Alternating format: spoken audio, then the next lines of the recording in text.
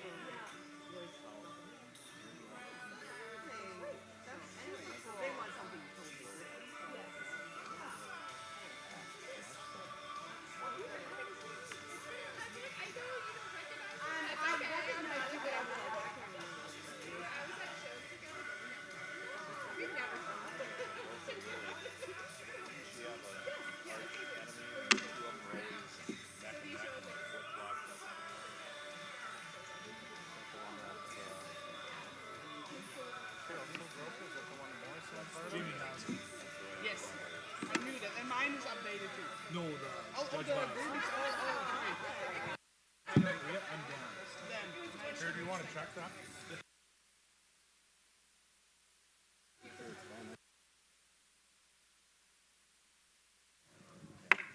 I'll just announce it right now.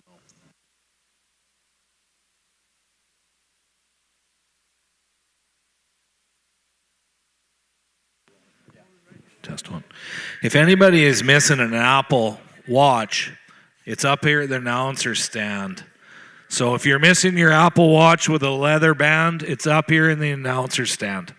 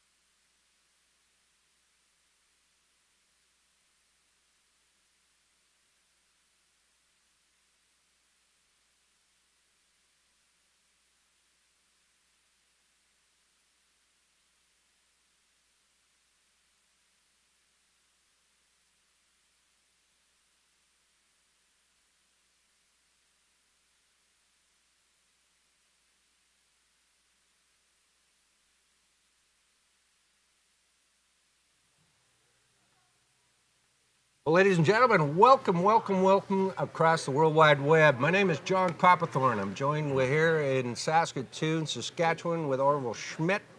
We're on day one of the Western Dairy Expo here in Saskatoon, right here in the Prairie Land Agri Center. It's going to be a great couple days of Jersey and Holstein shows. We got Welcome to our 2025 Western Dairy Expo. We are just 1 minute away from showtime. We're going to start off with our first class of Jersey winter heifers. There's 3 entries in this first class.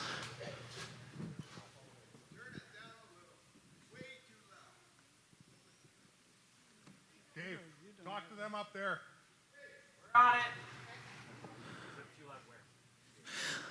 Our class sponsor for our first class is Lakefield Farms. Well, Orville, we're off and running with the winter heifer class here at the Dairy Expo, Western Dairy Expo. First class in with the jerseys, Orville. Yes, we've got 3 calves coming out here. The first one in the ring is Unique Stock Farm from Athabasca, Alberta. They're in here to exhibit, followed by the Bramville exhibit from the family here right out of Saskatoon. She's a Golderack daughter, and followed by another unique heifer, Misused daughter, right out of the unique program. So this is some calves that were out yesterday in the junior show, and we got some very young exhibitors out there. So it's a great way to start today. Yeah, you can see we got Mr. Paul Trapp from Minnesota is going to be judging today. His associate is John Larson, Larcrest Holsteins, also from Minnesota. 2 days of Holstein and Jersey shows. We're going to get the heifers done today, and then we're going to kick things off tomorrow morning at 11 a.m. Eastern, 9 a.m.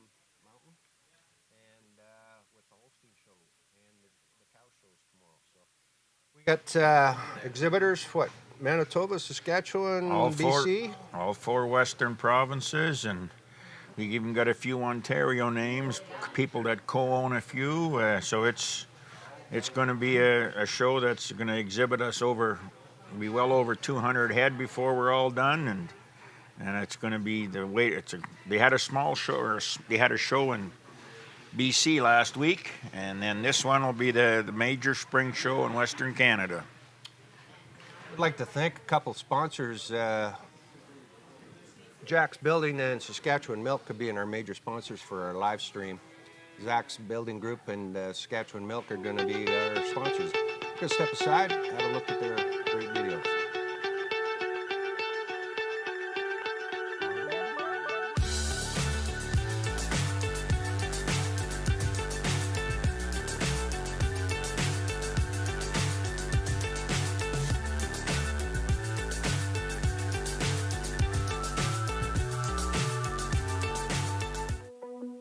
There's no doubt running any kind of farm comes with day-to-day challenges. We built a new facility 2 years ago. Technology has totally revolutionized dairy farming. Fast Milk gives us the tools to provide high quality standard of milk, making sure our equipment is all well taken care of, make sure that those animals are housed and cared for appropriately. They continue to push us with their standards to make sure that it just gets better and better.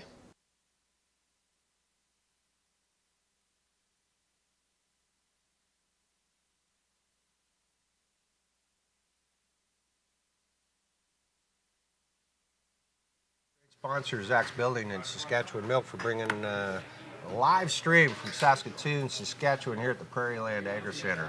Just getting underway with our first Jersey class, the winter heifer calf class, and right now, first lady pulled in is the Bramville Gold Rock Crimson from Bramville Jerseys. Second is 102, Unique Ghost Varley, and third is Unique Mizzou Viola. These are 1, 2, 3 on the initial. He's going to pull them out for one last lap. We'll line them up and we'll continue. And we're going to get in with our Holstein winter heifer class. We're going to alternate throughout the afternoon here.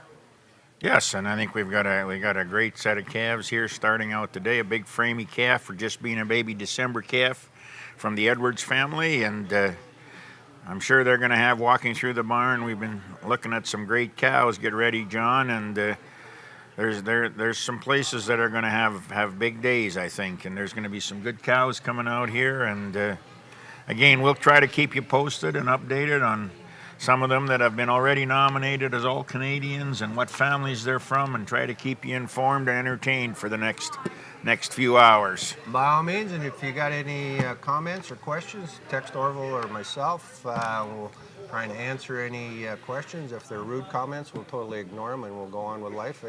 Any compliments you send to Orville, problems you send to John. That's. And we will do our best to keep you entertained, informed, and you can see on your page there, ladies and gentlemen, if you just look on the right-hand side of your screen, you'll be able to see the link to go to the catalog. It has the show animals all cataloged in it, so you can get the numbers and the exhibitors and where they're from and some of the history there as well. So, all kinds of opportunity to keep informed and updated on how things are progressing here. And I think we're wrapping up our first class here in the jerseys. Sure, Mr. Trout, there he goes. Well, good afternoon, breeders, exhibitors, and spectators. Certainly an honor for John and I to be with you here today.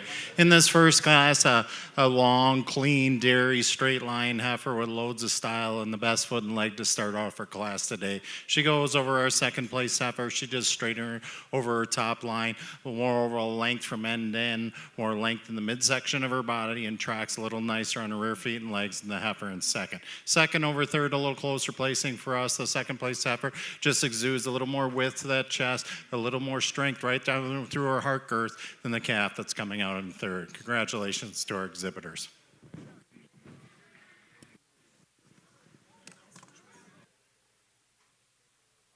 There you go. There First you class go. is up, wrapped up. Bramville Jerseys, the winner of your winter heifer calf class. I mean, and just if you're watching our screen there, you see Paul. He's been working the AI industry. He has a herd of brown Swiss. As a young man, he grew up at the Hanover Hill Farm in Ontario, spent a lot of time there as a young man, and had supper with him last night, and tells me he's a bit of a memorabilia guy. He's telling me about one of the things he keeps in his office is the hand-drawing markings in a registration paper of charity. And so it's kind of interesting. And his associate, Mr. Larson, he's no slouch to great cows. Their family bred the Crimson Cosmopolitan family, and one of the great bull mothers of the breed. And so, yeah, these two guys are definitely Genetics sent all over the world out of that Larcrest You bet. farm. You bet. I mean, and there was some of them went through the Rocky sales here in Alberta over the years and topped the sales. And You bet. I had a great opportunity to sell a lot of calves out of that cow family. Great stuff. So let's get underway with our heifer calf class, or winter heifer calf class in the Holstein. As you're going to see, we are not going to do a red and white or a black and white. We're going to go just strictly Holstein. Okay, you must be today. happy about that, John. You must be Holstein happy. today. We'll save the comments and how progressive these people are by not having a red and white show. So anyway, we'll get But Our the first first- class of Holstein heifers. But it's kind of cool that the first one in the ring is a red one, John, in the Yeah. Holstein show. That's good. No, I'm not. This opposed. being a ringtone daughter from the Lovich family here, right out of Regina, from Love Hill, Love Home Holsteins. Young Raylene Lovich show at the halter. Then she's followed by a 9-house legacy daughter from the 9-house family farm, right up here around the north of Saskatoon area. Legacy daughter out of Hale Banner. So 204 coming in is a Zesson Major Rosette. She's a major daughter. As they come in, you're going to be seeing them from youngest to oldest in this class. Then Zesson Dairies Inc. here in Saskatchewan. Robella Major out of a landslide. She being followed by 205.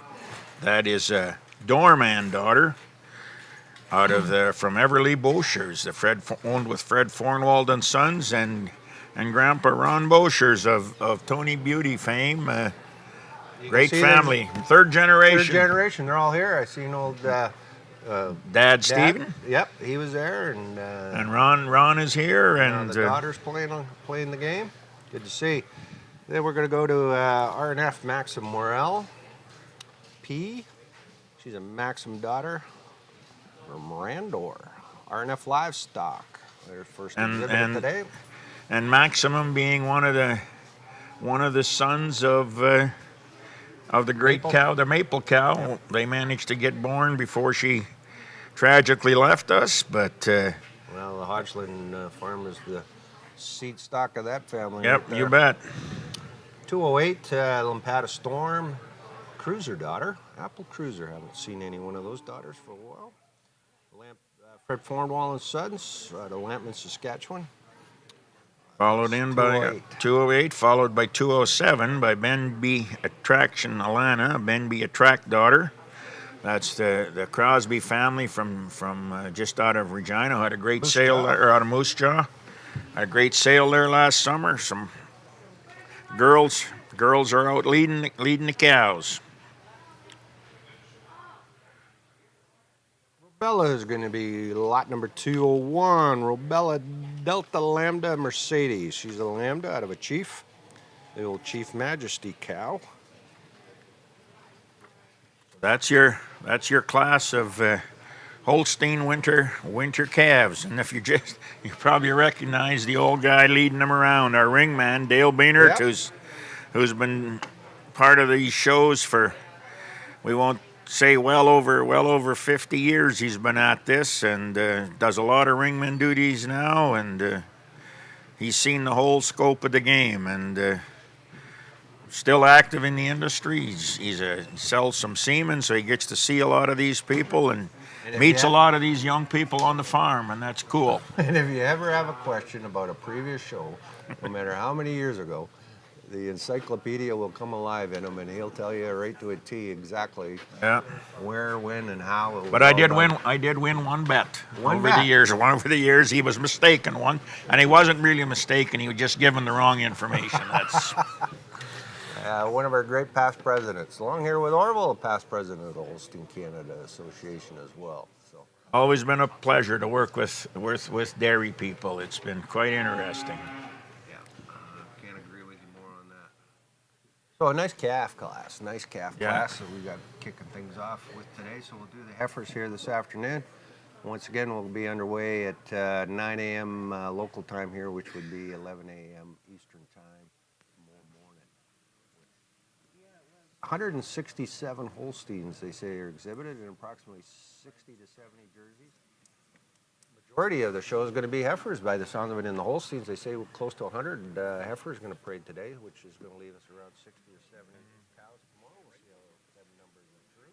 I think they'll be very close, and you can also pretty much count on the fact that you will have. You're going to see this some of the heifers coming out here today will be, you'll see them all year long, and you'll see them in different parts of the world before they're all done, because the quality of some of these heifers is just, it's just unbelievable. And where they place today will be totally different where they place in the fall with next year for sure. We got our great contingent that came out from Ontario last night after the Ontario Spring Show. A whole plane load of fitters, showmen, enthusiasts. Monty Cooper's here. Brought us some great cookies. Bonnie, thank you, darling. Love bet. the cookies. So it's great to see Quebec's here as well. Yes, large several. contingent. Simone and Connie and a whole bunch of everybody showed up. So everybody knows where the good cows are.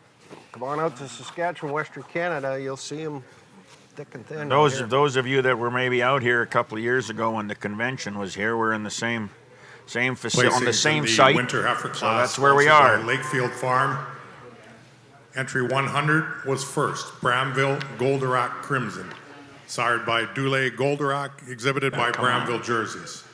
Second to entry 102, Unique Ghost Varley, sired by Unique Ghost, exhibited by Unique Stock Farm. And third to entry 101, Unique Mizoon Viola, sired by Unique Chrome Mizooks, exhibited by Unique Stock Farm. Our current class in the ring is the Winter Heifer class, sponsored by, for the Holsteins, sponsored by Fred Fornwald and Sons.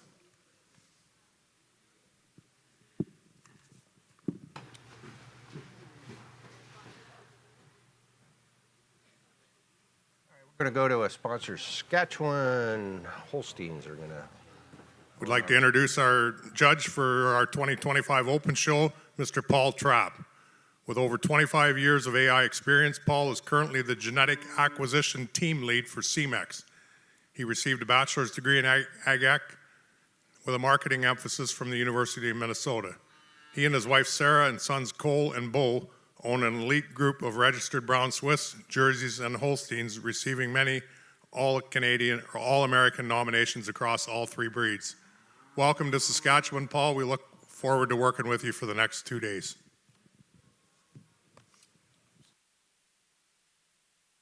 As you can hear, Jim Johnson's going to be our in-house announcer. He's going to bring you the results of each and every class and some sponsors. I'd like to thank Fred Fornwall and Sons for sponsoring this Winter Heifer Calf class. Fred Fornwall and Sons. Long time exhibitors. Master breeders. We're into the third generation there too. We've got 3 generations of Fornwalls that have been at it, and they say there's some. Terry's got a grandson that is getting kind of keen on it, so it could be the 4th generation soon. So Foundation breeders here in Saskatchewan for absolutely. Sure. And as you can see, if you see a little bit of the screen, you'll see a flash of our wall of honor, the banners of all the previous, or as many previous champions at this show that started on, I believe, about 1986. Yeah. And they're up on the wall. There's a few missing, but we got quite a few of them up there, and you can look at and see the history of the breed in Western Canada, and many All-Canadians up there. And I think we'll do a little in-house programming here with Bruce, our great coordinator up here. At some point, I'd like to do a tight flash and just kind of walk by all those banners when we got a moment at some point. Yeah, we're gonna. Today. A lot of history there. You'll recognize some cows that were great show cows, but also family foundation members and many great cow families. So we're pulling things in. Benby's going to get number 1 pull, and then 204 is going to be in the number 2 spot. And then I believe that's 201. That's the Robella heifer coming in 3rd. And then the calf that come in first, the Lovell Strawberry, the red heifer. She's coming in the 4th hole. Benby kicking off, being first in the ring. And even sired by one of their own bulls. They've been putting some bulls in the units. It's out of a Benby sired Benby Attract. This is the sire of this heifer. Nice December calf.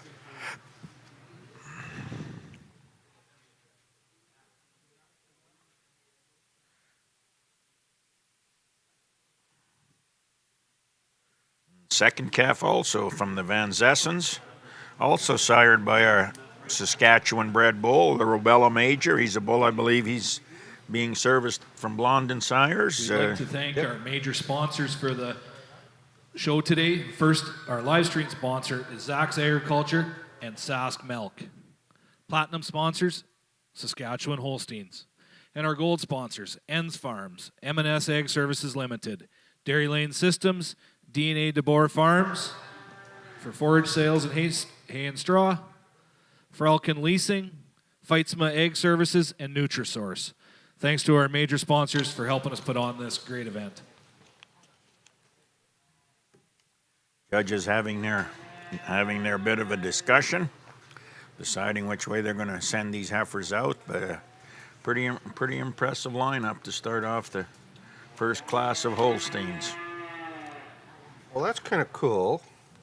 Right now, your first place calf is sired by a Saskatchewan bull, Ben B. Attract. And then their second place is also a Saskatchewan bull, Robella Major. Yes. I tell you, the boys out here got the top and the bottom side of the pedigrees looked after. They're both those herds are very active, and there are some of those younger breeders that have started to really create a bit of an interest. And then we're all of a sudden, red calf. yeah. Sneaking up there, the old. You just keep talking, John. Pretty soon the red ones might let the black ones come along. You know, I mean. Well, you know my discussion. No, it's fine. We agree, but we sometimes just disagree on the presentation. That's all.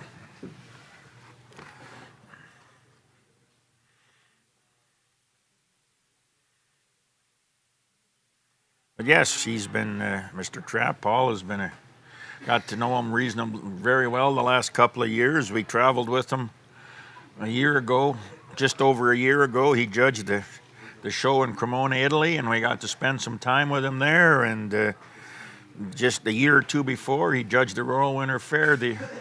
He was supposed to do it the year it was held in Montreal, but had an issue with his COVID test.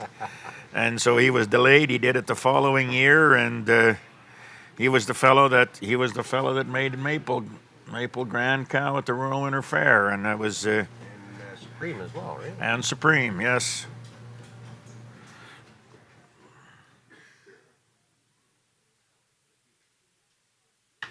No, there's no question about the man's ability to find a good one.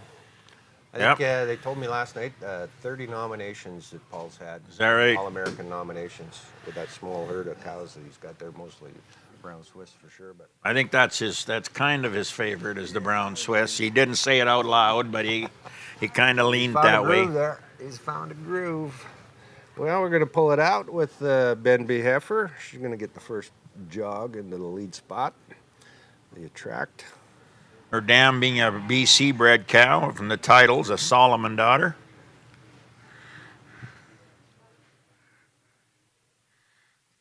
Then being followed by the Lovich ringtone daughter. Entry 204, the Zessen Major, the Robella Major daughter from Van Zessens, and then fourth is the Robella entry number 201. If that prefix looks noticeable from the red calf, the Love Hill, there was a 4-year-old cow here last year that people at OCD Dairy were watching the live stream, and Johnny and I were doing. I don't know if you were here last year, Johnny. Oh, you and Dave done the great. We did it last year, and they recognized this young cow and fell in love with her and sent someone out and got her bought and got her moved back, and apparently she was grand cow at spring show in New York here just a couple of weeks ago. So that's and from what I hear from the people, she was a runaway winner as well. Is that right? Looks phenomenal. Just phenomenal. She came right out of this. She was here in this ring. Right here in the very sand. Well, I just got a good text here. The calf that's in second happened to be a Christmas present for this young lady, and it was a Christmas gift that she owns half of now, and She's going to show Mom and Dad how we're going to run this program. Especially Dad. You and I Mom, never yeah, got those no, kind no, of no, Christmas no, gifts. no. My Christmas gift is I didn't have to clean box. No, culverts no, I up was that going to day. say you had to go out and do the chores. That was your gift. Yeah, she probably can't teach Mom much, but there's Dad could learn a little bit from her. Oh, sorry, did I say that out loud? Yeah. Probably going to sell it and turn it into a good racehorse. Take good money after bad. Well, we're getting our final pull, lining them up. I think our judges are complete. So your winner of the class is your Ben B. Heifer, entry number 207. Ben B. Attract Alani, the Attract daughter, and then your number 2 is going to be your Love Hill Heifer. Love Hill and Raylene Lovich. There's your winter heifer calf class. Brought to us by Fred Fornwall and Sons.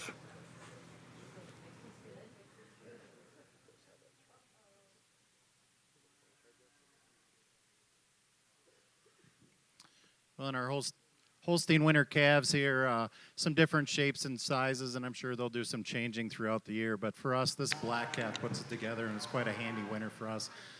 She's feminine, she's clean, she's dairy, she's modern, and has the best foot and leg in the class, and makes a handy winner for us. She goes over the second place heifer, longer from end to end, a little bit more width and substance up through her front end than this really balanced red calf that comes out in second. Second over third, it's when these heifers are standing.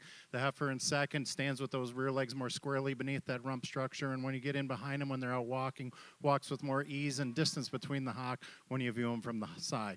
This heifer in third, you love her from the hips forward, long, clean dairy, beautiful rib design. Just like to change how she tracks on those rear legs to get her higher in the class. But she uses that openness, that sweep of rib, the femininity, the length of head and neck to go over this powerful calf that's coming out in fourth. And then fourth over fifth, the fourth place heifer, just a little bit more nearly level from hips to pins than this powerful calf that's coming out in fifth. Congratulations to our exhibitors. Congratulations to Ben B. Holsteins, your first place winner heifer calf Our class. next class will be our Jersey class number 2, our fall heifers, sponsored by Saskatoon Colostrum Company. Rolling right along, we're going to get some jerseys coming in here. A little bigger class, 5 head in this next class for our fall heifers, New Jersey. All right, here we're starting off with Mustang Goldrack Xena. Marcus Haley and family right out of there from Rimbey, Alberta. I'm sure this is one of the young Haley girls leading her. These kids are very, very keen. Marcus has a Jersey herd, he has a Holstein herd, and is not afraid to bring out 10, 15 head to a show, and I believe that's what they got here again. That's number 300, the first one in the ring. Then she's followed by a heifer that's bred from Ontario, a quality Edgley, a Ghost Sherry daughter, a unique ghost, owned by Kenbird Acres and Marcus Haley.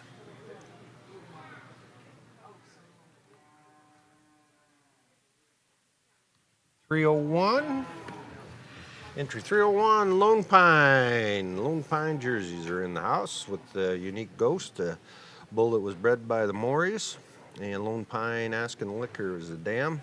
Again, youngest, oldest coming in here, Lone Pine, Ghost Lizzie. Sunny Dairy Farms with this Lone Pine heifer. Clanman jerseys following in. Sting Roxanne. A Vieira Sting daughter. Clanman Dam from Clanman jerseys here out of Saskatchewan. Or are they Manitoba, John? I'm not sure. They're not Alberta, I can tell you that, but we'll figure that out. And entry 303 is going to wrap up the entries here today. She's a unique Ghost Eater from Unique Stock Farms, and she's a Ghost out of a Jordan.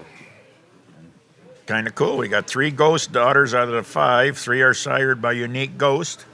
That's a bull that the Morys have bred, and they've marketed on their own. So obviously they're getting them out there.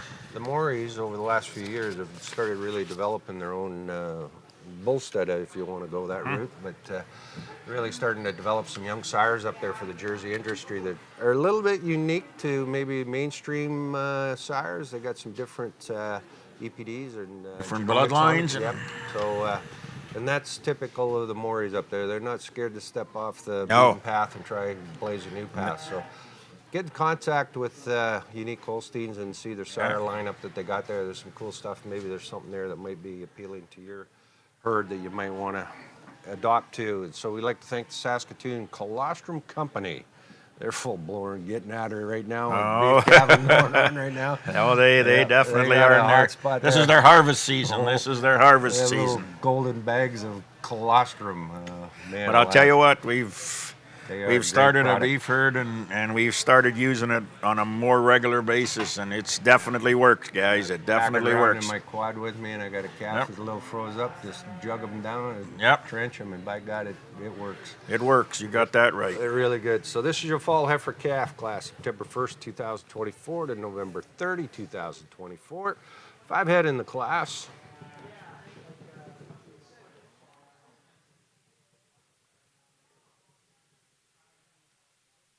Might be a good time, ladies and gentlemen. We're going to step aside. We've got a great advertisement from Dairy Lane Company.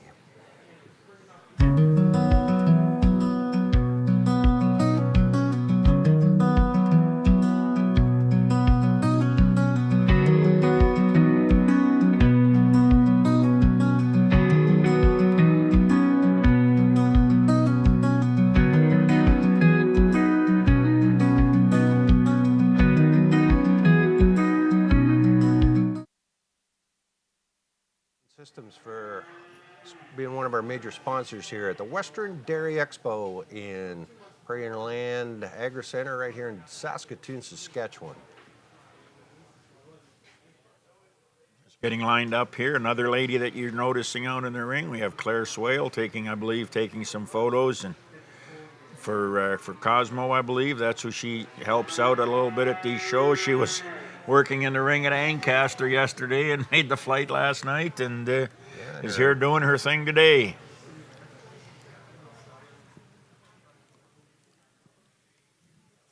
Placings in the Holstein Winter Heifer class, sponsored by Fred Fornwald and Sons.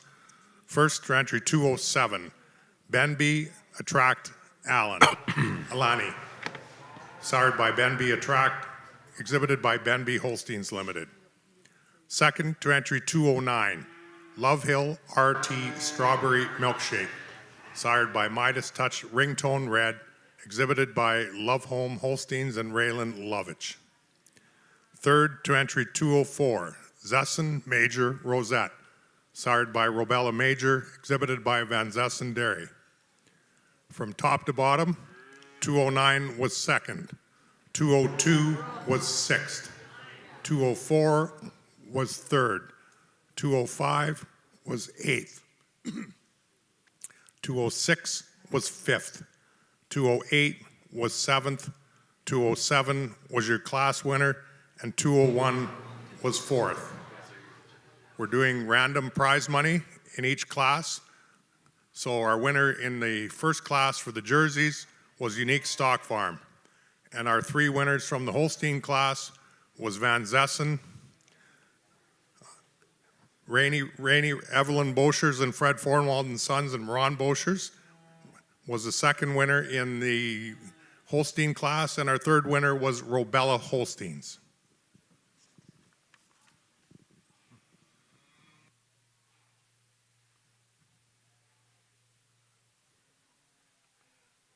Well, there he is. Our judge is making his first lineup of Jersey fall calves, September calves. Starting off with the Clanman entry, the Vieira Sting daughter. And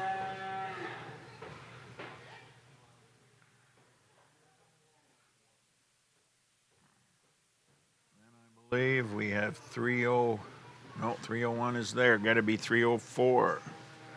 I think that's the quality Edgley bred heifer from Kenbert Acres and Marcus Haley. And in third spot's another Unique Jerseys, the Ghost Eater. She's in third spot. And fourth is Sunny Dairies with the Lone Pine bred heifer.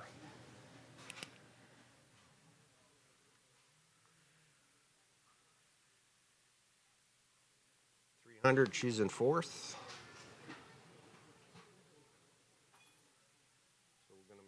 Their Mustang Goldrack Xena, the Mustang Marcus Haley's is in fourth. And then we go with the Lone Pine bred heifer from Sunny Dairies.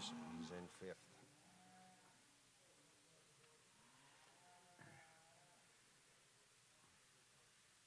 But if it's like the last class, maybe don't write it down in pen yet. Not yet. It's not done. There's still Hey, a discussion going on.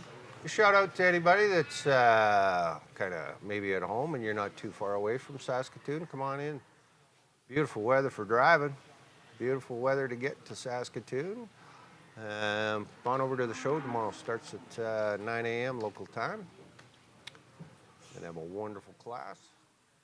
A wonderful day. They've actually got an interesting evening for the exhibitors and the sponsors and the industry people. Legends of the history. We're going to recognize some legends in the Saskatchewan dairy industry, and it's going to be at the... That's a cool program they started up here, recognizing some of the Yeah. great people that really were founders of this and builders of this Holstein dairy industry complete in Saskatchewan.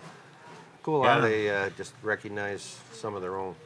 No, they've got some very noticeable names. You have the Loveridge family that bred the queen of the breed. They'll be recognized. Harry Martin. Harry Martin is a family that one of the most traveled in the 80s, one of the most traveled show herds in the country.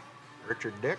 Richard Dick started a huge dairy north of the city and milked and bred cows. Was a great supporter of the industry and the breed. And Elaine Donald, who's left school teaching to become a dairy farmer and started from scratch. And some unfortunate news that I guess Lauren Leverage kind of hurt himself and he might not be able to attend. Oh, really? Yeah, Oh, I didn't know that. Well, that mustn't be very good. Get because, well, Lauren. Get well.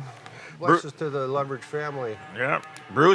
Son Bruce was also getting his back corrected. He wasn't doing so good either. So What happens when you get out of the dairy industry? that's You go right. to hell real Well, if Bruce or Lauren are listening, just tell them that you probably got to buy a bigger John Deere tractor. That's got a bigger drill. We got to seed faster. Do more, boys. Do more. So 302, she's got the final pull, the Clanman from Clanman Jerseys. And we're going to continue with entry number 304 in your second spot. The Quality Bred Heifer, Ken Bred Hectors, and Marcus Haley, the owner of that heifer as well. Then Unique Stock Farms pulling in the number 3. There's your top 3 in this fall heifer calf class brought to us by Saskatoon Colostrum Company. Nice bunch of heifers. Nice. This is a good stretchy heifer starting the class. Yeah. You got that right. These young heifers here got some frame and some great rib to them. You're a young bunch of heifers. Young bunch here. of calves. Yeah. I mean, that's right. These are 6-month-old calves that have, wow. I think this Ghost Bull In our might have Jersey senior a bit of calves, show ring kind of some potential. different Yeah. shapes and sizes out here. The heifer we're starting with, the most complete heifer. She's got more width and capacity all the way through compared to the heifer coming out in second for us. But more important to us, she's a little more freer moving on those rear feet and legs. She shows less set to the hock and walks with more ease and comfort on those rear feet and legs when they're out on the move. The second heifer, you love the openness, the sweep, and the depth to the rear rib, and the sharpness to her shoulder takes her over the straight line heifer coming out in third. And then third over fourth, a closer placing here, the third place heifer for us, just longer from a end to end, longer in the midsection of her body than this young age heifer coming out in fourth. The heifer in fourth for us, just more nearly level from her hips to pins and a little more swip to her rear rib to go over the heifer that's coming out in fifth. Congratulations to our exhibitors.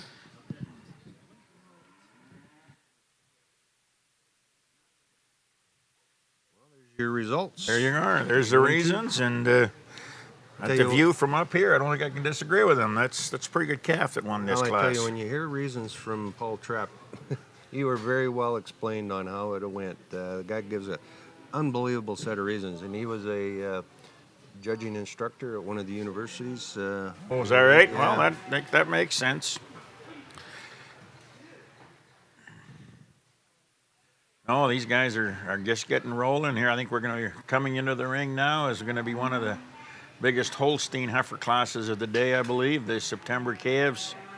There could be close to 20 in here, I believe, before they're all done.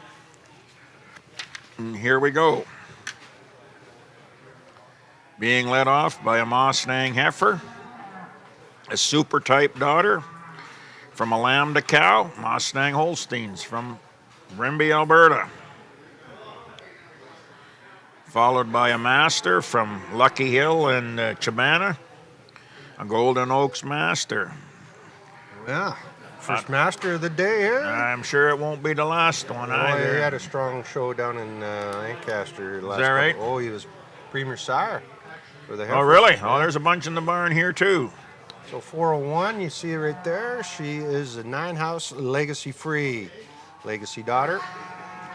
9-house family farm, Inc. Followed by another 9-house heifer, being a blonde and direct daughter from a rebellious dam. Another one from the 9-house family. Again, just out of Saskatoon here. That would be 402.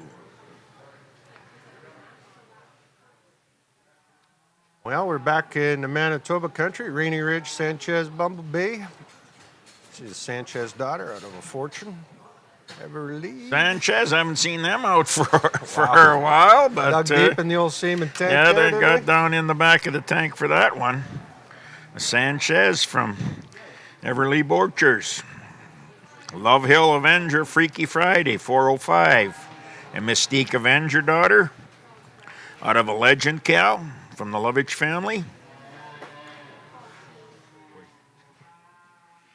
That's Riata. She is identical to her mother. Just the way she even shows Yeah, that calf yeah. is just identical to her mother.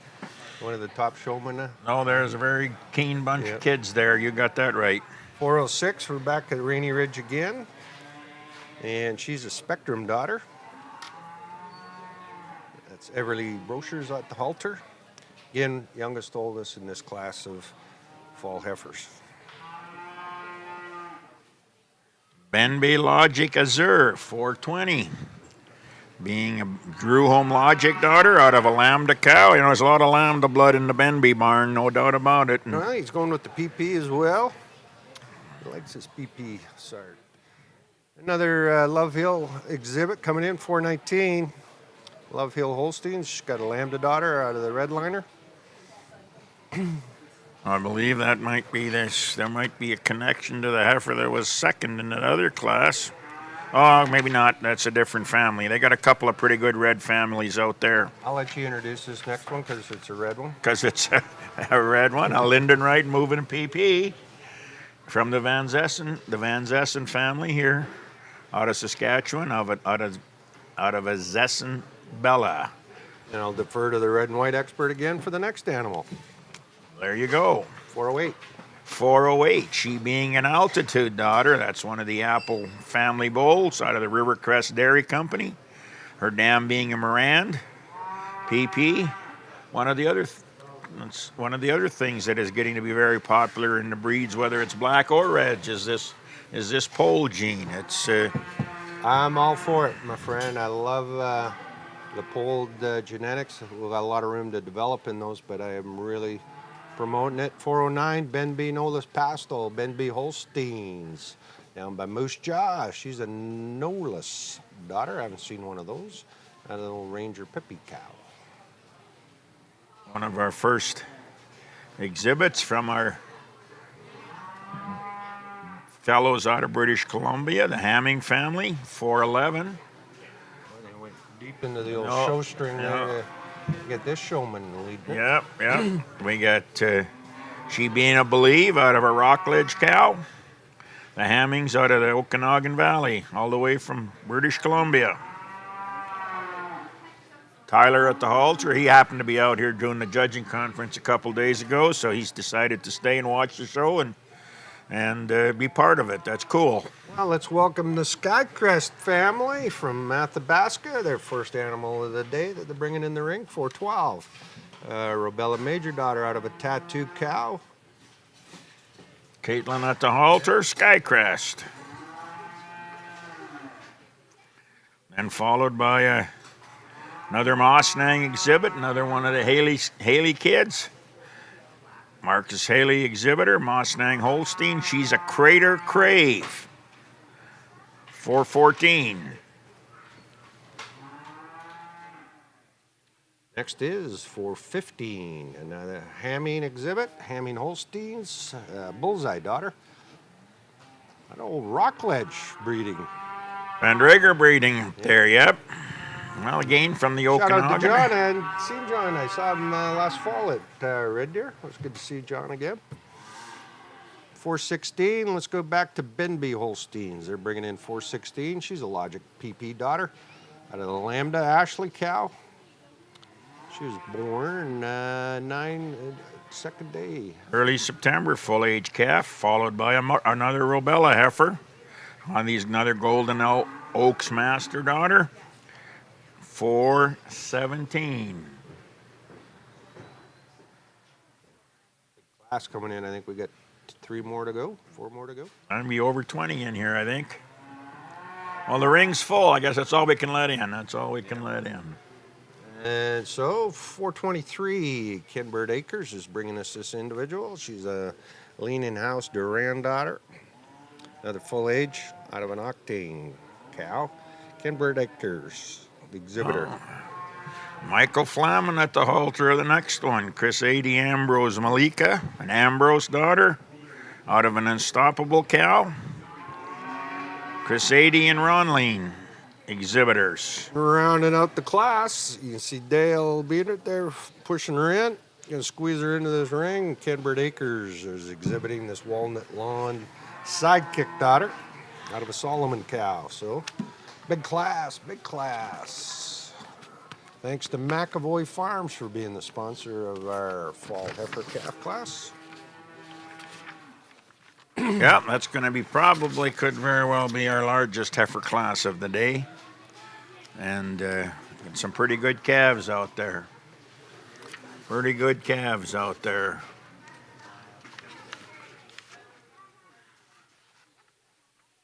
Again, Paul Trapp and John Larson from Minnesota. Paul is our official judge. John is going to be the assistant, helping him out, both from Minnesota, longtime friends. That makes it easier. Yeah. You get someone that looks at them, and you just like to see the associate there, because as a judge, especially in these large classes, you don't want to miss anybody. No, they see the cattle the same way too. And if they see them right, and you don't want to, or if you see something, because the odd judge has made the odd mistake, needs to be corrected. You don't like seeing fist fights in the ring. No, they sometimes as a judge you need to be set on the right track, and that's kind of what. You can't be perfect all the time. This might be a good time to step aside, and let's go with EF Customs as our next major sponsor. Thanks to EF Customs for sponsoring today's show.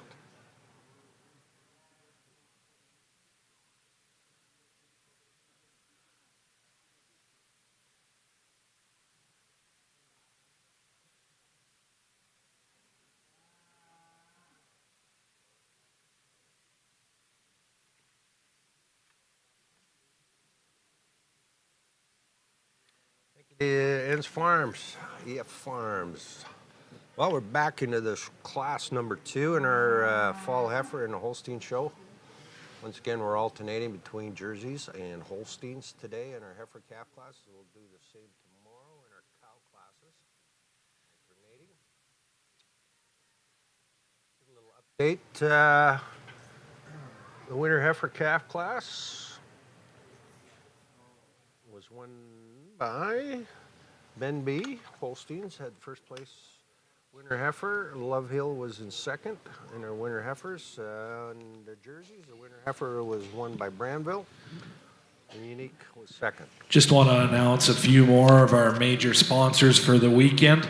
Our silver sponsors: Anchor Farms, Alberta Holstein, FCC, Watchers Mainline GM, Master Feeds, Max Active, MNP, Newfeld Enterprises Limited, and New Life Feed Mills. Thanks to them sponsors. They are silver sponsors for this weekend show. The class sponsor on this fall heifer is McAvoy Farms. Thanks to McAvoy Farms for sponsoring. Never say enough about all the great sponsorship companies that team up with Western Dairy Expo here to put a show of this caliber and this level on here. Every needs are met by the exhibitors here. Free food for them for most of the time, and great facilities to work with. It is one of those jobs that takes the last It's going to start tomorrow for next year already.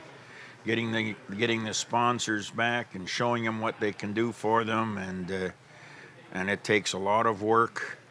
And I know Bryce and his team, they look at all aspects of it. I mean, it's a wonderful facility here, and they cover it all, like you said. They try to do as much as you can. They have many sponsored meals, and try to take care of the exhibitors. It's costly to show cattle, but they try to lessen that Lessen burden the of blow. cost to these exhibitors with some feed and some straw. I think Bryce gets a lot of recognition here, but there's a lady sitting down below us here, Raquel, that probably needs the biggest slap on the back for all the hard work she does. They put together a good committee, Yeah, they and they do. But if you do look at the sponsors, you got to be proud of some of these companies that have stepped up and realized the importance of this sector of agriculture. That's why they call it a partnership, because I tell you, these dairy farms have made a commitment to those companies. And Yes. what a great opportunity for those companies to reciprocate and come out here and it's kind spread of a- the kind love of- out there and get the recognition of the dairy industry, the quality of the dairy cattle that we have, the We'll quality mention of the them. exhibitors. Mention their names as much as we can, but this is a unique area in that I would say within 100 miles of Saskatoon, they've probably produced 75% of the milk in the province is produced in this area. They Yeah, got you were saying last night, roughly 200 producers in Saskatchewan, which isn't a But- lot compared to other provinces, but the largest herd size in Canada is in Saskatchewan. Yep, over 200 I think head. they average over 200 head, and And you know, you want to come out and see some top level or farms, in terms of Facilities, yes. Facilities, robots, the housing that they got, the feed systems they got, very, very. and even if innovative. you're a pig iron guy, some of the equipment that they run across these fields, the choppers, the combines, the seeding equipment that's just starting to roll out here for you. They had a bit of a snowstorm this week, but it slowed it up. But by next week at this time, the drills will be going full bore, and 8 to 10,000 acre farm out here yeah, is just a start. yeah, that's for us. okay. That's What are you just going to do a tomorrow warm-up. afternoon? Yeah, what are you going to do tomorrow afternoon? Nothing to drill 1,000, 1,500 acres in a day for some of these operations Yeah. out here. Yeah, you want to see farming at a large scale, come on out to Saskatchewan. Driving by some fields, you'll go 2 miles before you will get from one side of the field to the other side. You know why they invented the GPS? Because you can read the paper until it gets to the other So you end. can find your way home. Yeah. Pack a lunch because you're not getting back around till lunchtime. That's right. That's right. So, But no, it is actually, for those of you that are checking in from other parts of North America, they don't grow corn for combining here, but they can grow really good corn silage. They can grow barley silage. They grow canola and wheat and lentils, crops that will be seeded now and will likely be harvested in August and September. But pretty consistent quality, and they get dry years, but it's pretty consistent weather. Usually they can. One of the crops they started growing here for years was wheat, because wheat's pretty smart. It can survive on just a little bit of dew in the morning. it's the cockroach of all cereals. Yeah, you got that right. It's hard to kill wheat. It is, and then you have, if it's not going to rain, it only grows 6 inches high. That's exactly what it does. But the bread, as they call it, the bread basket of the world. Mr. Trump, are you listening? They're the bread basket of the world, the best wheat in the world growing in southern Saskatchewan. High protein, very high protein, milling wheat. Milling weight. One of the cool things, if you ever do get a chance to come out and run around and have a look at the cattle and livestock in Saskatchewan, I know one thing that you will quickly see and recognize is the frame and the big rib and the Strength. and the hardiness of these cattle Yeah. out here, because it is a tough climate to live in for 8 months of the year. And these cattle, I love buying cattle out of Saskatchewan because of their hardiness. They're tough and they're robust, and they're very easy to get along with. And many grow up, even maybe not so much when they're in the milking row. But the heifers are all raised on roughage. They get that hay, that great quality hay that they make here, some of the best the best hay you're going to see is growing in these areas because it is a little drier, and when they cut it, it stays dry. That's not that Alberta's not good. We're just saying. Well, Amanda Pullman just texted me and said Master was also Premier Sire at the Okanagan Spring Show. Oh, there you go. Well, he's got to see if he can do a three-peat. If he can do a three or triple header. I know we'll be getting a residual from. Yeah, they'll send the check directly to me or you, or split it. Actually, split it. Yeah. Well, we're just getting down and maybe getting a poll here quickly in our poll. Let's see a few people here. We see Simone is here. He's on the phone right now at ringside, probably making a deal and selling you some more Master Semen. There he is, standing beside his cohort, Gary Vanderpost. They're on ringside.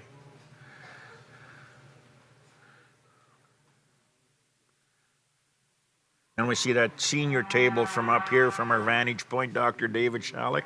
I don't want to say it out loud, but nearly probably the oldest man in the building. David Diamond. Wow.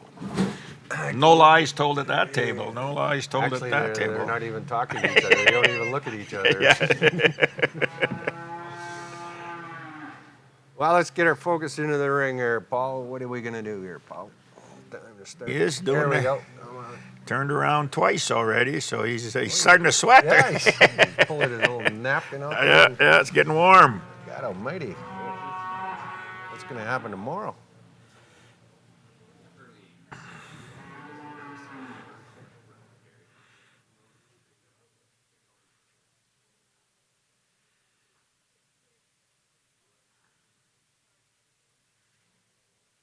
Actually, a nice shaped ring, just about square. The judge can get in the middle and step back and see a good view of just about everything. But it is pretty much full. You wouldn't want to have to squeeze too many more in there in this class.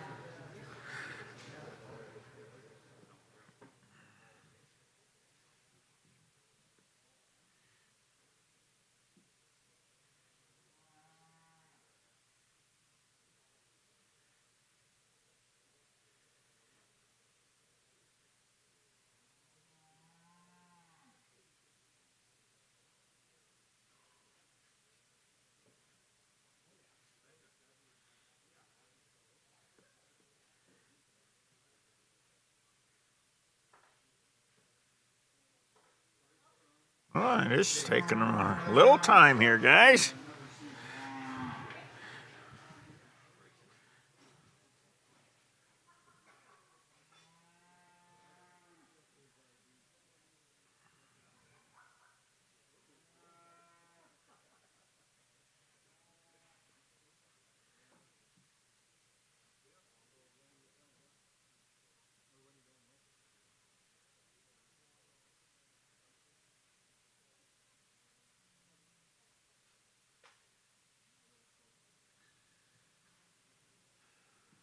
Spending a lot of time looking at the Hamming heifer, the believed daughter. I did mention to Paul that the Oilers are playing at 8 o'clock tonight. Yeah. I don't know. Well, I don't know. They haven't played yet, so let's Yeah, maybe I don't not know. give them too much credit right It now. would be worth cutting the show off short for we'll watch that team play tonight. But anyway. Oh, Maple Leafs won in overtime. You and Maple Leafs, yeah. There's a fella that had a jersey on here for our Ontario friends. It's had the shape of the maple leaf in the front, and in the writing inside the maple leaf it said, "Please God, once more before I die." Well, there have been a few people that have never seen it. Yeah, And they're passed on by now. Maybe this year. Maybe this year. Well, us Calgary Flame fans really don't have a whole lot to bark about. Well, you're okay. You're okay. At least you're out of your misery. We've got 2 more games to go through. We're going to be way better golfers than Yeah, you guys you're are by the time you're gonna be done. scratch golfers. Yeah.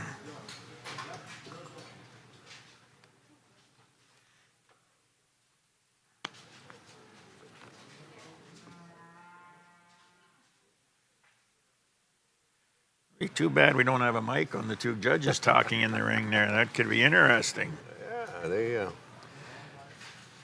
they make a sharp turn every once in a while. You think they've made their mind up, and all of a sudden they're still talking.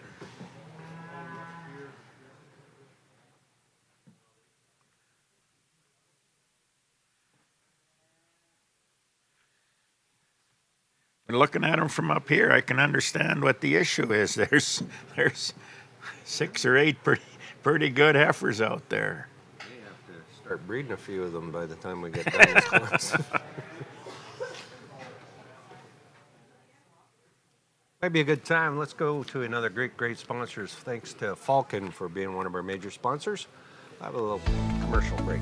Leasing vehicles and equipment just got a whole lot easier with Falcon Leasing. As soon as we were able to find a piece of equipment, they were just one phone call away, and they were able to make that deal within 24 hours. As farmers, we don't like to sit in our office and do a lot of book work. We like to get the show on the road, and we like to get down to business, and Falcon Leasing helped us with that. With over 30 years experience and an in-house credit team, our promise to you is leasing made easy and approvals made fast. Falcon Leasing, thank you very much. Well, we got a poll going There on we go. there. Tyler's going first. That number 11 he kept looking at. That's the one he's pulling. 417 is in second. The Rubella heifer, the master. 416 is third, Benby heifer. Yep, the Benby heifer.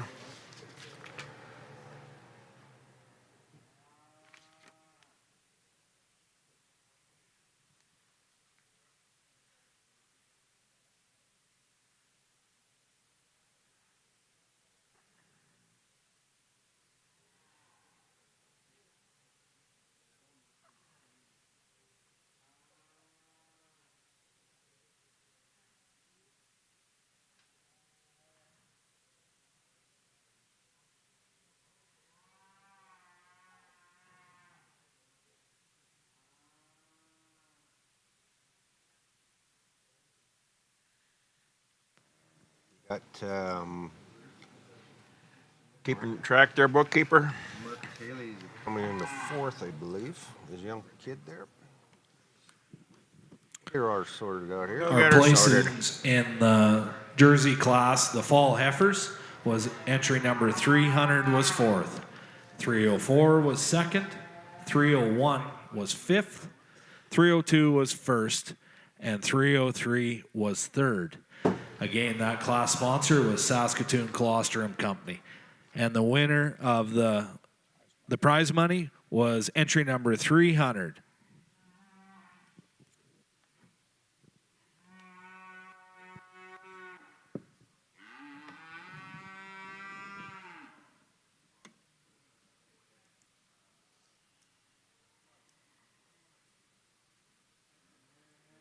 McAvoy Farms for sponsoring the fall heifer calf class. Getting our first poll done here in this large class of 20 plus heifers. So we had the Hamming heifer, Believe daughter in first, and who did you say was the second? Benby is 417. 417 Rubella, sorry. Rubella, and Benby's third. Okay. 416, that's the Logic from Benby's, the Logic PP. Yeah.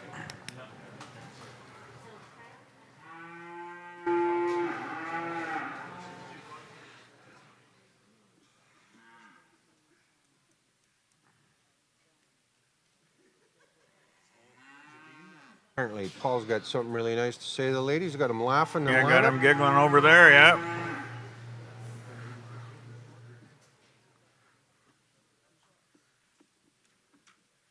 Mossnang, I believe, is in the fourth hole. BC heifer, 2 Saskatchewan heifers, and Alberta heifer. That's, again, the concept of our show. Associate Judge John sorting out the second row here.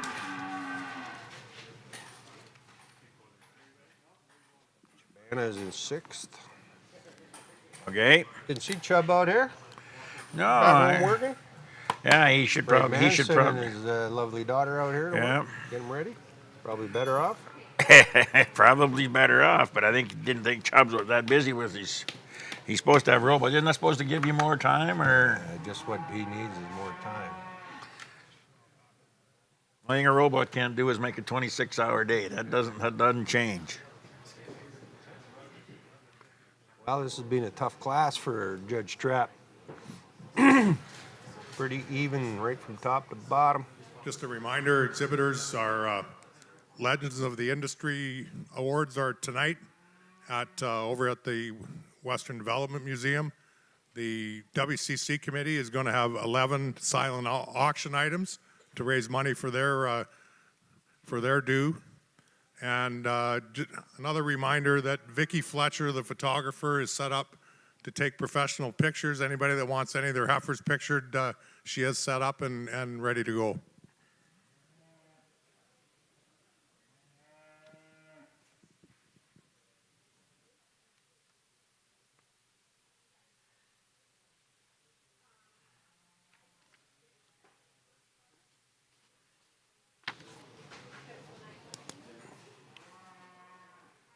Another young gentleman that needs a pretty good shout out for the organization. The show is Toby Kleinshauser, the Holstein Canada rep for Western Canada. He sorts out all the entries. He sorts out the cattle, checks the cattle in, does our program. It is now helping getting cattle organized coming into the classes. He gets water for you and I. Just water for you and I. Well, you didn't have to tell everybody that. But yes, Toby does a great job. He's been at this now, I think, probably 3 or 4 years, maybe 5 years already, and very well respected in Western Canada. Yeah, them are very necessary people to have on your committee, but hard people to find. Yes. Very hard people to find. Well, Paul, John, we're having another discussion. Chin scratching. Seeing if they've made the right calls.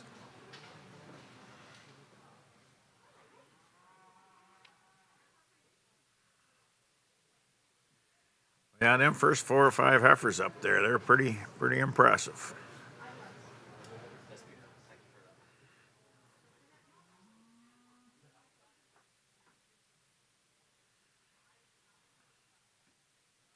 And it's not just that.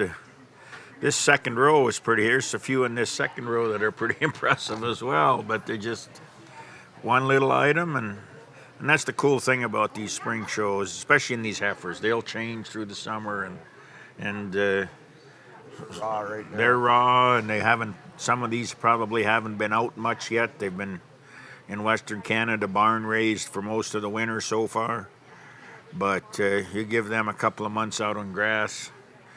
The next summer show being the show at Rimbey we have in Alberta, and I'm sure many of them will be there. We'll see what they look like then. Well, looks like Tyler's going to lead her off with the Hamming Believe heifer. Yep, that's kind of what's coming around the corner. But Mr. Trapp is still giving them a very, very close once-over. We're going to make a couple changes. Robella is still in second. Benby is third, and then we're going to go down. Change 4 and 5. Change 4 and 5. 415 is going into fourth. That's a Hamming heifer as well. Another Hamming heifer. And the young lad in 414. Marcus Haley's the young boy. Crave calf. Being 6 hole. So there's your top 6. 5, Johnny. You got to count to 5. Yeah, count to 5. The drop is Mr. John Larson. He's lending his hand and opinion as the associate judge. John, along with his wife Ann and son Tyler, own and operate Larcrest Holsteins in Albert Lea, Minnesota, and they farm 700 acres. They have sent over 100 bulls into AI and have exported embryos around the world. They have enjoyed breeding and developing cows such as the 2008 #1 TPI Cow of the Year, Larcrest Cosmopolitan, as well as the 2016 Global Cow of the Year, Larcrest Crimson. On the bull side, some of their favorites include the December 17 #1 LPI bull, Larcrest Commander, and the 2018 #1 bull in Japan, Larcrest Cosmopolis. In 2019, they were named as one of the 12 most influential breeders over the past 25 years by Holstein International. Welcome to Saskatchewan, John. We look forward to working with you the next 2 days. Quite a pedigree that Mr. Yeah, Larson's got. he does. Breeding, But yeah, anyone who's followed Holsteins, like you said, in the last 20 years, the word Cosmopolitan is one of those recognizable names. yeah, one of the first farms to really recognize about the genomic value of cow families and trying to multiply that genomic value and still keep good type. Yeah. Great cowman, Mr. Larson. So, here we go. We're doing the final lap. Hamming's still going to stay in the lead. Rubella's still in second. With another master daughter.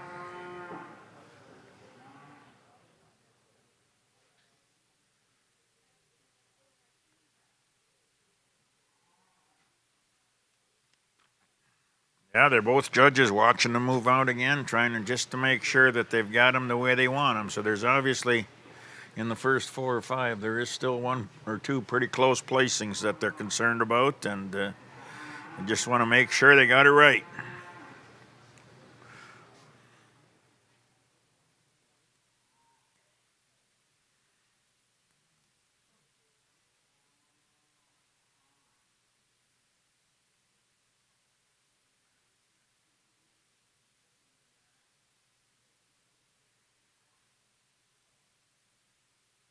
Getting some good angles on these calves. You can see the angularity and sharpness of these calves. Coming out of a long winter program, keeping good and clean and dairy and sharp, that's difficult to do when you don't when they're and that's just the way it is. They need to be, a lot of them need to be raised in some reasonably tight environments over the last winter, but now that they're going to get out, and it'll change a few of them. But yes, they've kept. You're talking about calves that are only 3 months off being milk, off having milk, and here we are. I tell you, those first 2 calves are impressive calves. Yeah, I like that second place. Second place calf. She's got that great rib and heart in her. And maybe a touch longer. Yeah, but that first heifer's got that sweet. Just about 10% more calf than the first place. She's got that style about her, and maybe just a little cleaner.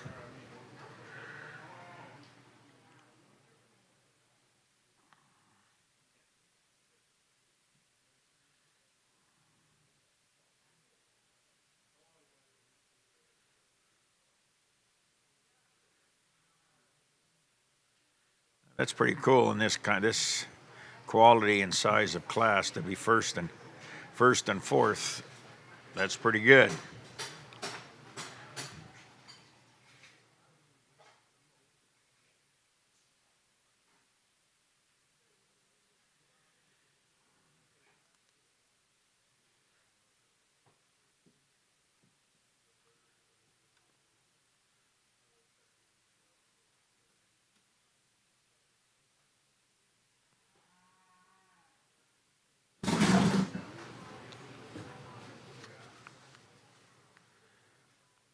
Well, must be happy walking up to the mic stand. So I think there's.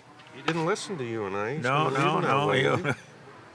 We maybe need to get him something in his ear, an earpiece. We'll have to address this tonight. Yeah, we'll address it tonight. We'll see a lot better judge here tomorrow. All right, class is complete. Your winner is the Hamming Believe daughter, entry number 411. Second place is your Rubella entry, Golden Oaks Master daughter, entry 417.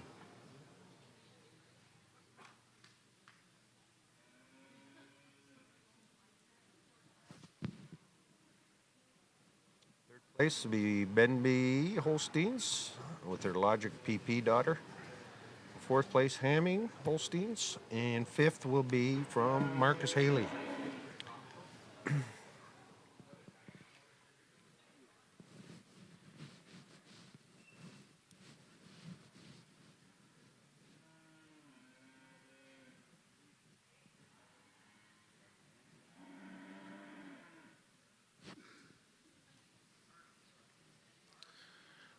Well, in our Holstein fall calves, I think it boils down to these top 3 heifers for us.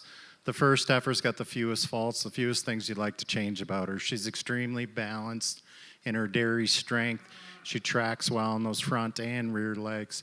For us, she goes over the second heifer, maybe not quite as tall, but for us, she's got more width of chest, more strength right down through her heart girth, tracks a little straighter on those front legs, and walks with more ease and flex at the hock than the heifer coming out in second. The heifer in second, you love the side profile of this heifer, the hardness is top, the depth of rib that she has, and she uses her overall length. Her length in the midsection of her body, her length from her nose to her top of her poll. She's just longer and a little bit more breed character in her head than the deep-bodied calf coming out in third. Third over fourth, the third place heifer for us, just a little cleaner, sharper over her shoulder, a little more open and more spring of rib than the stronger made calf coming out in fourth. Fourth over fifth, the fourth place heifer uses that width, strength, and substance up through her front end to go over this refined dairy calf coming out in fifth. Congratulations to our exhibitors. That was a good class. Getting a round of applause. We got a crowd down here. Really deep class. Good class. Might. We'll see how it goes, but there could be a champion out of this class. Could be making another walk around the ring before the day's over. You got that right. Top pair is strong. Very strong. All right, let's go back into the Jersey breed. We're going to kick it off with our summer yearlings now. Yeah, well, it looks like there's 6 or 8 of them coming in, so that'll be a nice class to watch as well. Summer yearlings in our Jersey calf class coming in.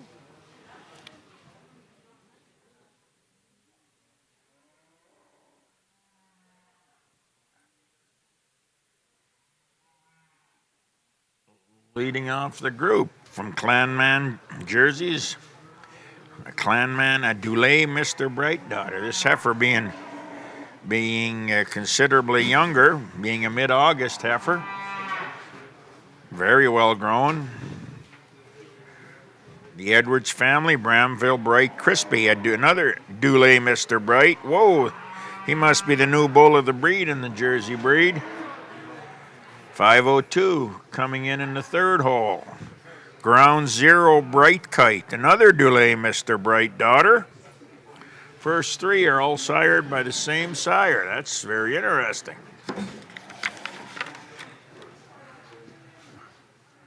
Well, I hope they didn't make this. This is going to be quite something, ladies. If you're in the Jersey breed and you haven't used Dulé Mr. Bright, you better use them because 7 of the 8 are by the same bull here. Fourth one coming in the ring. Yeah. Is he a walking bull? Yeah. Ground Zero Bright Light from Tri-Leaf Farm, another Dulé Mr. Bright daughter.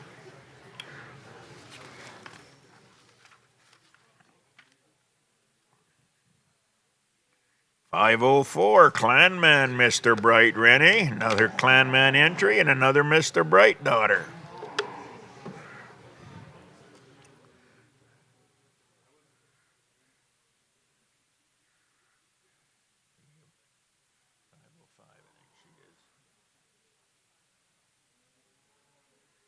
Last heifer, second last heifer, Mosnang. She's So Bright, another Mr. Bright. And rounding out the group, the only one. Better do a progeny check. Yeah, Lone Pine Moonlight Fire, a Moonlight daughter from Benby, Holsteins, and Jerseys. Get with the program, Benby. You're missing out on this bull. Have you used Mr. Bright? Yeah, so what's your... Yeah. Wow, that's pretty impressive, ladies and gentlemen. We got 8 calves out here. I think Premier Sire in this class. Yeah, he might have won it in this class alone. 7 sired by the same bull. You don't see that very often. That is... Well, you know, I was going to say it was probably a typo, but the registration numbers are all the same. Yeah, they got different names. Everybody's got Bright in it, so. There you go.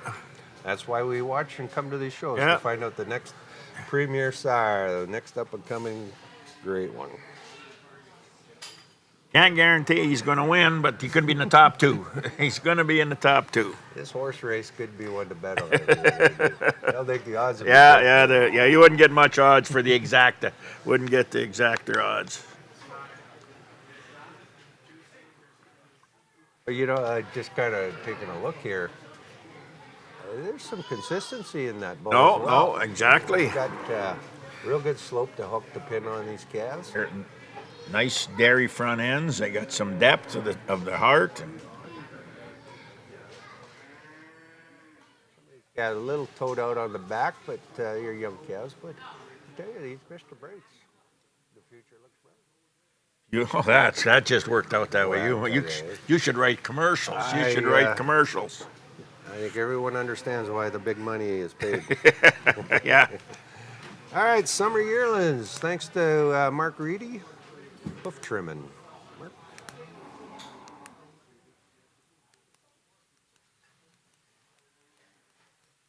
Well, we got some time. Let's introduce another great sponsor that we have here, Feetsma Ag Services.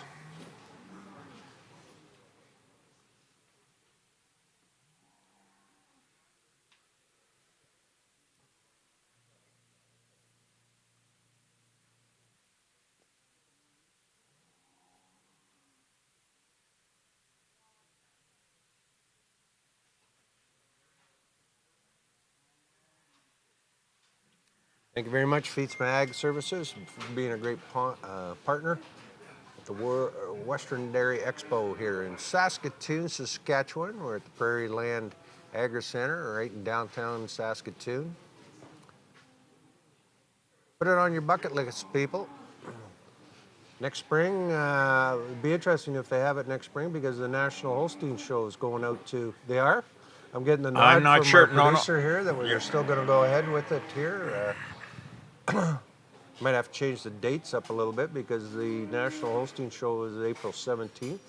But I think this next spring program seems to be a program that's evolving as we speak. Like I said, the change of venue it just recently happened, and it's always hard. I've mentioned to a few people planning shows in April with the where does Easter fall and how do you make it all fit in, and sometimes there's not enough days in April to do everything you want to do. Yeah, and there's a bit of a challenge out in BC, getting people to BC in trucks and trailers and cattle.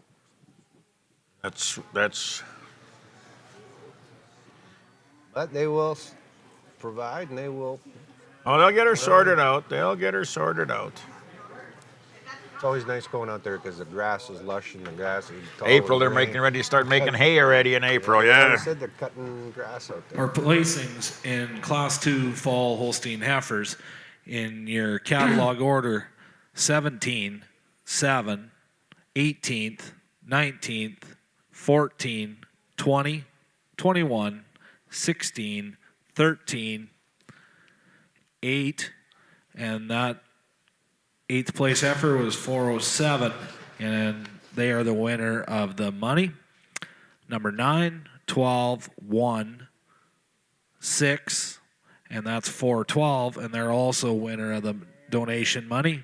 And then it goes 5, which is entry number 14, and they are the third winner of the donation money. And then 4, 3, 2, 11, 15, and 10. That class was sponsored by McAvoy Holsteins, or McAvoy Farms.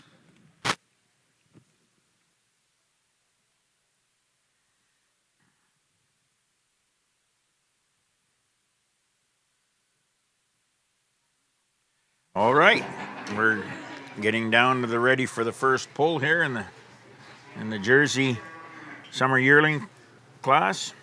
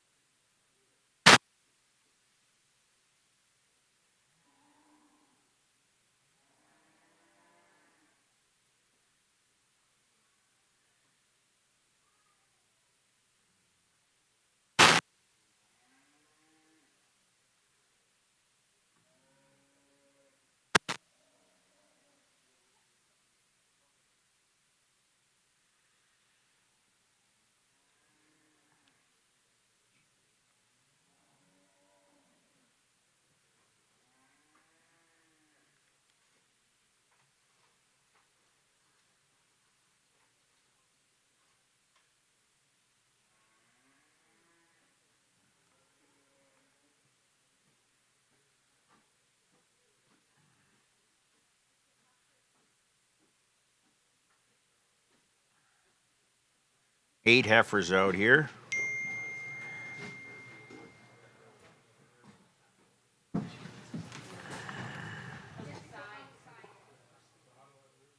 God, she's beautiful weather out there, Orville. Nice day, isn't it? About 20 degrees Celsius. I'm sure on the way home Sunday we'll see the drills out in the field. That'll warm the ground up and Get us good and anxious. yeah, that'll make sure that we do something. We seed it so it can come up and freeze off. No, don't tell anybody that. But yes, here we go. He's made his Benby. first pull. We started out with the Benby heifer, who's a moonlight daughter, and then the rest are Mr. Brights. So there goes our odds. Yeah, we did. We lost the bet on. Well, no, we made the exact. We said we're going to be one of the top two. It's one of the top two. She is a big framey rig, that heifer from Benby's. Big, bred by the Lone Pine people and out of the Haney family out of Alberta, which is one of the premier breeding Angus operations in Western Canada, all of Canada. I was up there 3 days ago picking up some cows, and my God, what a beautiful herd of cows. Yep. Holy cow. Robots. Selling their own milk off the yard. They got. Busy around there. If you like chocolate milk, you should make a trip to their store just north of Calgary. Buy some 4.5% chocolate milk. You'll never go back to another store to buy anything else. It makes your bum hum, that stuff. It's really good stuff. The curds, unbelievable. A lot of good milk products there. Yeah, Big great. shout out to Adrian and the family. I know Adrian and the wife are at home working while the kids are out here playing. Three brothers, I believe, are here and Yeah, they just got all back from Mexico, the kids. Poor kids, poor kids, yeah. Now they'll have some cows coming out tomorrow that are going to be ready to ring the bell. Cows, really, really good cows they got in their string. Super job doing there at Lone Pine. So Benby on top. They're having a good day today. Both they'll have a good day today. They'll have a pretty good day tomorrow too. Great string of cows. Yep. That's something like they sold some pretty darn good cows out of their sale there last July. They went pretty deep into their show string, and absolutely. Yeah, they got that takes. It sounds easy, but I tell you what, when you pick some of the best ones out of your herd, in some cases it takes a couple of years to get back to where you were, and some people can roll right through, and it looks like they're rolling right through. And they're not afraid to take on these other projects, like other breeds. And Ian's very active they're also very active in the Wagyu beef program, the Snowbird beef program, which is snow beef, yes. So yeah, they keep themselves busy there as well. Those of you watching the screen, that's not the sun that's standing in he's moved. That glare on your screen was the head of our ring man. It wasn't the second sun coming up. That was.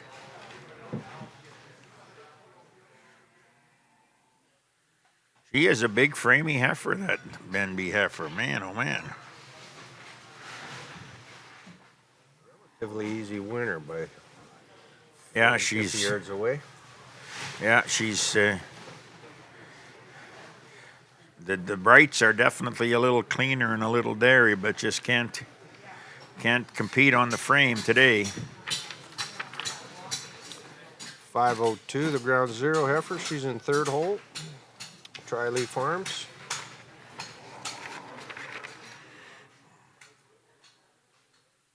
One, Brandville. She's in number 4. 503 is fifth hole.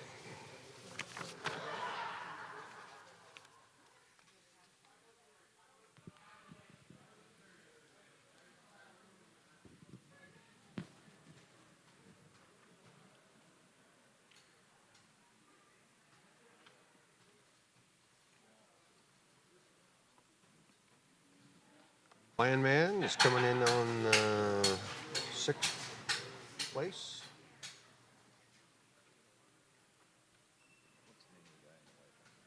$500 rounding out from Clanman in 7th.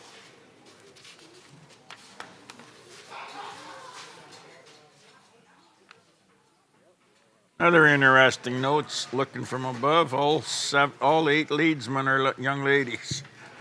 The boys can't hack it. They're back in the barn. Summer yearling class here, we're starting with this full-age heifer. She uses her overall width, strength, and capacity to go over a late June calf coming out in second.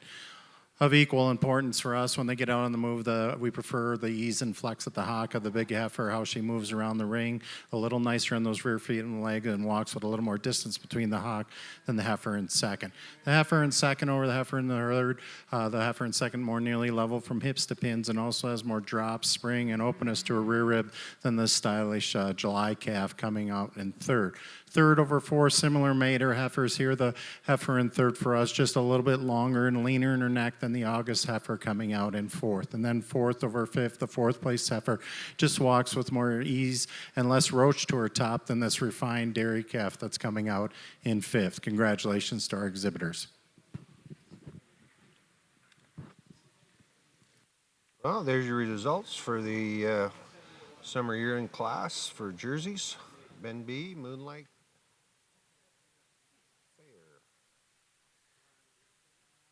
Glencrest Moonlight Daughter, out of a Lone Pine Barnabas bred cow.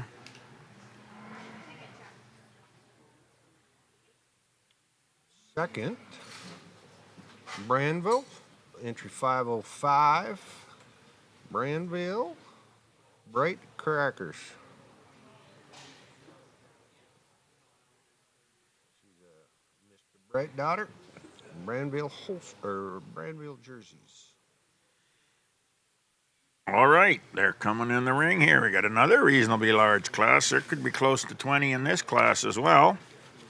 The summer yearlings, leading off the pack, 600 Thornspice Detective Blessy, Thornspike Vanderbrake family from Lacombe, Alberta, a Blondin detective daughter. Entry number 601, Crayla Dairy Limited. Their first one I've seen today. She's a master's daughter of a Jules. Crayla Dairy Farms there in Saskatchewan.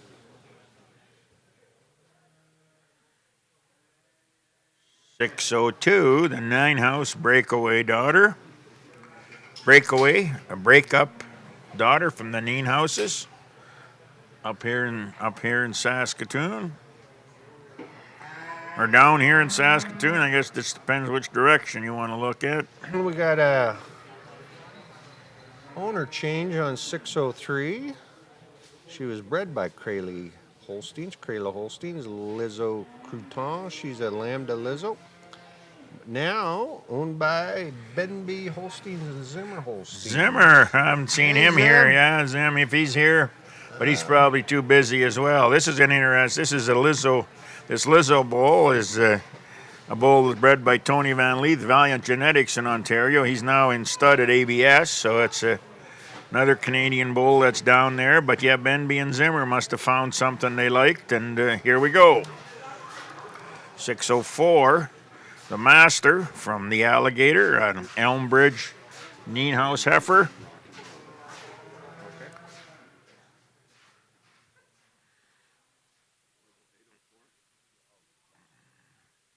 621, Kenbert Acres, a Lucky Lady Bullseye daughter, out of her Crush Time cow.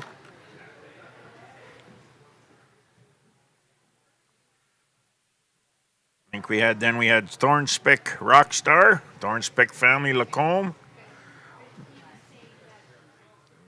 They're here coming in your screen. 606, Newmars. Breeding, Newmars Skycrest Duran Gobble. There's their Skycrest names again. Gobble. Here we go. Duran daughter out of a Sidekick. Newmars and Skycrest. Yeah, they got a couple of cows they own in partnership with Shrivers and another great dairy herd in Alberta. Oh, look out. Lavender breeding here. Here we go. Oh, DR, buddy. Lavender Lambda Piranha. Lambda daughter out of a Doorman. I've never seen that cross before. No. Lavender Farms out of Well, they're moved to the Right by Okanagan now. Abbotsford there. No, they're moved to Okanagan now. Really? They've relocated in the That's right, Okanagan too. I Valley did know and that. still the high actively country. involved. Yep, they're just got crowded in a little too much down there and decided to make the move to the Okanagan. 14. There's the red expert. I'll let him in. Oh, here we go. Here we go. This is a have-to daughter. Oh, look at the Owned breeding on by, the bottom I mean, side. they're going to need to, everybody sit down and have a look here. Chris 80 South Rise bred them. Nice young cow that I owned with the Flamin family that they've developed into be a pretty good breeding family, and goes back to a cow that he bought from me that was a granddaughter of Apple, and She's even a pretty good looking heifer. she's not a bad looking heifer, my friend. Okay, we'll come back to that. We'll come back to that. Yeah, when we announce the winner. Right? 608. Let's go with Willswick. Rockstar Dory. Rockstar daughter. Nienhouse Family Farms are the exhibitor of this animal. Willswick. BC bred cow. BC bred calf, yep, Nienhouses. Next up, we got Lucky Hill, a master, another master daughter. A Lucky Hill, Big Willems family out there from Lacombe, Alberta as well. Master out of a doorman.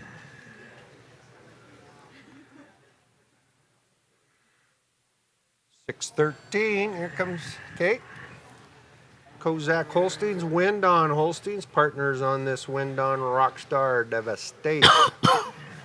And you're going to see her mother tomorrow. All right, Caitlin. Out of the big Rockstar Bull. Normally see her leading red ones, but she's getting to lead a black and white one today. The Kozak family bred that great cow family that was all Canadian age cow, and the cow that was at RNF. They do some good work out there. This heifer that you see on the screen now, Rivercrest Bullseye Layla. Bullseye daughter out of a Believe cow, Crestamere bred cow, Rivercrest Dairy Company, the owner and exhibitor. 616, the Hamming I Have to Replay, another have to daughter. This one, Joel Phoenix at the halter for the Hamming family. There's some definite red genetics in that family as well. An analyst from a have to. A little bit of heifer right there. A little bit of heifer. Oh.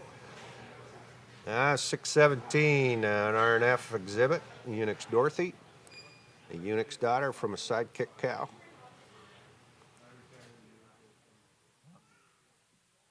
Haley at the halter, one of the RNF crew.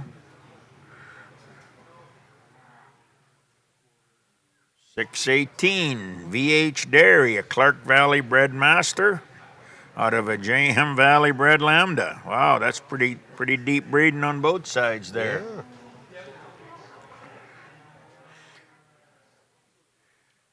Yeah. And I think we're going to round her out here with the last one. Mosnang Have to Go Show. There's a name that's probably destined to be a show ring calf. She's a have-to daughter out of a Avatar. Linden and Mosnang. Marcus at the halter. We got three have-tos in this class. Yeah. And a couple rock stars. Unix.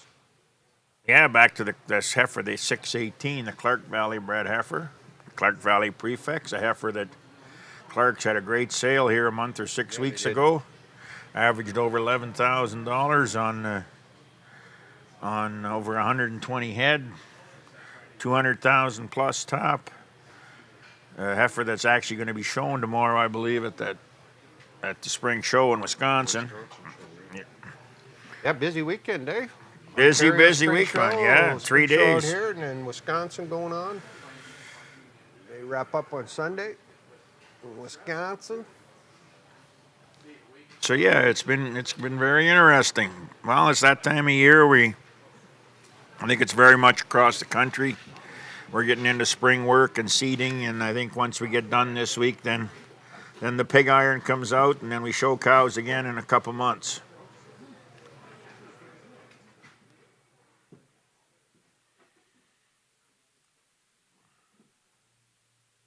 Was there obviously I don't think we're gonna be going right into the Holstein spring yearlings after this class, because it doesn't look like we've got any jerseys entered in the spring yearlings. Rock and roll. Thanks to Hill John Holsteins for sponsoring this summer yearling calf class. June 1s to August 31s of 24. Big class, strong class.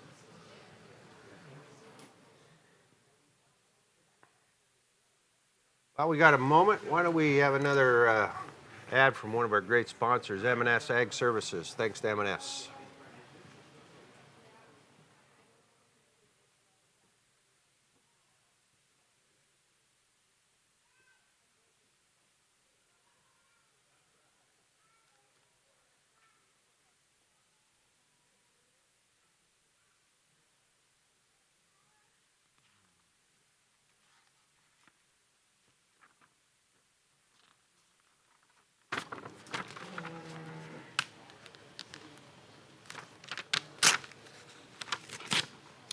Thanks very much, M&S Ag Services, for being one of our gold sponsors. A lot of great sponsors that have helped get this show up and running and being many times over the last few years. Sponsors for this great show here, the Western Dairy Expo in Saskatoon, Saskatchewan. Currently, we're doing our summer yearling Holstein class. A little recap if you're just joining us. The winter heifers were won by Benby with an attract daughter. Second in that class was Love Hill. Raylyn Love Hill was running the red heifer. The fall heifer calf class was won by Hamming, Believe Bonita, Hamming Holsteins, and Robella with a master daughter was in second place in the fall heifer calf class. We're just going to wrap things up here, get some pulls done here in our summer yearling class. Another large class. I think we boiled the numbers down before we came in, and I think there was roughly about 90 to 100 heifers and about 60 cows tomorrow. So good showing on the heifer side. You don't see that too often at cattle shows. No. Usually pretty 50-50. Well, there'll be pretty good cow show. The thing with the spring show is you haven't got those young heifers calved out yet, so there'll be actually a couple of more classes of milkers by summertime than there is right now. And all the kids are looking for an excuse to get out of school. Get out of school, that's right. Getting ready for 4-H season. Some of them are Some are, some will be coming up here in the next month or so, yeah, and they're all getting... big WCC be coming in up Alberta. In Alberta. Rimby, right? Rimby, right, yep. We got our big show in Rimby in the first week of June. Great facility there at Rimby. It is. Yeah, It's nice big and enough. centrally located. It's central. It's big. If you do get inclement weather, you can still work there without being stuck in the rain. And again, agricultural community. That is a big truck that young Joel's got out there, man. Oh man! Holy cow! And she's pretty good. It's not just big. It's pretty good. Yeah, you can't see her on her ring right now, but she's right down below us, and wow, she's got some gas in there.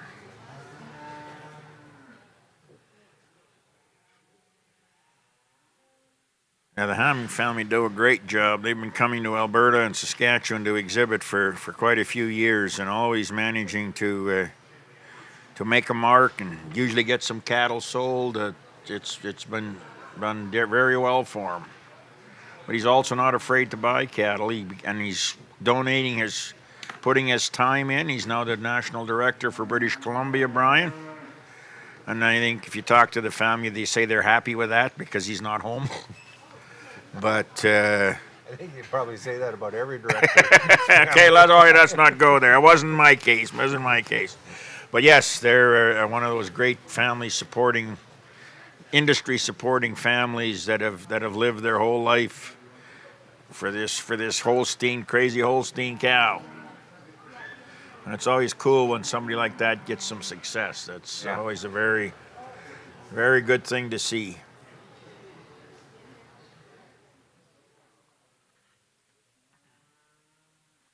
Yeah, that's the heifer we're talking about, the one coming on your screen right now.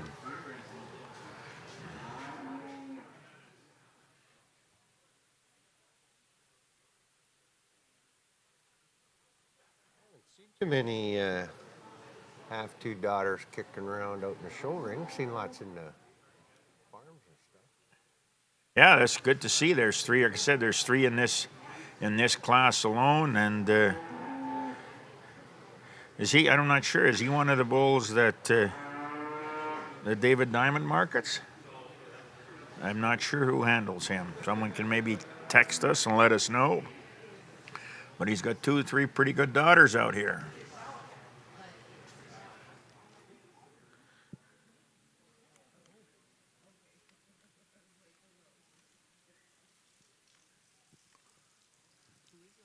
Placings in the Jersey Summer Yearling class, sponsored by Mark Reddy Hoof Trimming. First to entry 506, Lone Pine Moonlight Fier, sired by Lencrest Moonlight, exhibited by Ben B. Holsteins and Jerseys. Second, and also winner of the prize money for this class, entry 505, Bramville Bright Crackers, sired by Dule Mr. Bright, exhibited by Bramville Jerseys. Third to entry 502, Ground Zero Bright Kite, sired by Dule Mr. Bright, owned by Tri-Lee Farm Incorporated. Fourth to entry 501, Bramville Bright Crispy, sired by Dule Mr. Bright, exhibited by Bramville Jerseys. And fifth to entry 503, Ground Zero Bright Light, sired by Dule Mr. Bright, exhibited by Tri-Lee Farm Incorporated. Your placings from top to bottom: 500 was 8th, 501 was 4th, 502 was 3rd, 503 was 5th, 504 was 7th, 505 was 2nd, 507 was 6th, and 506 was your class winner. Our current class is the Holstein Summer Yearlings, sponsored by Hill-John Holsteins. Well, thank you, Jimmy Johnson. If I could ask for a representative of Hill-John to be over by the picture area once this class is completed. Jim Johnson, our in-house announcer here with the Delta Tones. With what? The Delta Tones. Is that a new band? Is that a new band, Delta Tones? But no, here we go. Another one of those classes. The judges have had one conference already, and they're ready for the second conference. And yeah, if you're just joining us here on Friday afternoon, my name's John Copperthorne, joined by Orville Schmidt from Rollyview, Alberta. It's our pleasure to bring you the Western Dairy Expo from Saskatoon, Saskatchewan. Right now we're in the Summer Yearling Holstein class. We're alternating with our jerseys today, and then we're going to do cows tomorrow. The big girls in the morning, 9 a.m. Mountain Time, 11 a.m. Eastern Time. If you can join us, by all means, click on, and on the right-hand side of your screen, on your computer screen, you'll see a link to go to the catalog, and you'll see all the entries posted right on your catalog there, so you can follow along with us. Have your catalog flipping out, watch us on the screen, see if we can get you these numbers, and so you can identify and see bloodlines, some of the good young bulls that are being used. what a great time to be doing that. I mean, we're talking about a cattle industry that is seeing values and numbers that we have never seen in history before, right across the board in the dairy industry and the beef industry. Generational. It's once in a generation. Yeah. But I mean, this is, you know, it's good, and it's too expensive, but I mean, it's also showed that it's the correction factor that has got the value of some of these livestock closer to where it should be, because every other commodity and every other product has doubled and tripled in the last 20 years, and the livestock industry has been flat. Pretty quiet. And the last 18 months, and it's been, no doubt, it's definitely been a long-term effect of BSE. That took a lot of wind out of the sails, and it took a long time to recover from that. And so you can see Joel getting the first pole with it. You have to. Yeah, and then we got the Sky Crest and Wind On Heifer in second.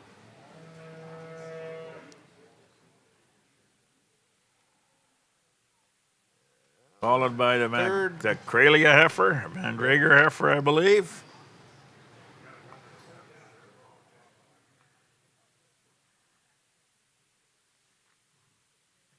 The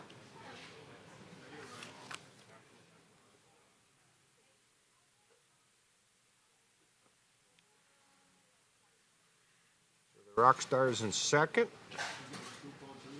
No, sorry. The Newmar 606, I believe, is in second. In second.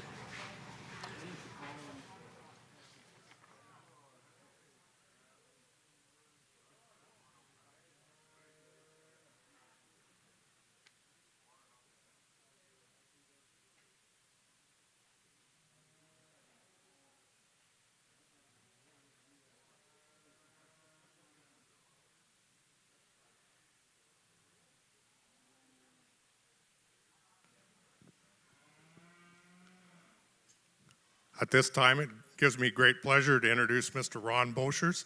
Ron, tell me a little bit about your farm in Manitoba. We have a mixed farm. We have a beef herd.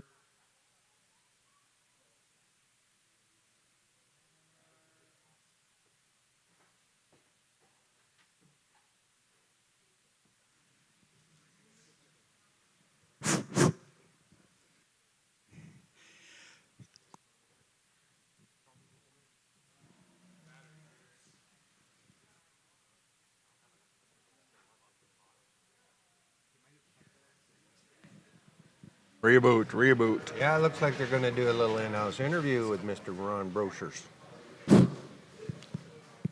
There, I think we're back in business. Okay, let's start over again, Ron. If you want to tell me a little bit about your farm in Manitoba. We have a dairy farm, beef farm. We also grow grain and sell hay on the side. And I did that with my 2 sons and wife. Tell me a little bit about that hay business. Apparently it was pretty lucrative for a lot of years. Yeah, we have one problem. We had too much hay this year, and the price kind of fell out of it. So we got great tonnage, but we're not getting the price that we usually do. Tell me a little bit about your show days in the West, because I know you showed probably in all 4 Western provinces, maybe even down east. Well, we had very fortunate to have a cow called Rainy Ridge Tony Beauty. She was nominated, All-American in '93, and again in '95 when she did it at 14 and a half years of age. The oldest cow ever to win at Madison, and she was all Canadian, 4-year-old and mature cow. I can't remember how many times, but she also won the Royal once, and we've had great luck with granddaughters and great-granddaughters. She was a cow that bred on, skip a generation, and then they kind of came back. So we had a few pretty good granddaughters out of her. And I see, Ron, she was grand champion here in 1992. Yeah, she was owned by Ray Brown at that time. And I always had Ray and I showed together at Agribition for 25 years. And she was grand there for 4 times. And I got to lead her the last time that she was grand at Agribition, just before she went over to Vancouver Island to Stanhope Wedgwood. And that was quite an opportunity for me, because I hadn't showed any cows, or led them, for 3 or 4 years. And the night before, Ray says, "You're leading Tony tomorrow."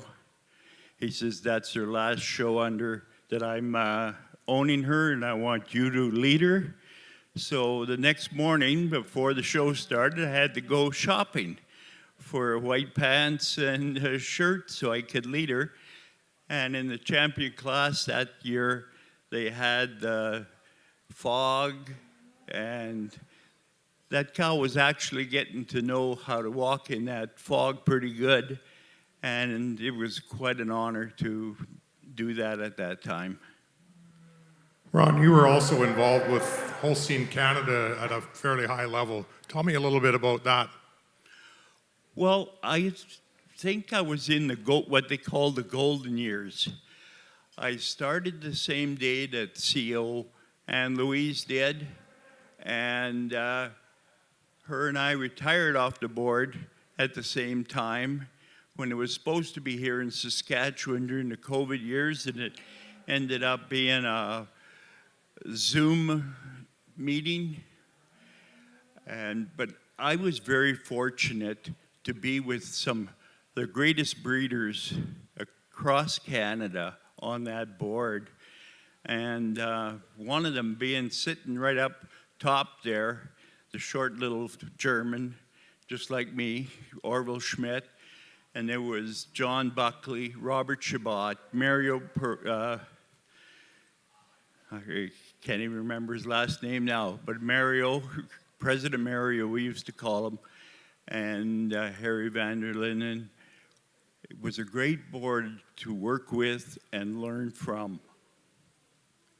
And I see your granddaughter was showing yesterday and maybe today. So the third generation carries on at the farm.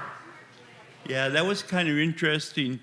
We shut down showing completely for, 15 years. When Steve moved to Beausejour, Manitoba, and milked with his partner, Ellen Gorder, and they had 2 kids. And about a year ago, all of a sudden, Everly starts asking questions on what's behind Rainy Ridge. Did they ever show cows? So Steve says, Everly, go on Facebook or Google Rainy Ridge Holsteins and tell me what you see. She did that, and I'll never forget the smile on her face and the pride that I had. She come to me and says, Grandpa, you were famous. Yeah, you're kind of a stalwart around here, Ron. We appreciate seeing you again, and thanks for making the trip out from Manitoba. Let's give Ron a big round of applause for his contributions to the show industry. That was a cool interview, eh? Yeah, that was a little shout out to you, but yeah. it's cool when the second and third generation kind of see Absolutely. see things in a different He light. was, like I said, he lived the cow. He did, and boy, what a cow to breed, eh? Well, and breed him, but they had several other ones. I mean, they had that black cow that Rocky Mountain bought. That was I believe she was a Jed. Yep. I mean, they cut a pretty wide swath in Western Canada here for quite a few years, and it looks like if the granddaughter has her way, the swatter might come back out again. The swatter might come back out again. Passion in that granddaughter. Oh yeah. That'll be great to have. And then when you got a grandpa that kind of likes it that much, you can kind of pick the better ones. Yeah, no, good for them. I tell you what, we do a lot of stuff on our farms and in our life, but to farm with family, that's pretty incredible. Well, we're getting the final pull done here in our summer yearling class.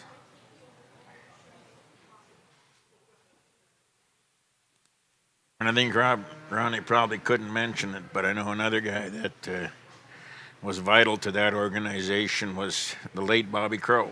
Oh yeah, you can't talk about Manitoba cattle without Bobby Crow being in that sentence. Him and Ronnie and Ray Brown.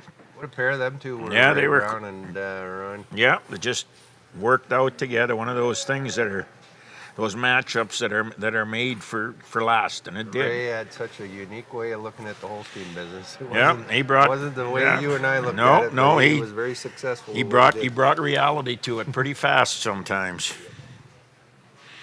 And then they had Bobby Crow there to tell a joke and do the work. That was pretty unique. Pretty unique. And he even bought one out of that family that ended up being nominated All-Canadian. He developed with that Ezra cow that his family got, so it spread itself out. But this is quite a truck, this heifer up here. I think Hamming better keep his cell phone on. I think the phone might be ringing.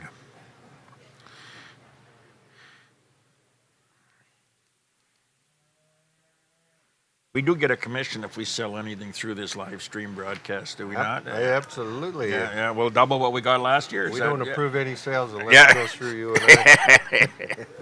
That's pretty cool to breed a heifer kind of like that, you know. You can usually dig around and find a heifer like that out in somebody else's farm. But Yeah, no, like I said, the Hammings again, another one of those family that live and breathe this great cow. And just a big woodchuck. She's got some style. no, there's.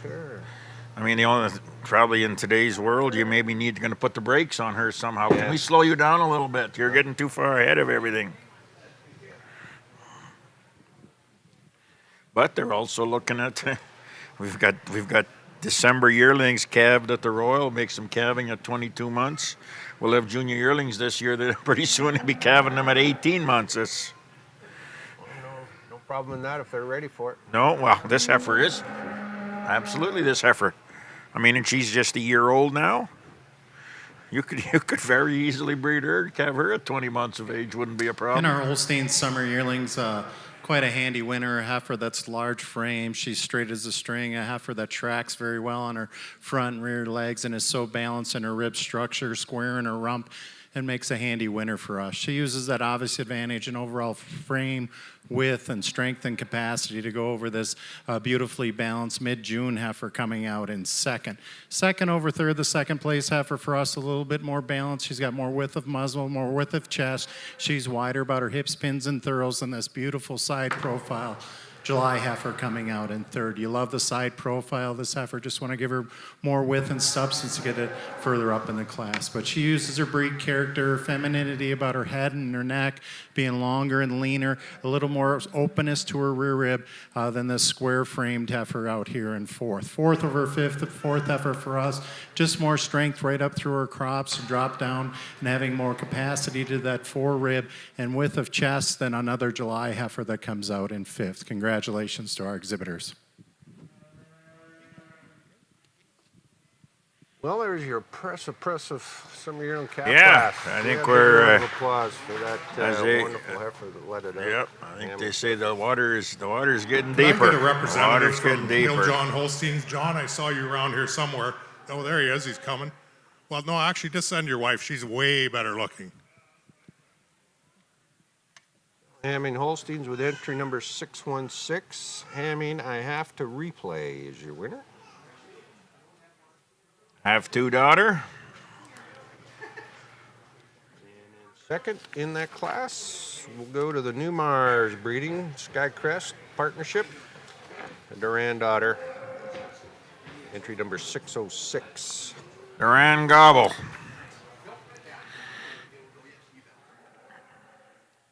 Well, we don't have a Jersey class to alternate with, so we're going to move right into our spring yearlings now.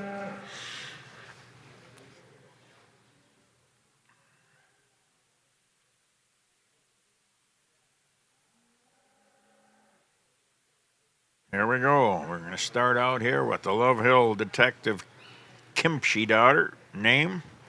Blondin Detective daughter out of a Chief Love Hill, Chief Callista. Being a little younger heifer here, a heifer that's just born the middle part of April. Being the youngest heifer coming in. Pardon me, May. Middle part of May. Mossnang Action Man Mandy from Mossnang, a Cherry Hill Action Man daughter. Oh, getting some of the old rubber out here. Here we go. Alley Master Hillary from Alley Holsteins, Golden Oaks Master, led by the great Gary Vanderpost. God. Making his home in Saskatchewan. If his dad happens to be listening, hello, Hank. Good to, hope you can. Hope to see you soon.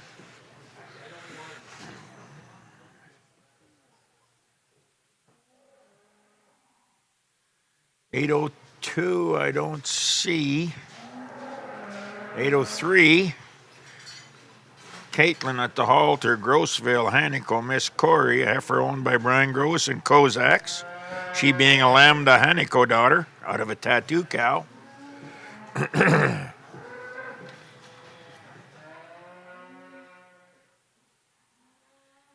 804, the Benby Detective Harlow.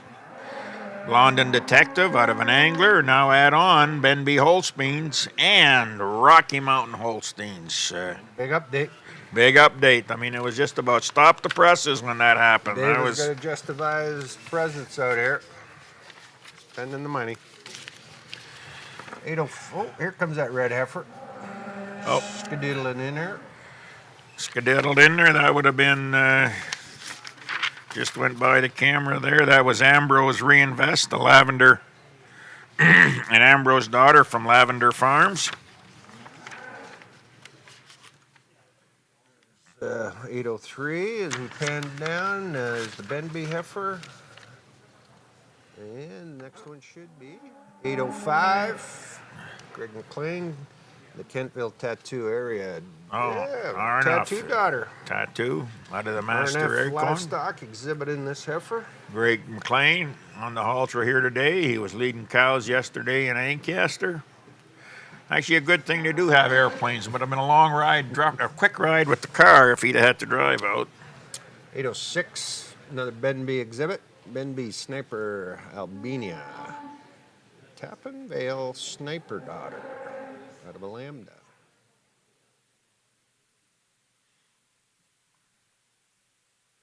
Oh, here we go. I knew he was here for a reason. He's kind of disappeared today. Punsack.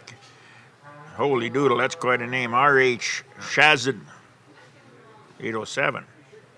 Oh, the Kozak Willows Red Dot. Okay, that makes more sense. Another Kozak's bred heifer, a Blondin's Willow, out of their Kozak's Debbie Red Diva family. Brent coming in.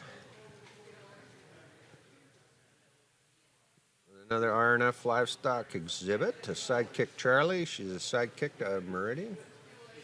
808 is her number if you're following along on your catalogs.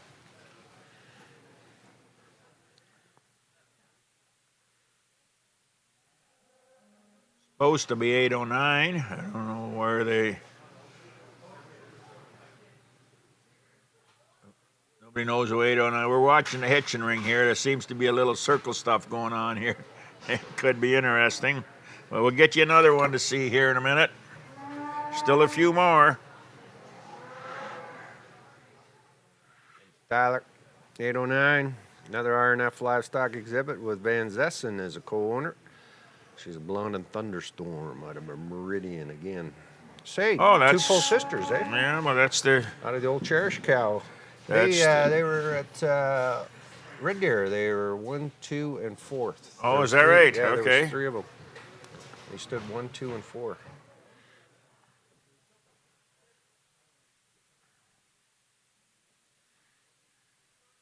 Yeah, the cow that won the convention show here 2 years ago was an honorable mention at the Royal the year before. So is this having... Oh, this is 13. They're kind of jumping us around here a little bit. The Robella Major Sabrina, another Robella Major daughter, Pat Conroy, Robella, and Wendon.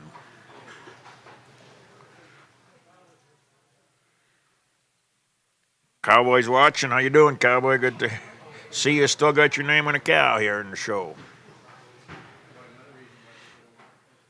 West Coast.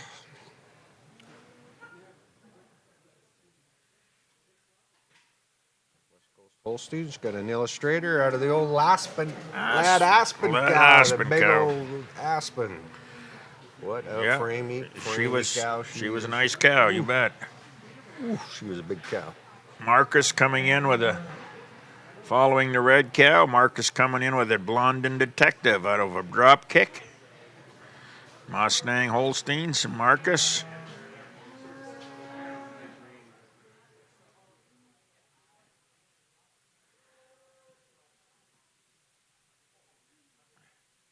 being followed by the Kenbert Master Navy, another Golden Oaks Master from Kenbert Acres. And then we have to see what's coming here. Joel is coming in with a red cow, but we're not exactly sure who it is yet.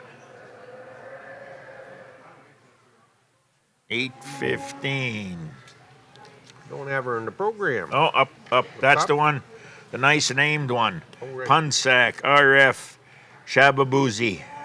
Shabuzi. A Geordie exhibited by T&L Cattle out of the Heatherstone Red Hot cow. And I believe there's another one coming sneaking in behind him. 8:10. Oh, another Hamming entry. Hamming, I have to be sexy. Another have-to daughter from the Hamming family. 8:10, Marcus. Martin Ripa at the halter. I think that ends it off. Class again. Yeah, the ring will be full.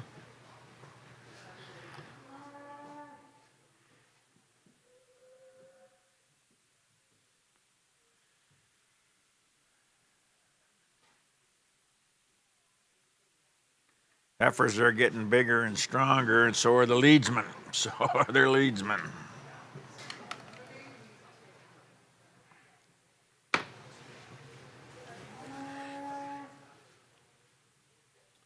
Well, I think we've gone through the list. Maybe a good time to recognize another great gold sponsor that we've had for the show here. I'd like to show you a commercial. DNA de Boer Farms Limited. Thank you very much, DNA.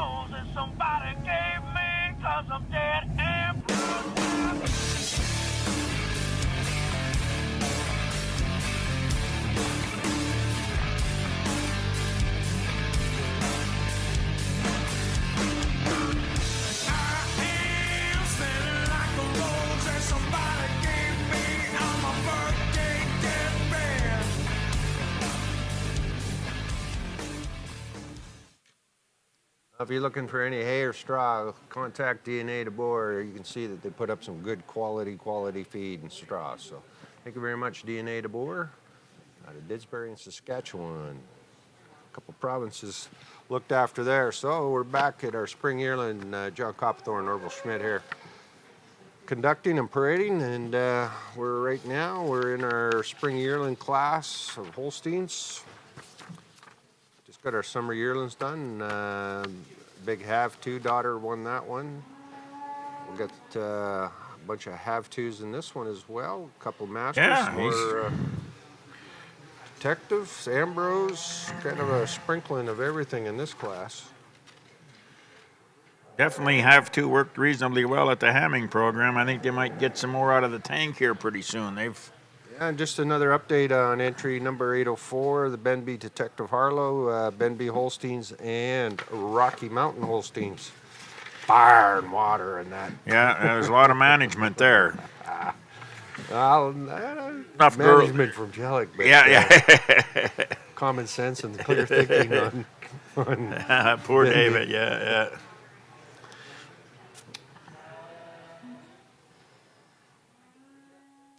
I want you to get people to sit back and enjoy and watch you on your screen, and you can have a look at this great quality of heifers. We'll get back to you in a little bit with an update as we start to make the polls.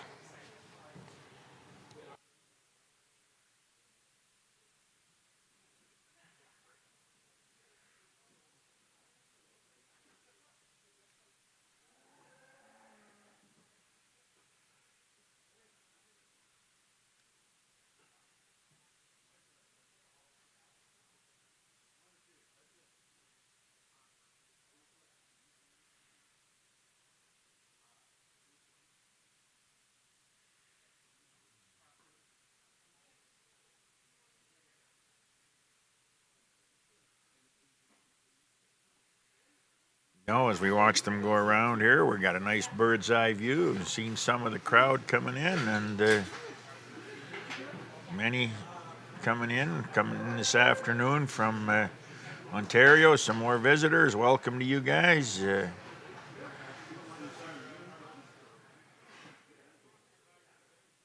great to see that support, you guys. It's always a pleasure, and we hope you have fun out here. There's not too many people will leave this show or a Western show and go back home and say, well, that was pretty boring. It's usually a very entertaining place to be.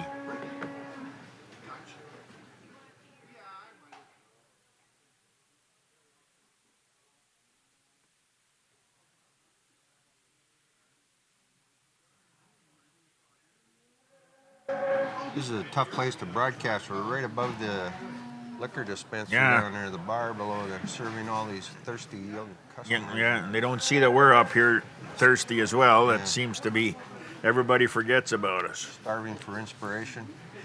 Our cameraman's dying on the hook here, and sound guy's licking his lips, seeing all these things. Yeah. And if you can It's believe, tough work up here, Yeah. isn't it, boys? I tell you, we're slave masters, aren't we? if you can believe it, Orville's drinking water. I don't want to give everybody a heart attack this afternoon, but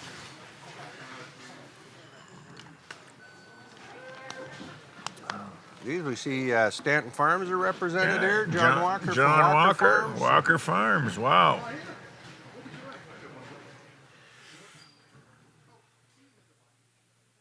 David Diamond buying a drink. There's a Maybe you want to get that on camera. Want to get that on camera. unique opportunity right there. Oh, look, his credit card didn't pass. He failed. He'll pull out the other 30. Yeah, we'll get one of the other ones out.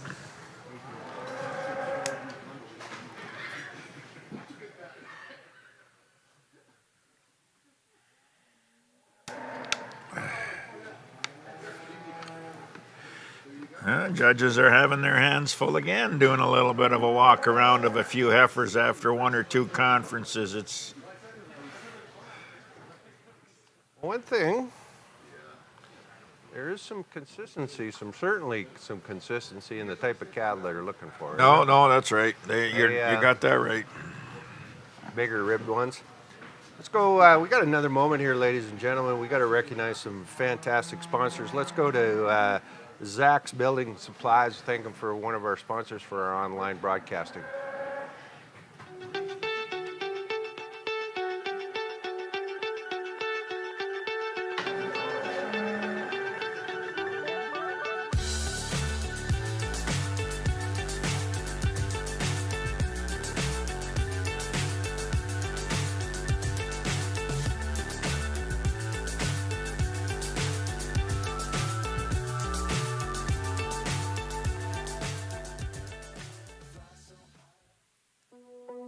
There's no doubt running any kind of farm comes with day-to-day challenges.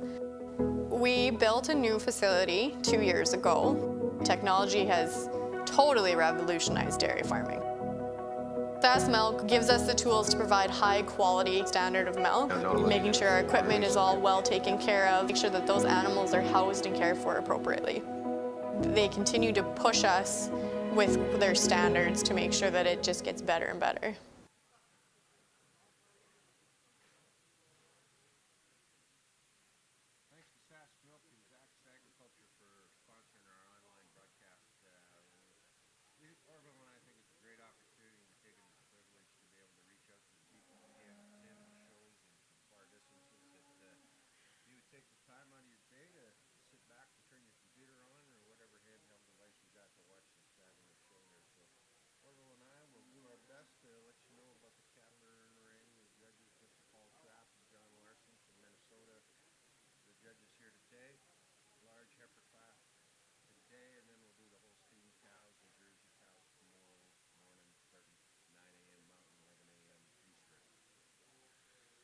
Yes, we will, John, and it's, you're right, it is a pleasure to do that you'd want to take part in your day and listen to us jibber-jabber up here for a little while. There's And always the option of hitting the off button, the mute button. yeah, We found out many people do yeah, that. the mute button becomes a very popular piece of equipment, yes. One of the great privileges and honors that we have to live in our society is the choice to be able to hit the mute button. You hit the mute button. Sometimes we wish we could do And it for our politicians.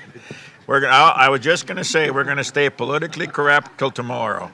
So just if you want to check in tomorrow, it could be Why is tomorrow the special political because announcement day? they can't fire us anymore. We're done. We're done tomorrow. Yeah, we're going to try to hold it off till noon, and then it could get a little scary. Then it could get a little. Practiced a little bit last night, but political correctness didn't work too well. No, it didn't work, and we realized that our blood pressure does go up a little bit. So. Yeah, and it wasn't just international politics. No. We talked about national politics as well. So Yes, this is your go-to source for being. Yeah, this is on the national and updates. international political scenes right here. I mean, and you might not agree with us, but we can't, the fact that you're wrong is not our fault. Yeah, the fact that you're wrong, it's not our fault. It's Just a reminder, exhibitors, that Vicki Fletcher is set up for pictures, and she would welcome any more business. Placings in the summer yearling class, sponsored by Hill John Holsteins. First to entry 616, Hamming, I Have Two replay. Sired by Ernest Anthony, I Have Two, exhibited by Hamming Holsteins. Second to entry 606, Newmar's Skycrest Duran Gobble. Sired by Leaning House Duran, exhibited by Newmar's Dairy and Skycrest Holsteins.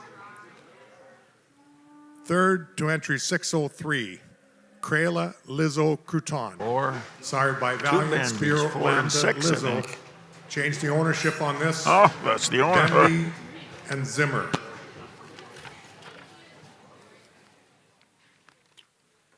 So we got Benby's and Rocky Mountain. Dave will leading never off. let us forget that, Fourth will he? and winner of prize money. I believe another Benby in second. 6-2-1. It could be. Denver Bullseye, Bring It. Sired by Yeah, Lucky well, Lady Tina Bullseye, was exhibited by Ken third. Burgers. And Robella And with their fifth major daughter, to entry 601, Pat Conroy and Crayla Wendell. Master Fourth. Jewelry. Sired by Golden Oaks Master, exhibited by Crayla Dairy Limited. Your placings from top to bottom, 600 was 18th, 601 was 5th, 602 was 13th, 603 was 3rd, 604 was 7th, 621 was 4th, and winner of the prize money, 605 was 15th, and also winner of the prize money, 606 was 2nd, 607 was 9th, 614 was 8th, 608 was 11th, 609 was 10th, 613 was 12th, 615 was 14th, 616 was your class winner, 617 was 17th, and also winner of the prize money, 618 was 16th, and 620 was 6th.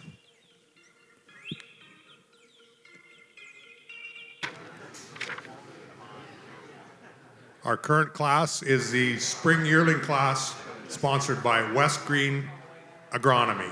And if there's a representative of West Green Agronomy, once we're done this class, we'd sure appreciate you coming to the picture area over to my left. Thank you. So we got our first poll here lined up. Judge is looking like he's going to get his last and final poll, starting out with the two Benby heifers here, and Rocky Mountain co-owner with the first place heifer. Shout out to Doug Blair. He's living back in Calgary. He's back there already, is he? Back in God's country. God's country. Tired of looking at the water. No water there. No water there.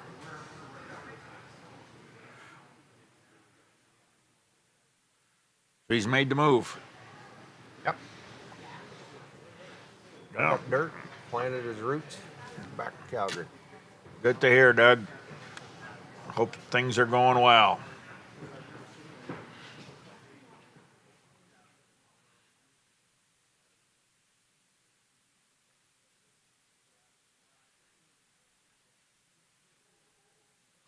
Right after this class, we got two jerseys. We'll rock and roll through them pretty quick, and then we're back into the Holsteins. And by looking at this sheet, we're going to have We're ending up with a bang on these heifer classes, aren't we? a 10 or 15 head winter yearling class as well. You got that right. I see Glenn Hockley out here looking after Dave Shellick from Rocky Mountain Holsteins. I think he probably would have he's given up on that and doesn't need the aggravation anymore. Shout out to Glenn, another neighbor of mine. Got all the good big guys, neighbors around our place here west of Calgary.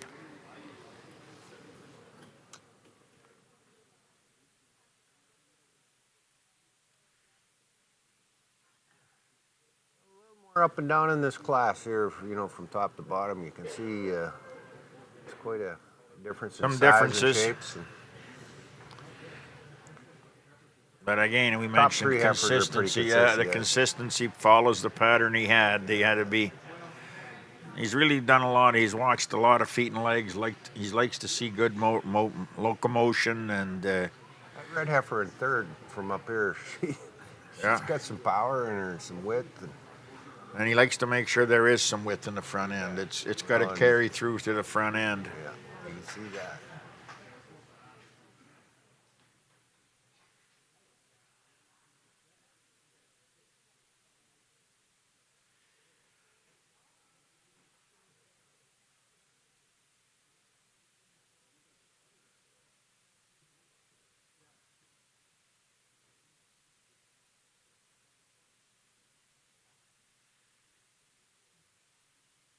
Well, there we go. We're going to pull out that Rocky Mountain David heifer. Hope David doesn't pass out there. We were watching David in the ringside. Bring the paramedics. He might go down. He might go down. Oh, my. Going deep. Going deep down Went into to the the fourth number hole. 4th hole. That was Robella Conroy and Wendon, the major daughter. That, big pull-up. then off to the red one. If you're watching, Tom, you should be here to see it live. Tom's here. You still here? Yeah, I saw him I this thought, morning. yeah, but I thought he left. Somebody Oh, told me he left. That's usually the way Tom rolls. Yeah, that's Tom. Give instructions and then leave. So good. Good. Things are starting to pull together here. We got Benby now in fourth. First and fourth. And then Marcus. Followed by the alley heifer. Vanderpost is leading. Master daughter.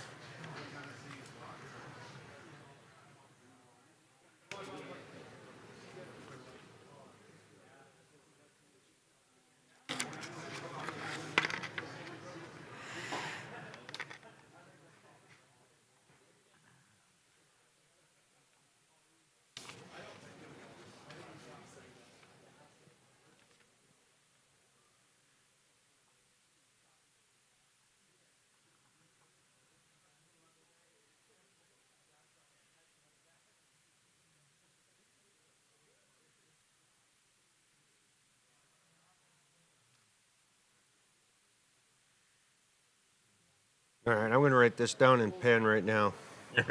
Okay, go ahead. All right. Go ahead. I think she's There going is to be... still a discussion. I don't want to bust your bubble, but they're looking at something yet.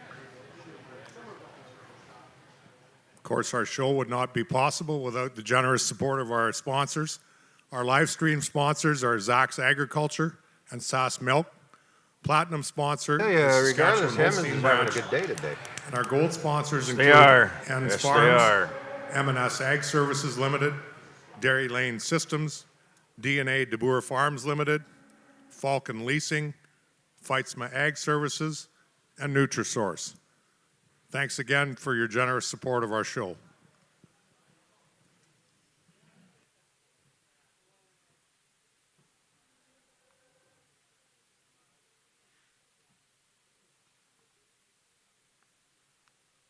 Moved over to the edge of the ring, looking at him from another angle again.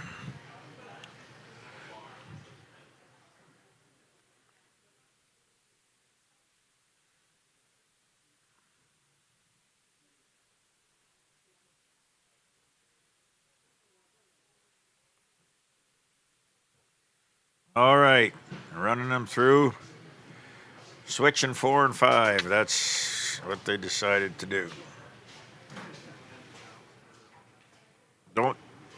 So I hope you didn't write down to the 5th spot with your pen there. You're gonna have Didn't go that far. 1 and 2 and 3, ladies and gentlemen, still the same. We got Benby, Robella, and T&L on the red heifer.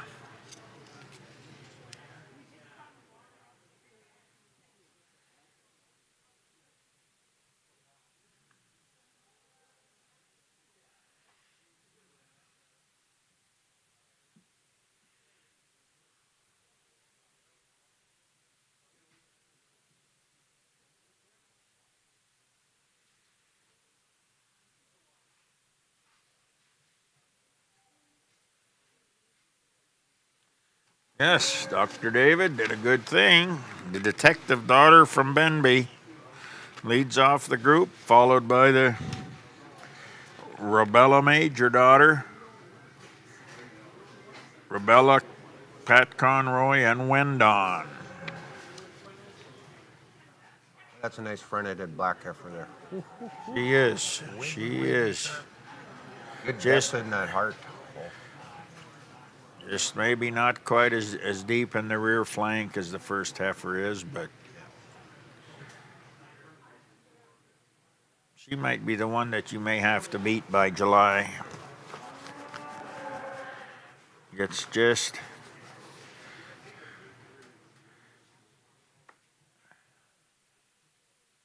I think the first heifer might be just might be moving a little more freely than the second heifer.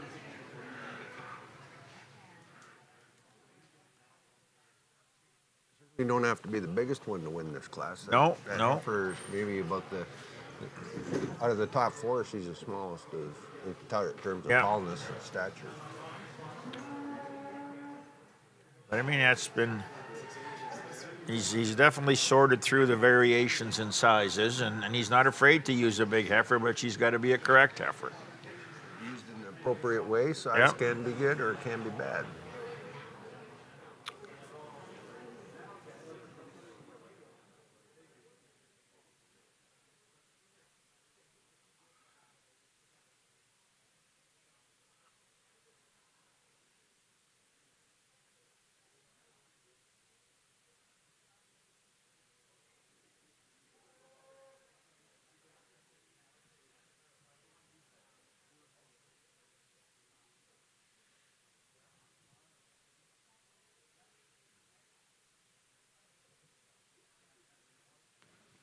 Little Blondard and Sires is having a reasonably good day. Several different bulls that have won classes. I don't think that's surprising anybody any longer. No, probably not. Apparently, Probably not. he's got something going on there that people Yeah, like. it's...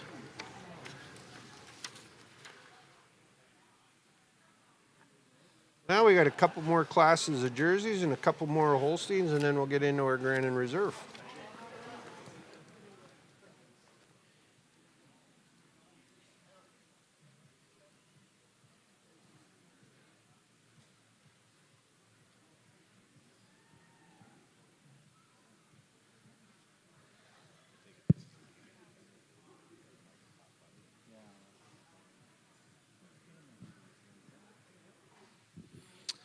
In our spring yearling class here, kind of some different shapes and sizes, but for us, a heifer that comes to the top fairly handily, a hard-topped heifer. You never get a bad look of her.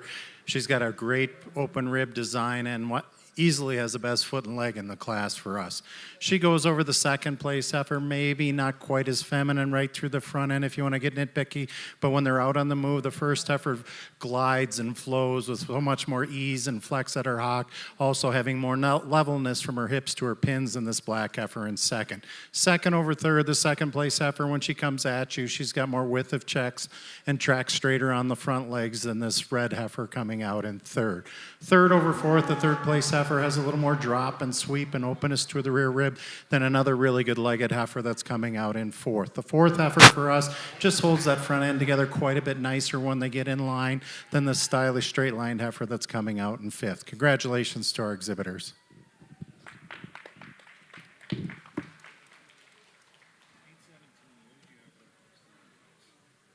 All right, there you are, ladies and gentlemen. That's our summer yearling class. our spring yearling class. Another great class with some pretty good young cows moving out of the ring that will be back. We're followed in now. We've got a couple of winter yearlings in the Jersey breed.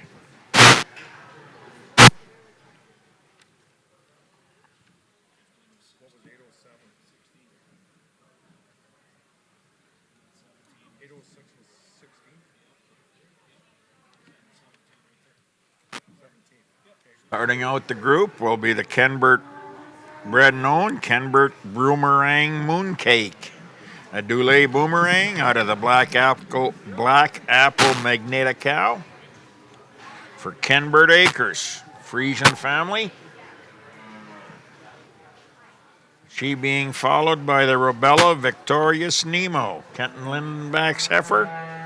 The River Valley Victorious daughter out of the great cow they bred, bought in Alberta, Coyote Straight Tequila Night.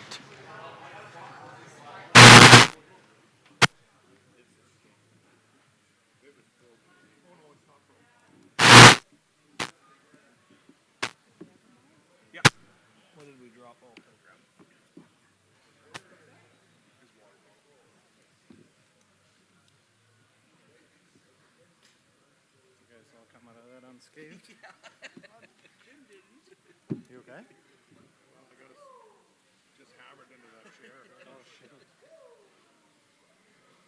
Here we are, a couple of jerseys, and then we've got a rather large class again. So if you needed a short little break, and then come back, be another pretty large winter yearling class, and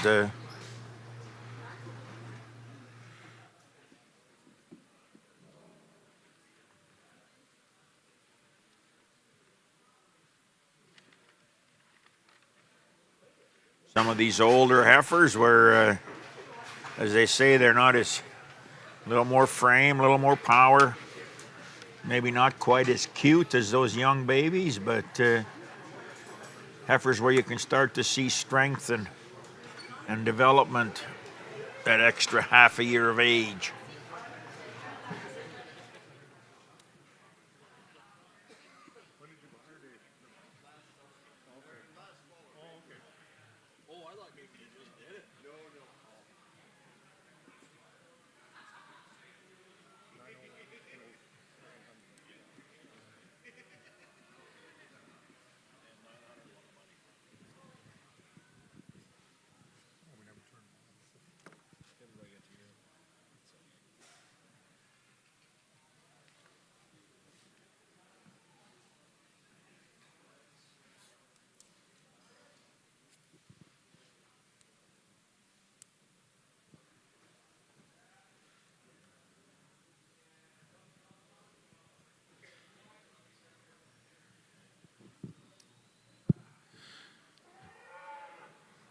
Two entries here in the Jersey winter yearling class. The heifer we're starting with, a heifer for us, just advantage more drop and spring of rib to her. She's also cleaner, a little sharper over her shoulder, a little less patchy about her hip spins and thurls.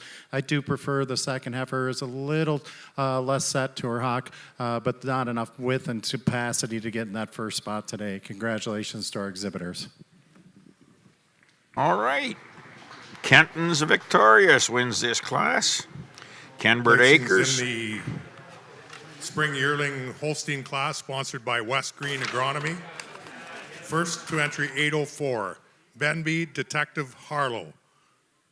Sired by Blondin Detective, exhibited by Benby Holsteins, and he made sure to tell me Rocky Mountain Holsteins. Second to entry 813, Robella Major Sabrina. Sired by Robella Major, exhibited by Pat Conroy, Robella Holsteins, and Wendon Holsteins. Third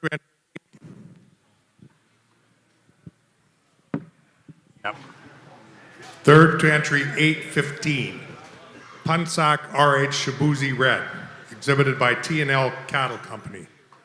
And fourth to entry 814, Mustang Detective Nancy Drew, exhibited by Marcus Haley from Mustang Holsteins. And fifth to entry 806, Benby Sniper Albania. Sired, exhibited by Benby Holsteins Limited.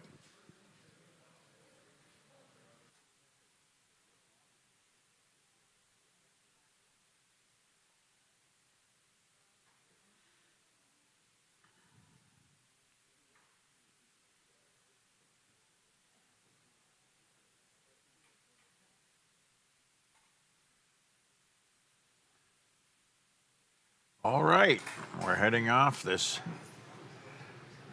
class of Holstein winter yearlings. First one in the ring, Kenbert Lambda, Fiji. Kenbert Acres, Lambda daughter. Followed by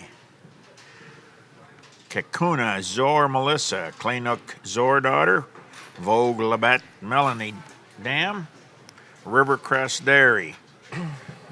Next again, another Rivercrest Dairy exhibit. Corecroft Eve Eye Candy Flurry, an eye candy daughter with a ducket bred cow.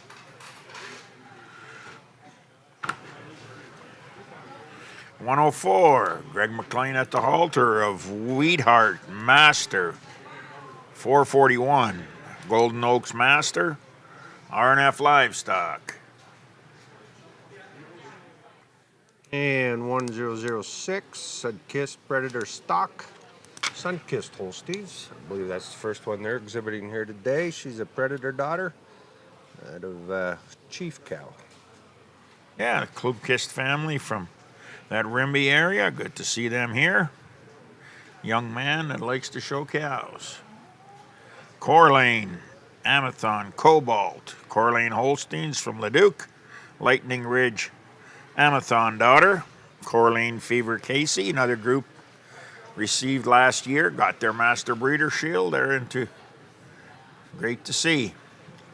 And Diamond Park bringing the first cow into the ring today. Diamond Park Dairies. She's a break shot out of a Legend. Again, youngest to oldest as you see them parade into the ring. Betterly Alligator Megan from Benby's. A Stanton's Alligator, Betterly Unix Morocco. Could have come out of the sale last summer. Out of British Columbia, the Betterly Dispersal.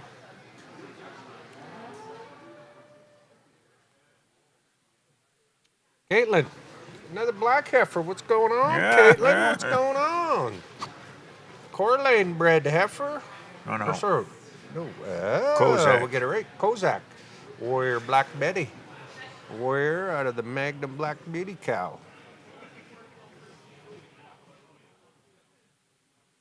Tyler getting a workout here with T&L Cattle. Another Sherry Lee A Rouge Red, a Farnier Altitude daughter. T&L Cattle Company.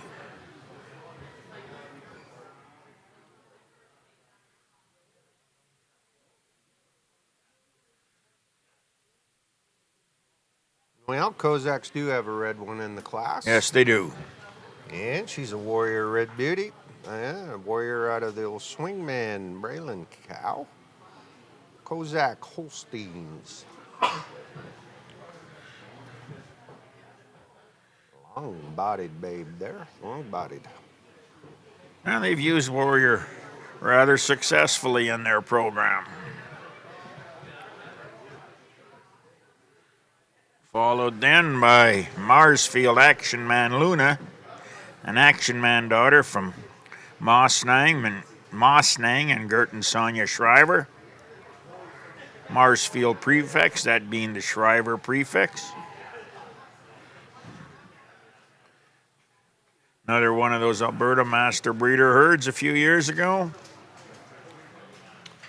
1018, Van Zessen Dairies are bringing in this tattoo daughter out of a dock. Van Zessens, they've had a strong show this morning here. They've had quite a few in the classes. Bet. Coming out strong. Good to see.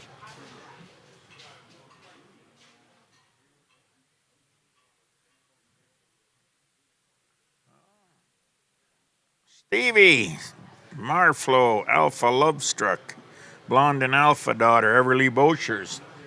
Stevie Bochers at the halter. Kick the daughter off the halter. Yeah, It must be a good one. yeah, she must, yeah. Now we're going to bring in Kenton. You can see him with entry number 1100, Mermaid, Takachi, Salamander. Taylor Munford, the owner of this heifer. Oh no, that's the jerseys. This is back Oh, to I'm the sorry. top. Oop. You got the right guy, but Yeah. he missed his pull there. The Robella Major Esme. She's another major daughter. Kenton at the halter, and that'll finish off your class. Yeah, right at the top. Yeah, sorry about that, folks. Well, a little smaller class, but Well, not that gonna be much. deep, Not gonna be that deep. much. By the pound, it probably weighs as much as the other class. It's just Well, once again, we want to recognize some of the great sponsors that we've had putting on our show today. Why don't we sit back and enjoy a quick note from Nutrisource.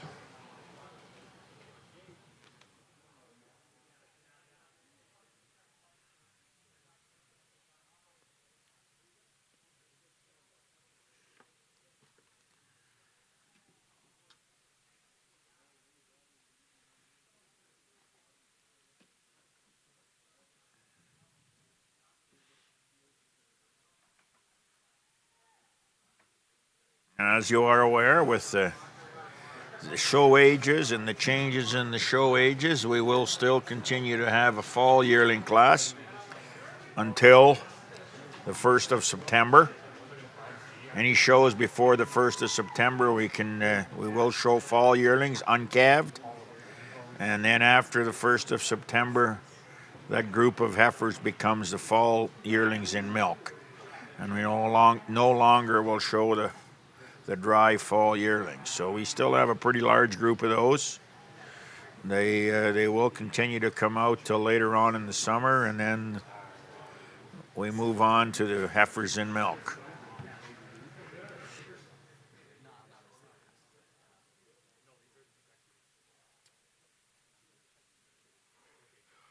Oh, about another hour or so to go, and then we'll wrap up for the evening. We're going to head on over to another facility for recognition of some legends that are going to be recognized tonight from Saskatchewan. Should be a nice night to get together and then meet some old friends and meet some new friends. It'll be interesting. They say they'll be open when we get there. You can do some touring in the museum.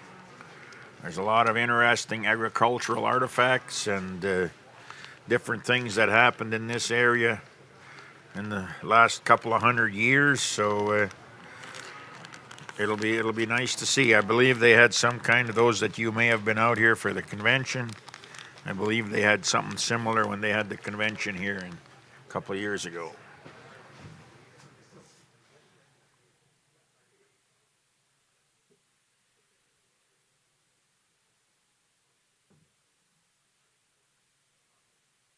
About 165 Holsteins that are going to be exhibited over the next couple of days, 60 to 70 jerseys.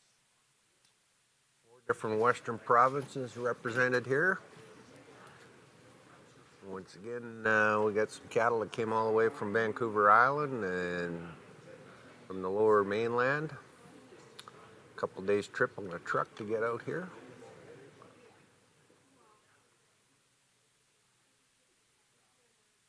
Yeah, Gord Rendell's joined us. Probably have to come back from California for that, but helping the West Coast people from. He had a busy winter down in Palm Springs. I talked to him down there, and the golf game was tying him up quite a bit down there. That and a few race cars. I was going to say they must be racing them cars already, aren't they?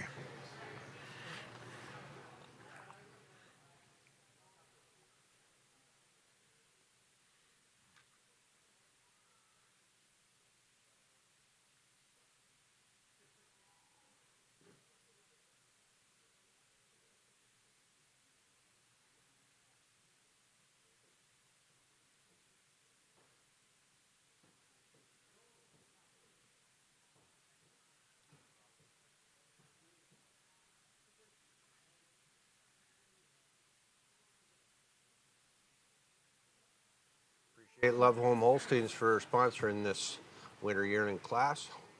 The Loviches.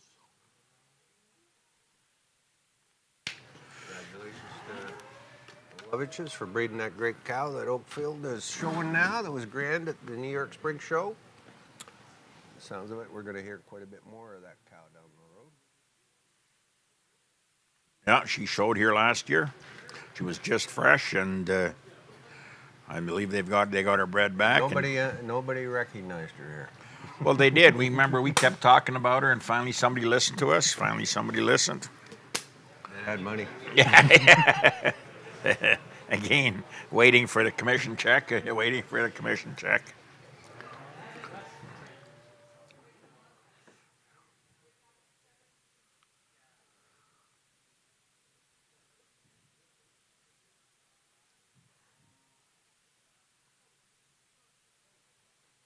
Kozak red heifer there. Tyler's red heifer. And another Kozak black heifer there that Caitlin's got. Warrior daughter. And an alligator, that white heifer in front. Very Nice. red heifer. Nice lines on them warriors.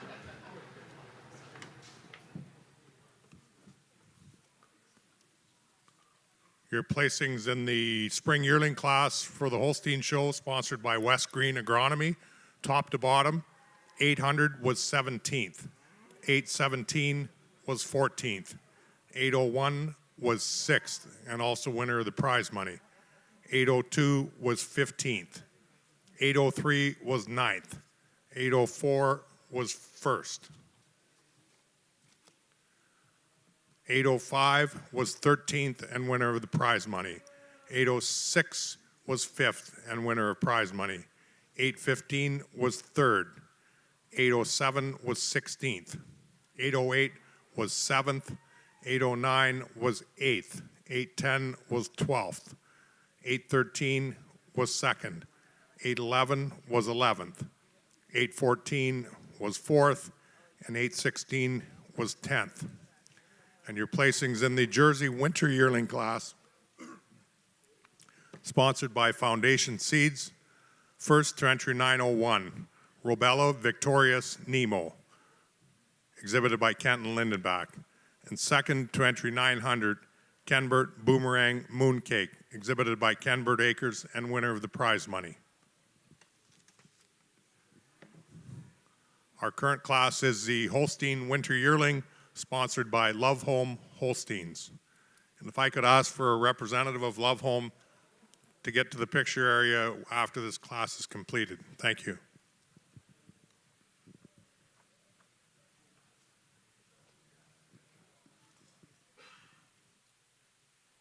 Here we go. I think we're getting down to another one of these center team meetings and seeing which way they're going to go, and be likely giving them the move to the middle here shortly.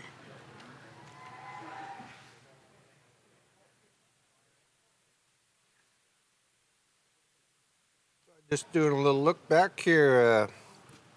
Ben B has won 2 classes. Hamming's won 2 classes.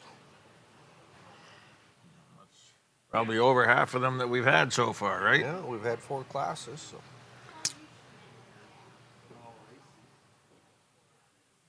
Once again, you know, Ben B having their sale there last July, and then strap up a bunch and bring them up here and still contending. It's good to see. Good to see. And continue to use they're continuing to use young sires and new bulls of the breed, and one step ahead of the one move ahead. I mean, they got that good young cow that Dave Eastman bought a share of, and Dave's on. Hope you're on today, Dave. And that continues to be even a little harder because you're not sure how it's going to go, but they believe in their genetics, and it's working out.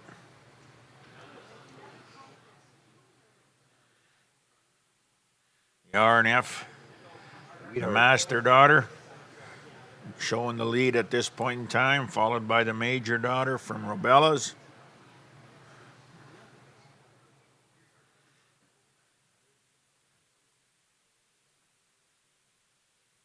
Your white alligator, I believe.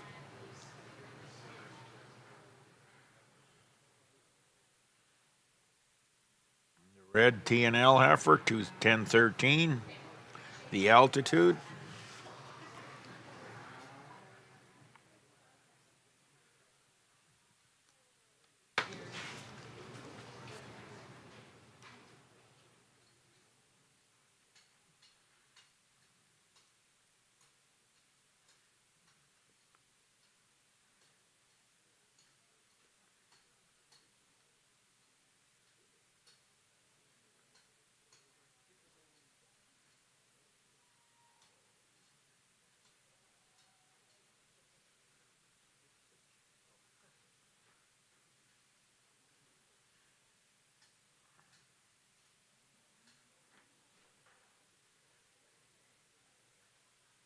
Some pretty big strapping heifers in that lineup as well for heifers that are only 15 months old.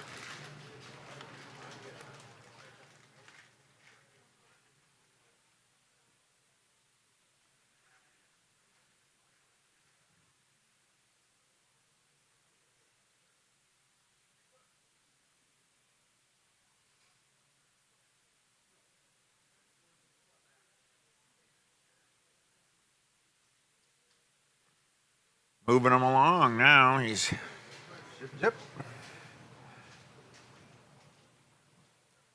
think this class sorts itself up pretty easy for him, by the looks of it. yeah. I think he really likes this top heifer on the move. She can be a little misbehaving standing, but when she gets moving, she's pretty hard to get around. Tremendous barrel, tremendous rear flank.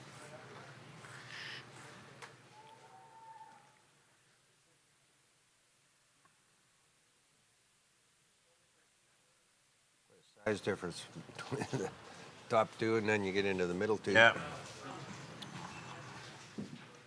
Yeah, another one of them Robella Majors. They've been quite a few of them out here today as well. Have you seen any milking yet? No, I haven't seen none of them milking this yet. is probably the first flush of these heifers here. These are, By fall, we'll definitely see by fall you will be, yep.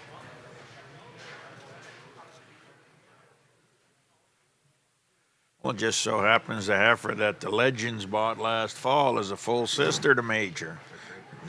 You need to talk to David, our promotional manager, about that. He'll fill you in, but his full sister calved out very well, 187, fresh, 25 months of age, and is doing extremely well at her home at Wendon.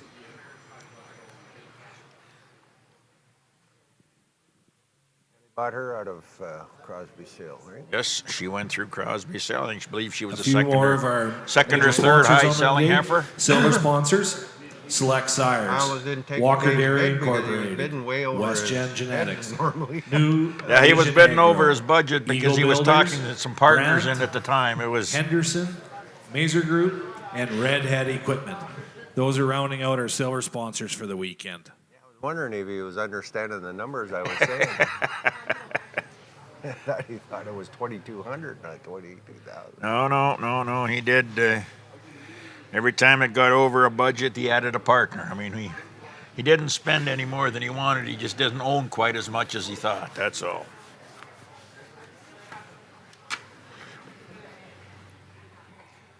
If anybody is wanting to go to the banquet tonight and hasn't got their ticket yet, just mention it to one of the board members, just so they can add you to the list, so we know. He's still how shuffling many to around there, expect yeah. for supper. Bidby heifer's gone down to fourth.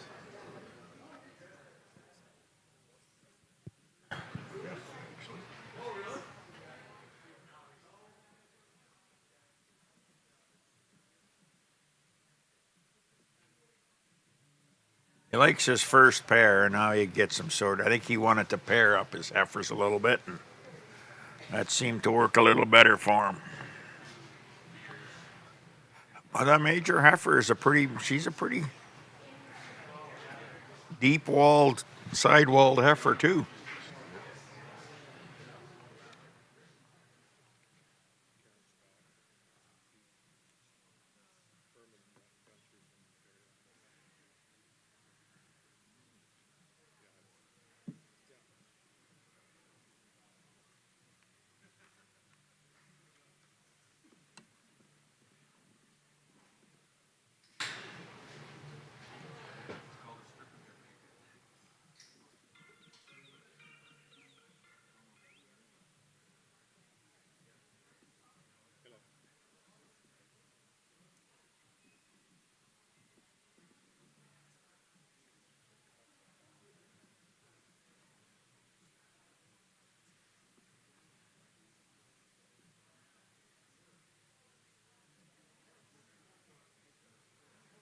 I believe this heifer last night was junior champion of the junior show.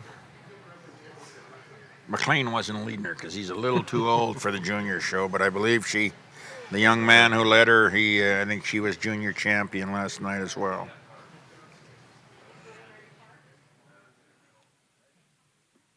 So we got RNF first, Robella second with the major, and Kenbert with a lambda in third.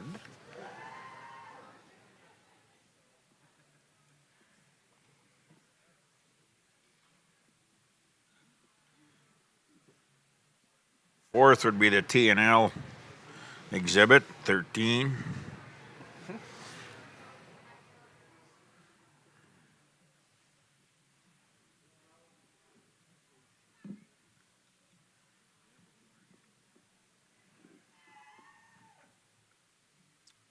So here we are, rounding out our winter yearlings.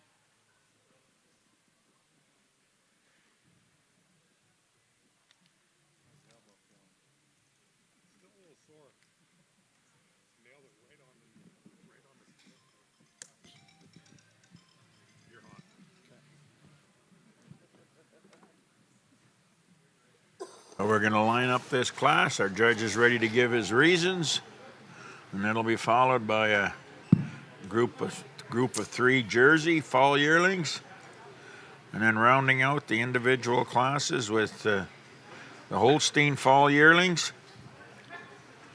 And then we will go to do the junior herd for the Jerseys, and then the junior champion of the Jerseys. And then moving on to close it off with the junior herd of Holsteins, followed by the Holstein junior champion. And in our Holstein winter yearling class, a nice group out here. The heifer we're starting with, a mid-January heifer, and then second and third are both heifers born in February. This first heifer, just an extremely well-balanced heifer. She's got that width and dairy strength and a beautiful open rib design to her.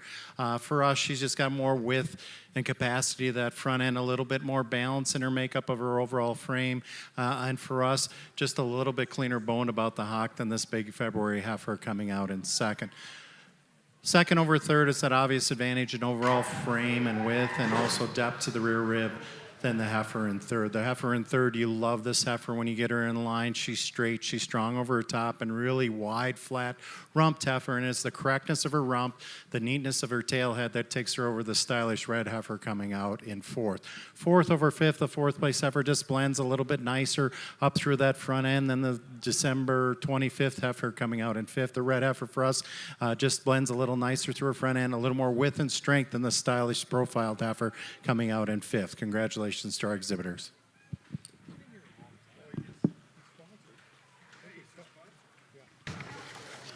Well, that was a nice class of winter yearlings. We're going to get into 3 head in our Jersey class of fall yearlings.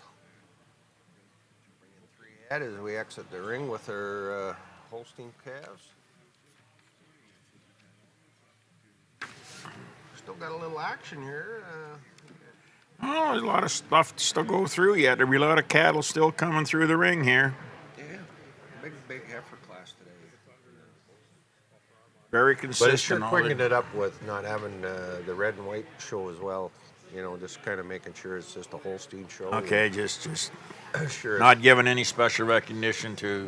No, just nothing. No favoritism. If they're no good, they'll get the recognition. Yeah, there you go. There you go. Pretty easy, eh? It's pretty easy. Yeah, it does have some merits. Let's say it's not right, but it does have some merits. Finally, I got a sum out of you.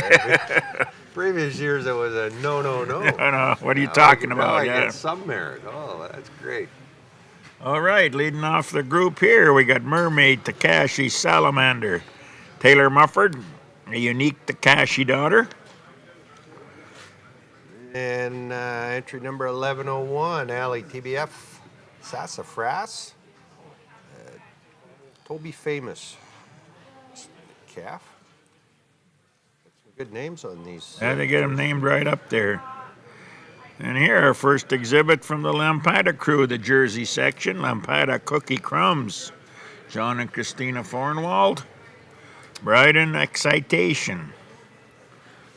Congratulations to the Big Briding Group. They had a good show down there at the Ontario Spring Show. Yes, they did. Very good show. But I mean, one of those herds that's exhibited and been part of the heartbeat of the Jersey industry for for several generations. It's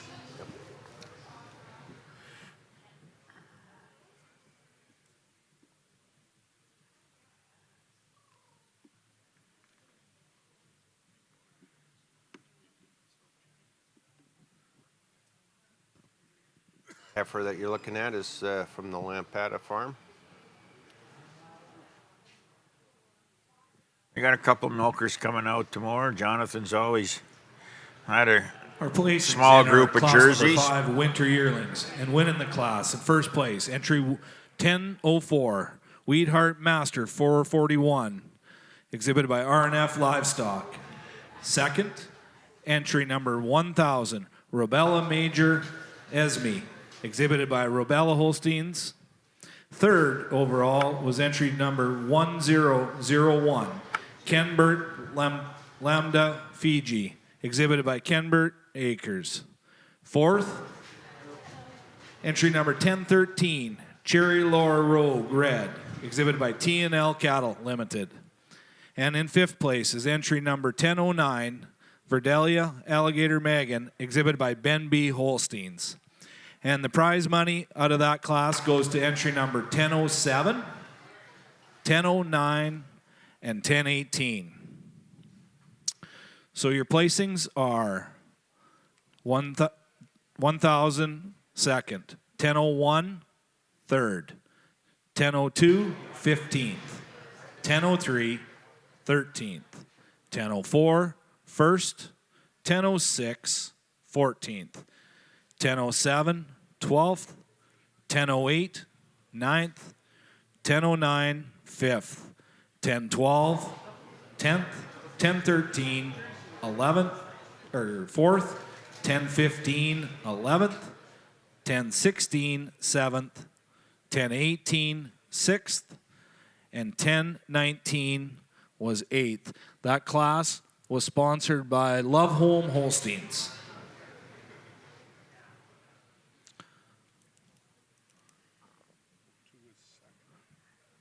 The Jersey yearlings, or fall yearlings, are sponsored by Agribution.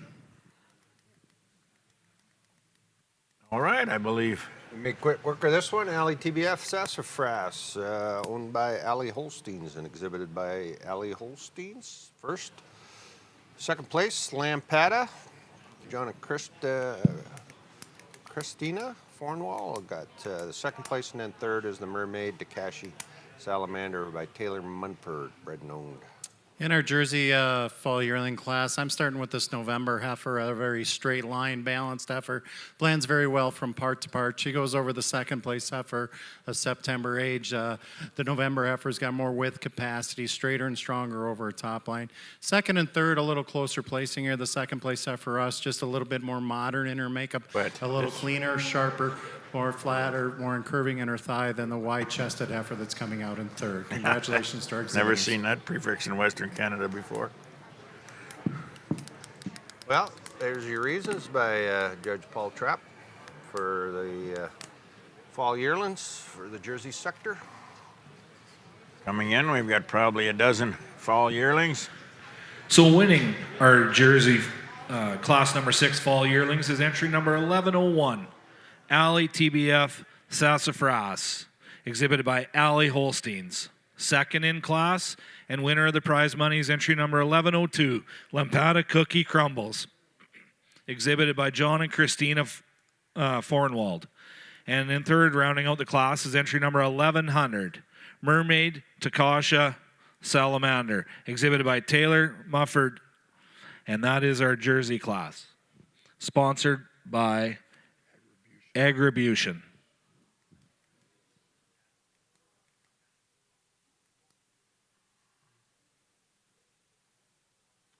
Well, we're going to bring in our last class for the Holstein Junior Show here today, heifer calf classes. Individual heifers coming up the line here now. First one entering the ring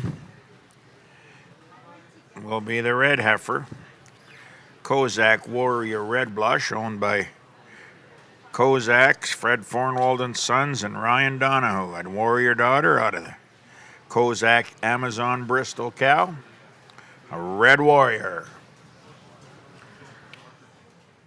Junior Howe following with an exhibit from RNF Livestock and William Schilling, Conradale Eye Candy Bailey, an Eye Candy Daughter out of a Freyland Douglas Blaze.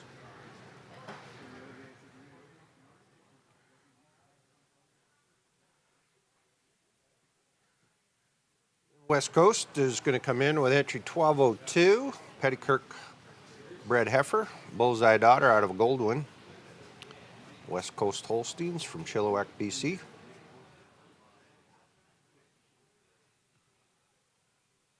Brought out a smaller herd than what they normally do. Yeah, that's Taking a break.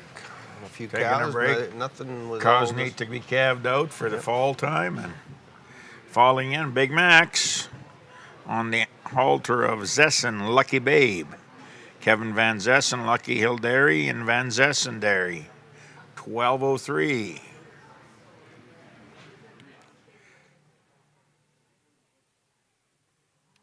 $12.04, Crayla Memory Blackout. Crayla Dairy Limited is exhibiting and owner, bred and owner of this heifer. She's a Memory Daughter.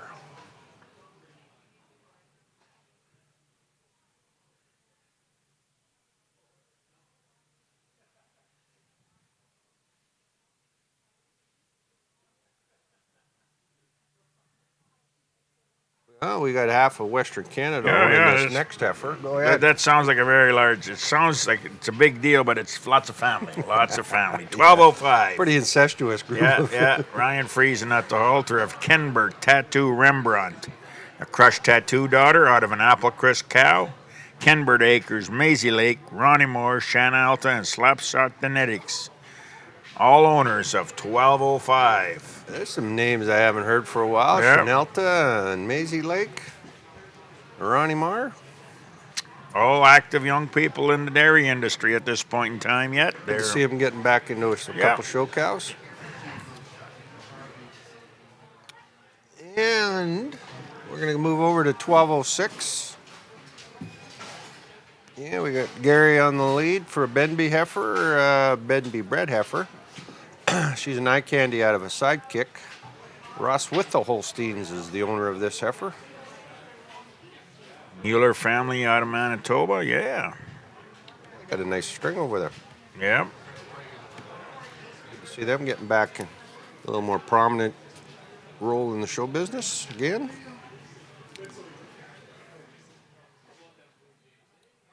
Red Carpet Rosemary, a blonde and warrior, milk source Attica Dam, exhibited by Robert E. Butt.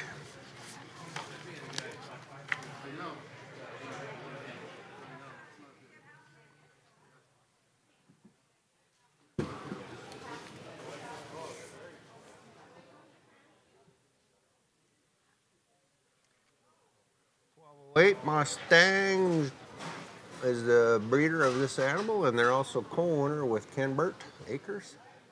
She's a moving P red daughter of the Mustang Ammo Talk to Me cow. Good breeding in that cow family.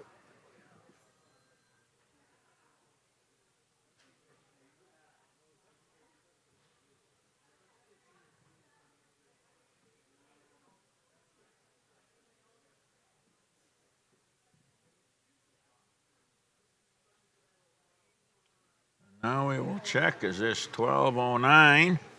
Rounding it off, Crestamere Master Device, a Hamming Exhibit entry, a Golden Oaks Master out of a Chastamere bred Da Vinci cow. And maybe the one that's coming in was the one that may have been missing. 1210. Looks like he is. 1210 Woodbine Sidekick Crumble. The Sidekick exhibited by T&L Cattle Company. Number 1210, Kenton at the halter.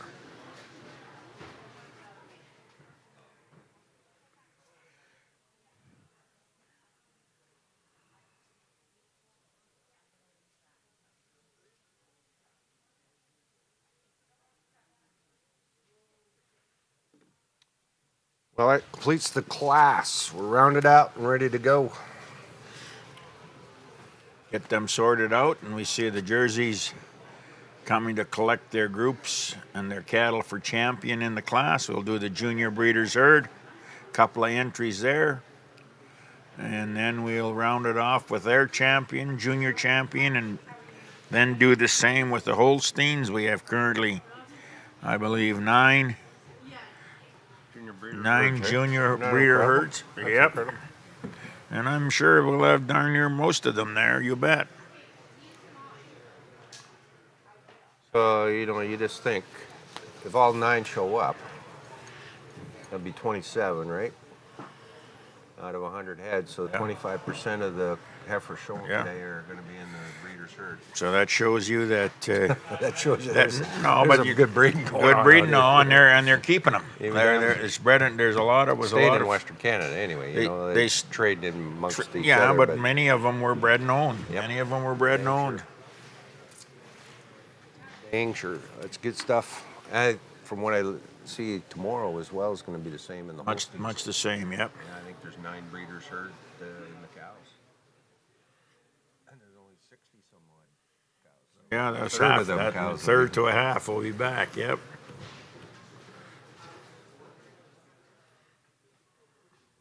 So you can see the Kozak heifer right there, big red heifer, the warrior crooked.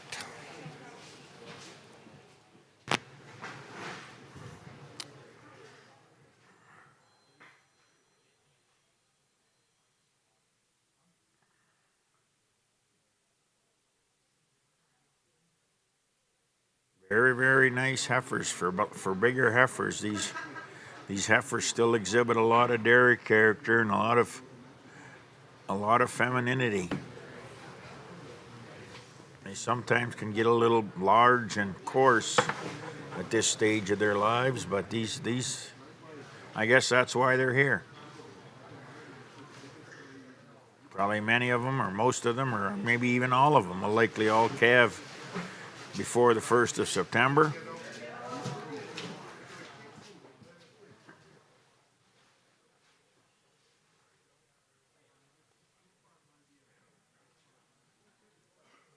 Yeah, so we're just do a little brief rundown of what we've got completed here today in the Holstein show.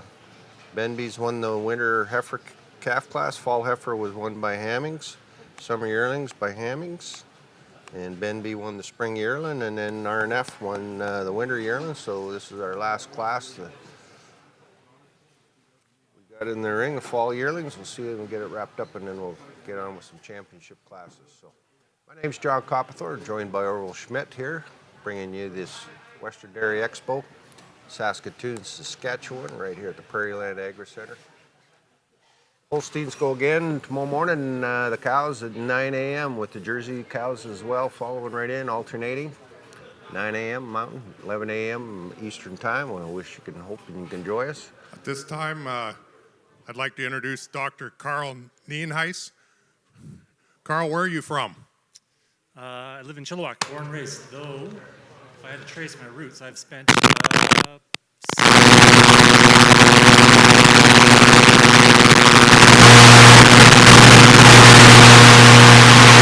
after we do the legends of the industry, and Carl's topic is mental strength and focused, staying committed. Do you want to tell us a little bit about what you're going to talk about tonight, Carl? You want a preamble, but then I'm going to spoil it. Well, don't spoil all of it. We just want a bit of an overview. Yeah, fair enough. So, I mean, I'm pretty unfamiliar with this world, the farming world, the dairy world. My background is more in high-performance sport. But having spent the day here and having had some experiences in the industry, I see a lot of parallels between my world of sport and this world of farming and dairy. So I'm excited to share some thoughts and perspectives I have on some of the similarities between those two spaces. And what's your regular job, Carl? You're a professor somewhere? Yeah, so I'm a professor it's a program called the School of Kinesiology. So kinesiology is the study of physical activity, health, and exercise. So that's my day job, and then I also work as a sports psychologist, working with high-performing athletes across the country. Thanks, Carl. We look forward to your talk this evening, and for anybody that didn't recognize it, Carl is Anthony's brother.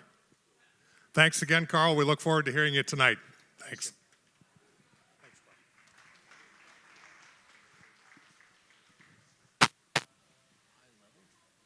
There you go. Let's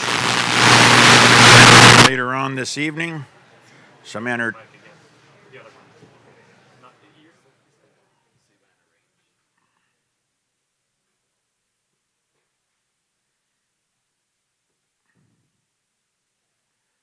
recognition, some entertainment, some education, all happening this evening at the museum here across the street.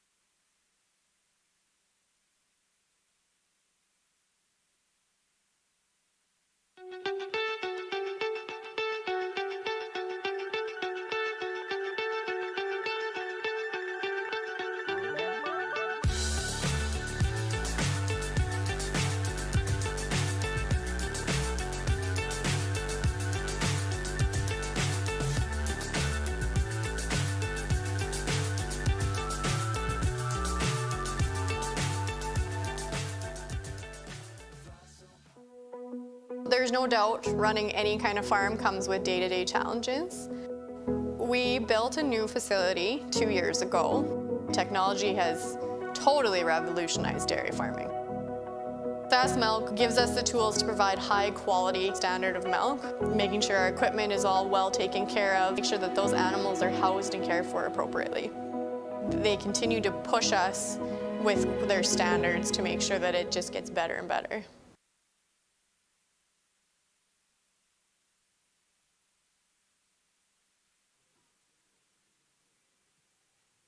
Big shout out to the Saskatchewan Breeders Group for putting on this show. A lot of good volunteers have rallied around and brought this show out here to Spring Show. And this is the second time now they've had it out here. Quality show. Invite everybody out here if you got time. Come on out to Saskatoon.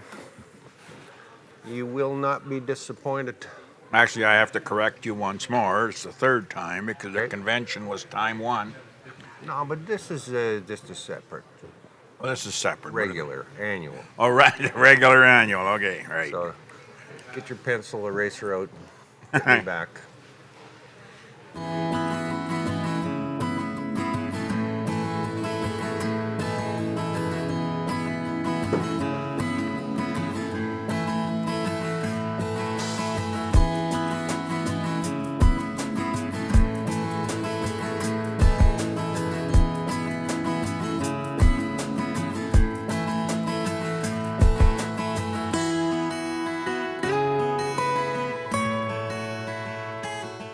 Thanks to Dairy Lane Systems for being gold sponsor, one of our major sponsors that we have at our show here today.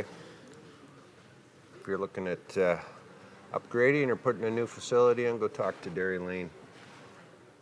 You got all the greatest systems that you need to be a progressive dairy farmer in Canada. Well, we should be getting some polls going on here fairly shortly. Paul Trapp, our judge, assisted by his good friend, Mr. John Larson from Larcrest Holsteins. A couple of Minnesota boys.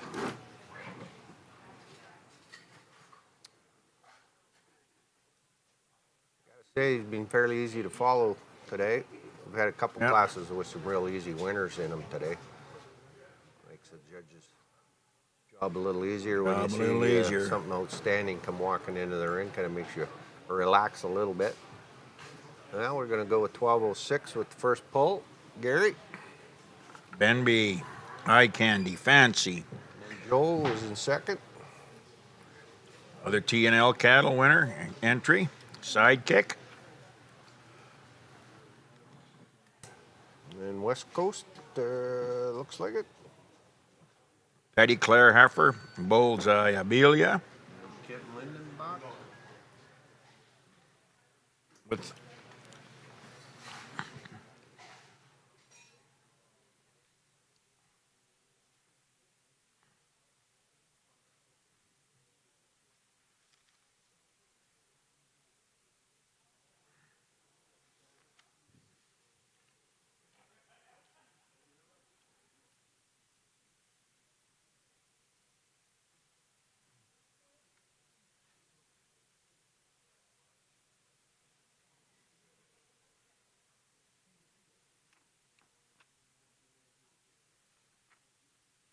fifth is the exhibit from RNF Livestock.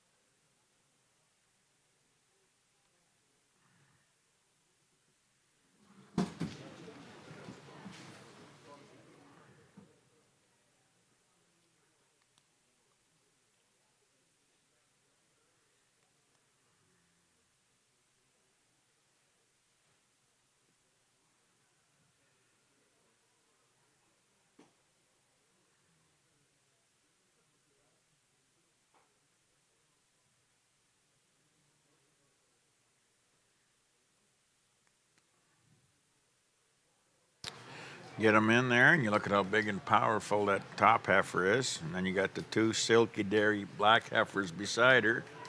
They're determining, is this the way we're going to keep this, or are we gonna maybe move it the other way? Yeah, big heifer, she's either going to be at the top or down the road a little ways. Pretty hard to fit in the middle there. No, she won't go between the other two. She won't go between the other two. Good heifer. Big, wide pinned heifer.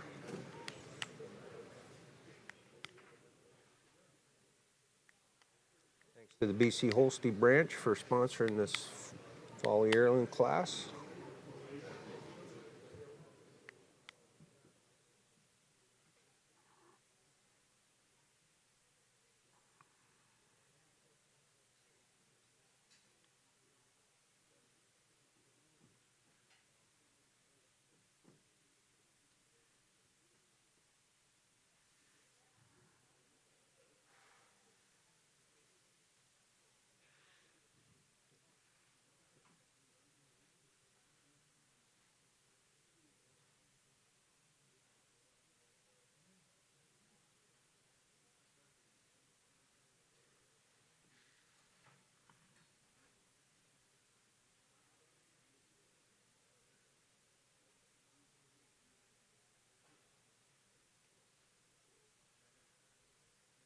New spectators wandering into the building, obviously coming up for the festivities this evening.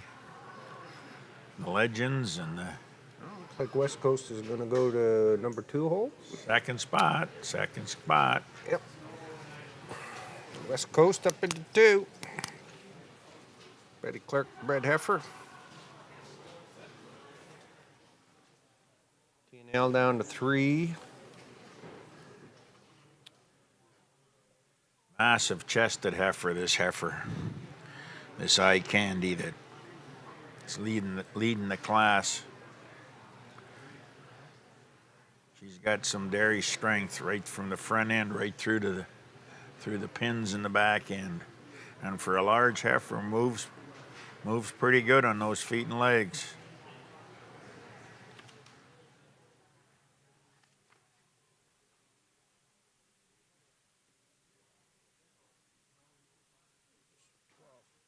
And another T&L. Kenton's got there. T&L is the one with Kenton or the one with Joel? Which one's it? 1210 on his Okay. patch. What's Joel's?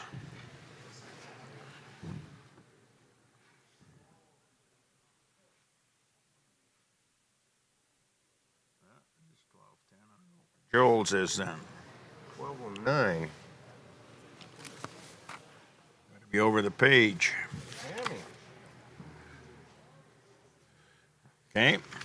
Customer Brad Heifer. So, That's 3.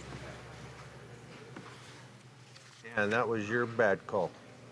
You made that call. Again, I was Joel. just misinformed. So, I got my pencil and I got you down at 5 mistakes now. Oh, up to 5. A whole handful. Well,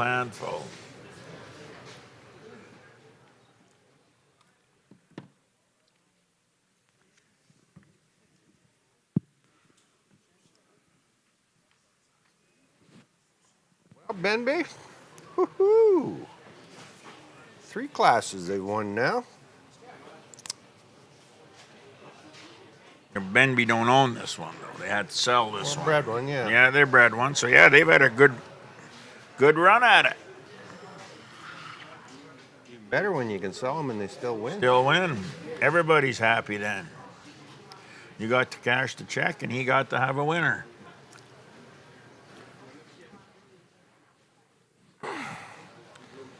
She is a. In our senior yearling class, Let a nice group of heifers Paul here. tell us what's The heifer going on we're here. starting with the most complete heifer, the heifer with the best foot and leg structure in the class. Our first one goes over the second one. As you analyze them on sheep, they come at you. First heifer's got more width of chest, more strength right down through that heart girth, and travels a little bit more mobile on those rear feet and legs than the nice profiled heifer coming out in second. Second over third, when you get these heifers in the line, I switched them. This heifer in second for me, just a little bit longer and leaner in the neck, sharper over her shoulder, a little more flatter, more curving in her thigh than this square cut heifer coming out in third. Third over fourth, I think just a little bit more balance here. She's got a little more width and strength up through that front and a little bit wider and flatter in her rump structure than the nice profiled heifer coming out in fourth. And then 4 over 5, the fourth place heifer uses that clean cutness, the angularity, and the sweep to her rear rib to other hard-topped heifer coming out in fifth. Congratulations to our exhibitors.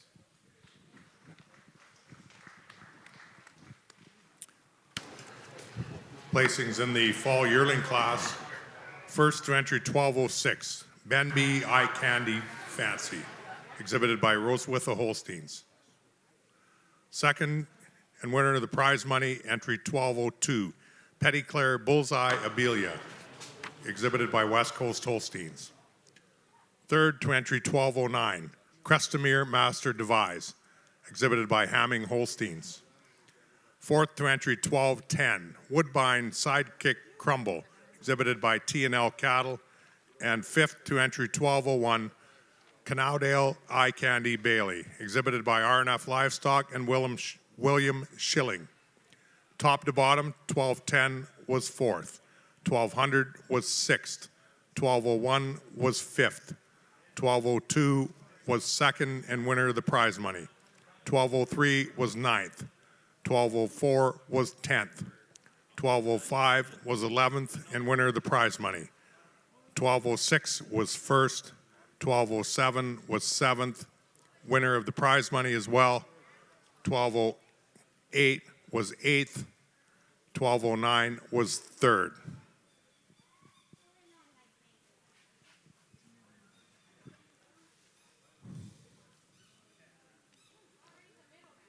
All right, ladies and gentlemen, we're bringing in our Jersey. Our next class will be the Junior Breeders' Herd, sponsored by Jim Lee Farms Limited. Our junior group of jerseys. We've got a couple entries, one from the Brandville Edwards family, the other one from Sean Smith, the Clanman herd.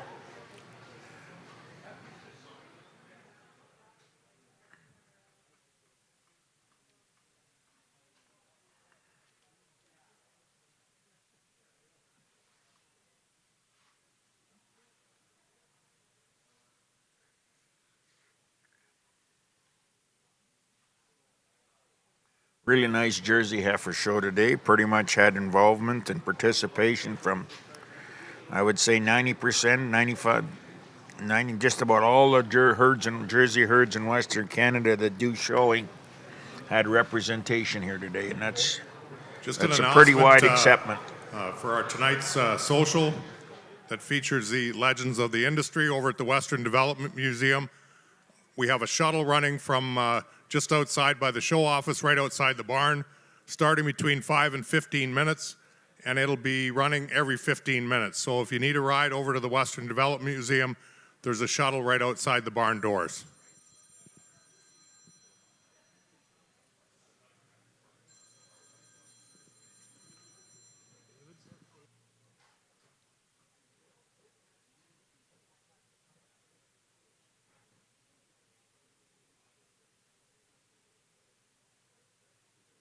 The thing about the Jersey breed in Western Canada is the numbers are not very strong, but when you look back at Louisville's and the Royals and the Madisons, how many find their way through there? Bred, Western Canadian bred jerseys.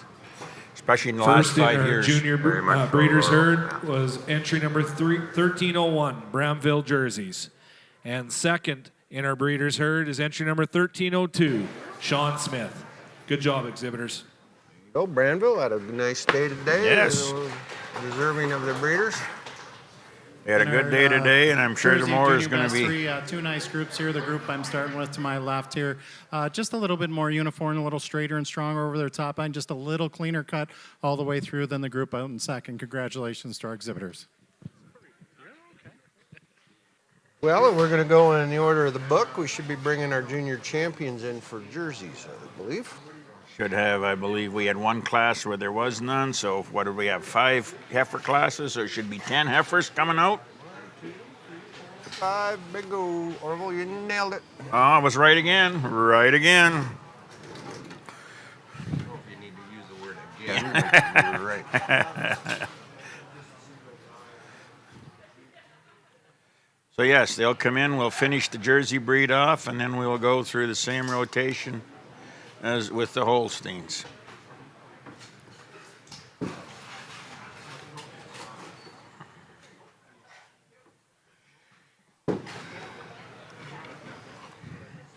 So we'll take a little break right now. We're going to bring on another great sponsor that we have here, EF's Farms. Thanks to EF Farms.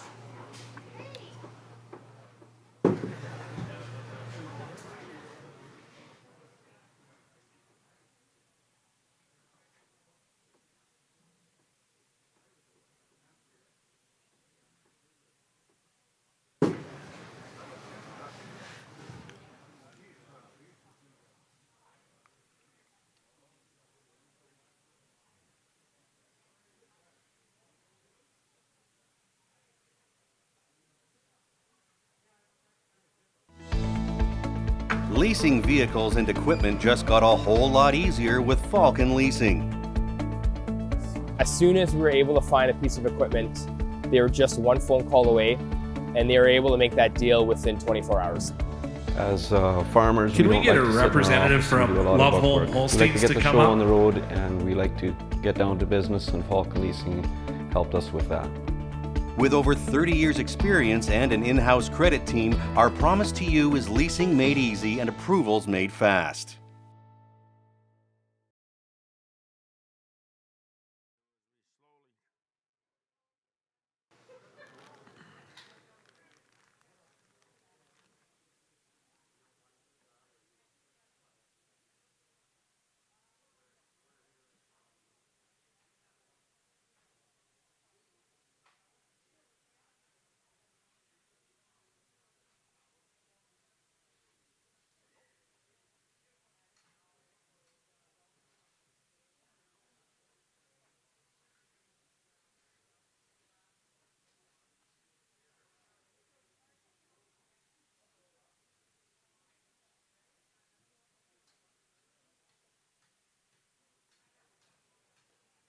While we're getting our junior champion classes brought in, love to recognize the great sponsors that we've had throughout the day and for tomorrow. Our live stream sponsors, Zach's Agriculture and Sask Milk, and our platinum sponsors, Saskatchewan Holstein Branch. Gold sponsors, Ends Farms, M&S Ag Services, Dairy Lane Systems, DNA DeBoer Farms Limited, Falcon Leasing, Fietsma Ag Services, and Nutrisource. Great partners, and thank you very much for your support, and we hope that all the dairy farmers out there take time to reach out to these guys and have a look at their business and see if they can provide something for your business and your farm. Well, we're going to get underway with our junior champion in our Jersey show. We're going to bring in the first pair, just kind of run through them. Our winter heifers were Brandville Golden Crimson by Brandville Jerseys. They were the winners of that class. Second was Unique Ghost Varley, Unique Jerseys, Fall Heifers. Your first place in the Fall Heifers. You see right there, that's the Clanman Sting Roxanne, Clanman Jerseys.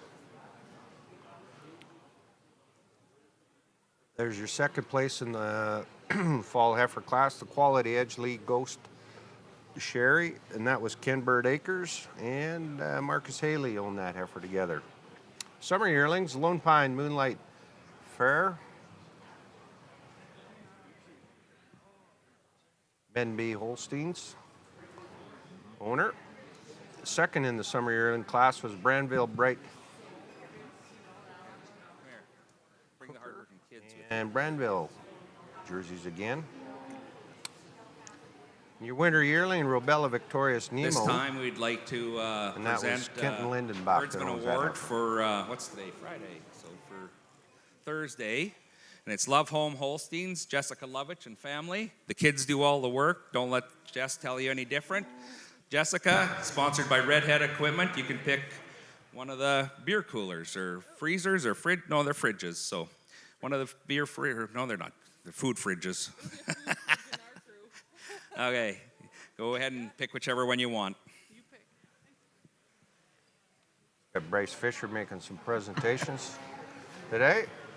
Bryce, hardworking guy, put the show on with his hardworking volunteer team and his good wife Raquel. And just to finish up in that winter yearling, you had the Ken Brent Boomerang Mooncake with Ken Bird Acres was in second, and in the fall yearling was Alley TBF Sassafras from Alley Holsteins, and then Lampana Cookie Crumbs. John and Christina Fornwall on this second place fall yearling. So there's your lineup for our junior champion in the Jersey class.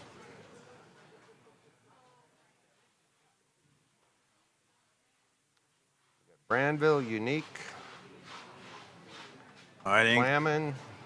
I think just about every one of the exhibitors are represented. Jersey exhibitors have a representation in this class. Kenbert's got a couple in here. Benby's got one. There's a Brandville. There's a Clanman, yes.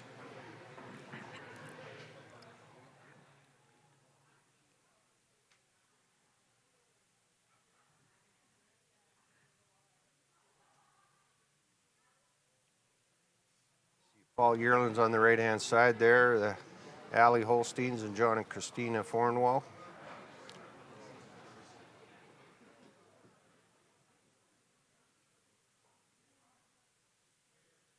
To the left of them is your winter yearlings, Kent Lindenbach and Kenbird Acres. And in the center is your summer yearlings, Benby Holsteins with the Lone Pine bred heifer, Branville with second place in that class. And on the very left-hand side of your screen, you'll see your fall heifers, the Clanmans, were the winner of that class, and then Ken Bird Acres and Marcus Haley with the quality. Just another note for tonight's social, the dress code is informal, so just come as you are. You don't have to go home and put your Sunday best on, so come as you are. You see right there, first class of the day was the winter heifers, and that was won by Branville with unique jerseys in second place.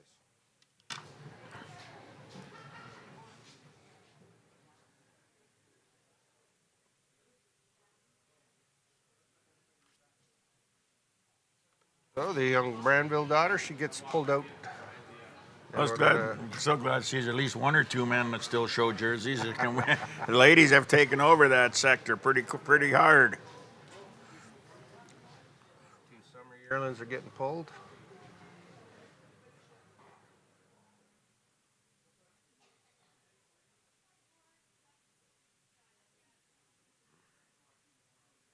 So what we got there, kind of a different deal here. We got the winter heifer, first place winter heifer with Bradvilles, first place fall heifer with Clanman. And then your two summer yearlings, Lone Pine bred heifer that Benby owns with Brambles in the second hole there. Our lineup for junior champion in the Jersey Show.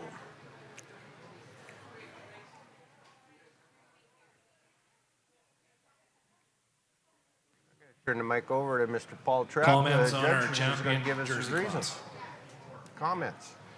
Well, before I name our junior champion of the Jersey Show, please show your appreciation of these breeders, exhibitors, and with a nice round of applause. Not a big Jersey heifer show, but a very quality show, and I think these four individuals fit what we're looking for: straight line, balanced heifers that blend very well from part to part. First, to my left, we have our winter calf, our first place senior calf, and then first and second summer yearlings. I'll go out and congratulate your junior champion, reserve, and honorable mention in that order.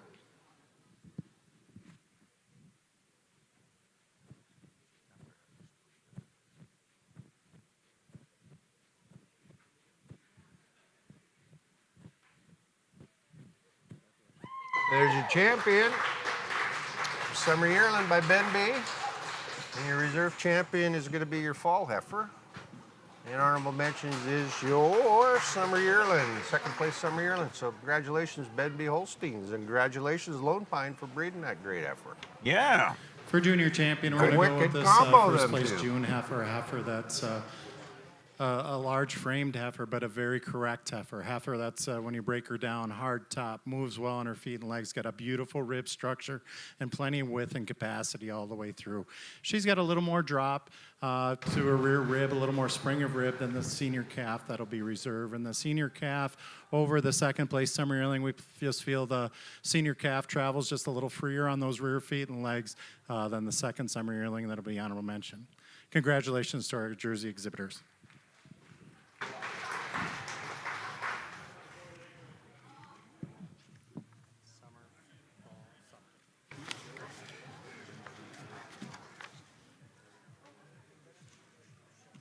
Junior champion for 2025 in our Jersey Show, entry 506, Lone Pine Moonlight Fier, exhibited by Benby Holsteins and Jerseys. Reserve junior champion to entry 302, Clanman Sting Roxanne, exhibited by Clanman Jerseys Limited. An honorable mention to entry 505, Bramville Bright Crackers, exhibited by Bramville Jerseys.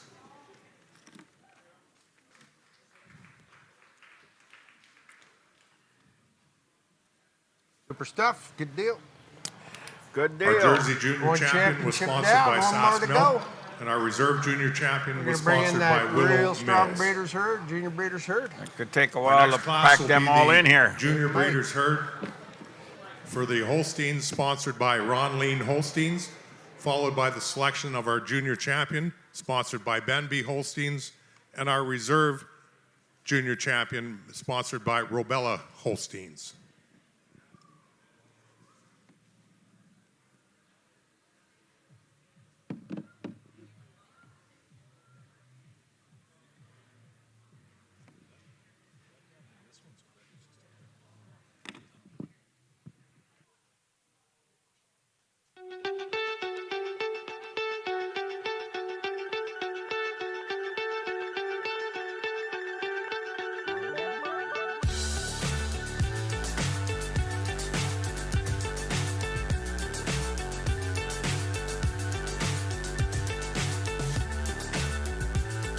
Okay, as they assemble this group of, could be up to 9 breeders, junior breeders herds in the ring.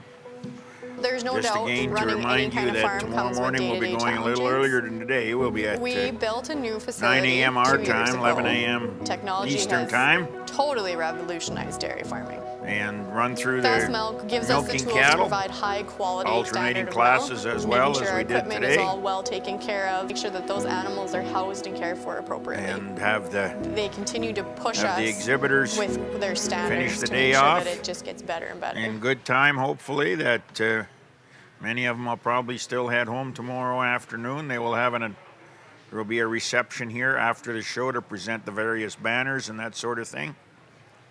But great couple of days.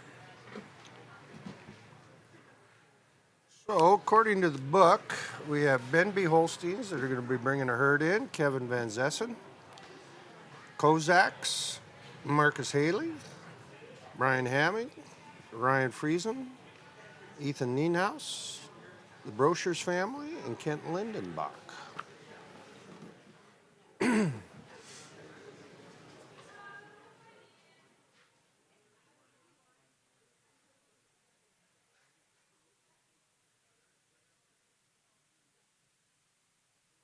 But not all the horses are going to race.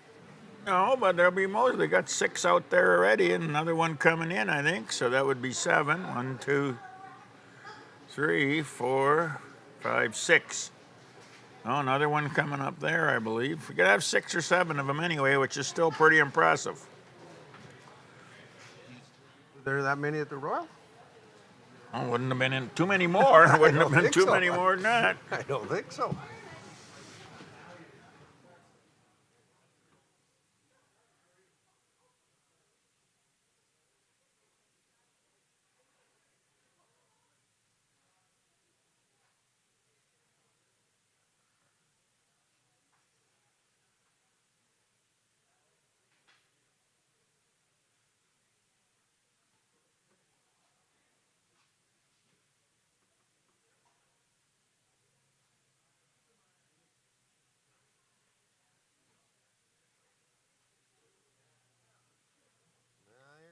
Benby crew. I was going to say that'd be a Benby. The Ben group would be showing up, I would A think. little steam in that threesome there.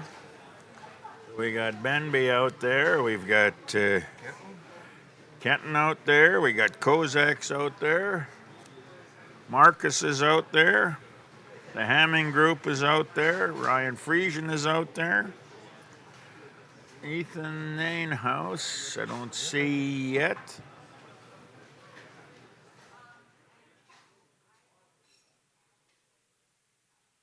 Maybe that one might not run. And maybe the Brochures one might not run. So we'll have 7 or 8. 1, 2, 3, 4, 5, 6. 1, 2, 3, 4, 5, 6. We got 6 out there. There we go.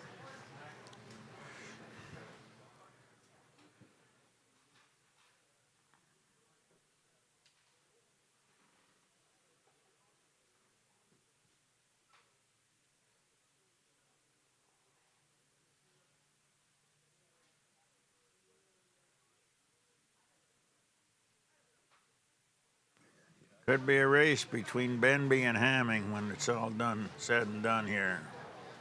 Got a couple more people to thank helping our show.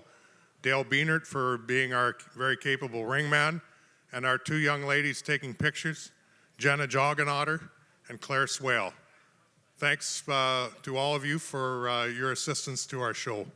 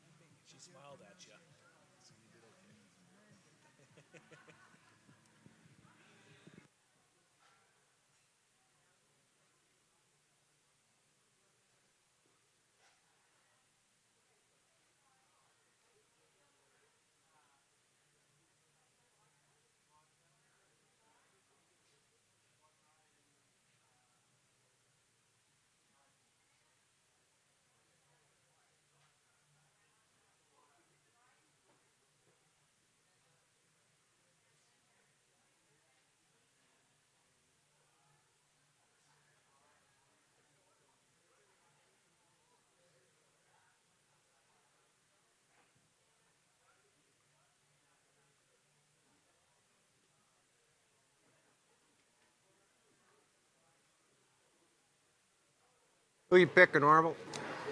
I'm probably going to have to run with the Benby one, I would think. A little more power, a little more frame to him.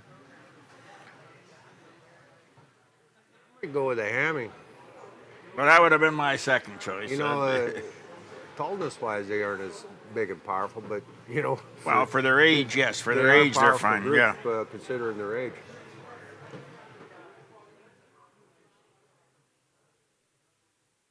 There you go, eh, buddy? There you go. So you were politically correct again. Yes, yes, yes. I won't. Nailed it, Orville. Nailed it. Nailed it. Yeah, you nailed it. You The nailed Hamming it. group with that big strapping white heifer leading the pack. Then we're going to go with Benby's. Hamming and Benby, and we might be looking at a group that Robella, yes, Robella following in, Kenton's group.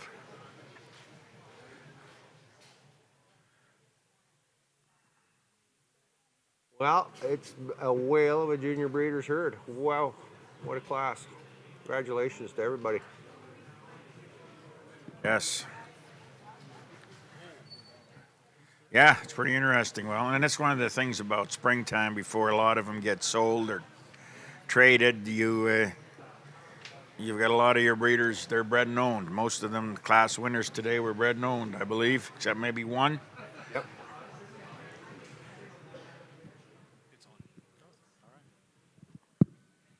Apparently nobody wants to sell anything or we're too high priced. Yeah, they're too high a price, yeah.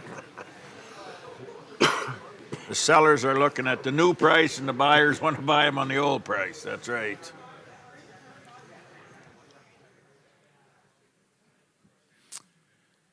Well, quite a nice groups out here, 6 of them back here for the junior best 3, and really nice groups.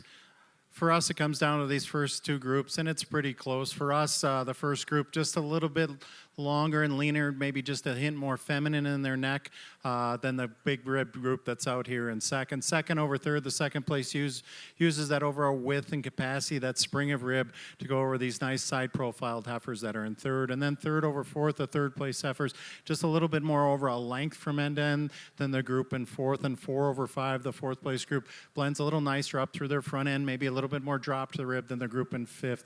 Congratulations to our exhibitors. Really nice groups. Congratulations.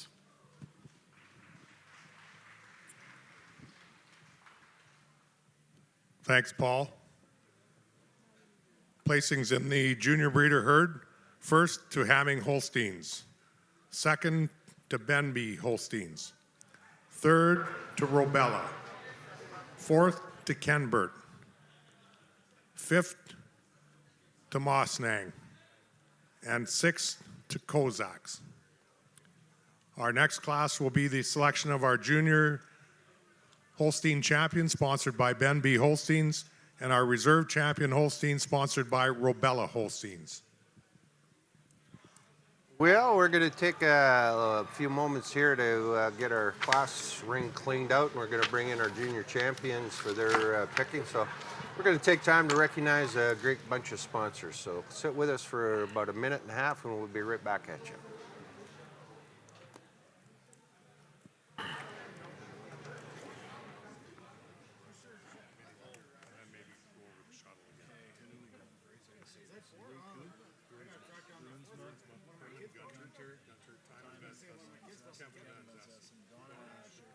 guys can't read your own writing or what?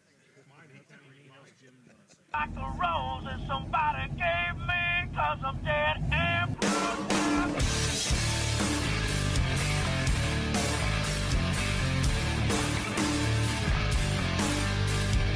While we're waiting for our junior champions to come in, we'd like to thank the committee members that put on a lot of hours to make this show what it is. What an event it has been so far for the first 2 days, and the third day is even going to be better. So when everybody gets a chance to see these committee members, give them a big thanks. It takes an army to put one of these events on, and they've put a lot of time in what an event they created. So our committee members are Bryce Fisher, Luke Broomsma, Herman Gunter, Timon Van Zessen, Kevin Van Zessen, Donna Asher, Ethan Nienhuis, Anthony Nienhuis, and the Mr. Jim Johnson. So thanks to all of our committee members for doing a great job. Again, in the book is all our sponsors. If you get a chance to see a sponsor, shake their hand, thank them for putting money forward to make this event what it is today. Also, just a reminder that the shuttle starts at 5 and running every 15 minutes all night long to go to the Western Development Museum for the evening, Legends evening.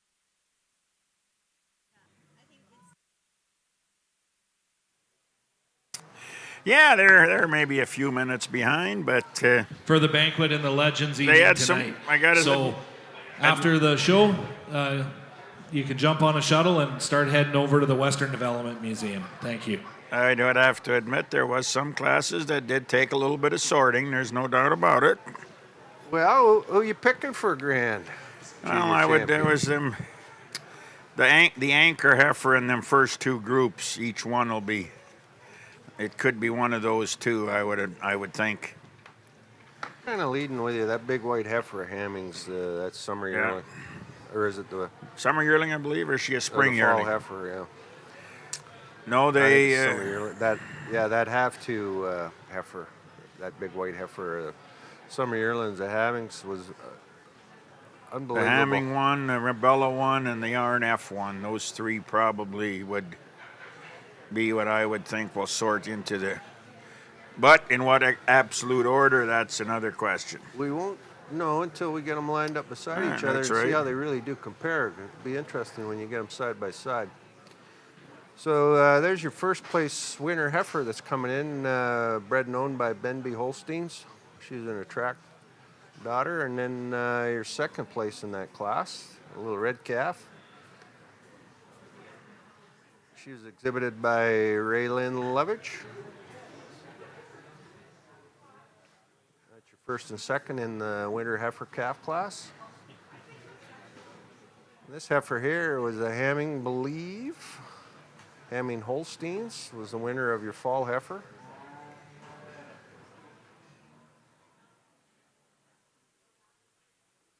Next heifer is in your fall heifer was second place, master daughter from Robella Holsteins.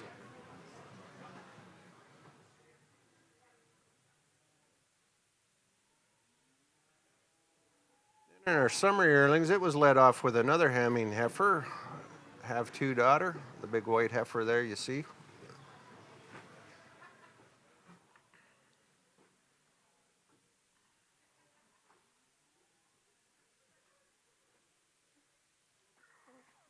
Second place in that summer yearling class, bred by Newmars and Skycrest, the combo.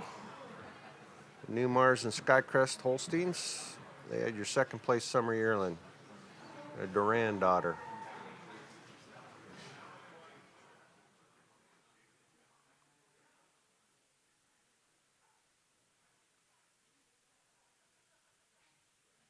And in the spring yearling, Benby led off that class with a detective daughter, bred and owned. Rocky Mountain bought in on this heifer right before the show, so Benby and Rocky Mountain Holsteins, exhibitors of your first place spring yearling.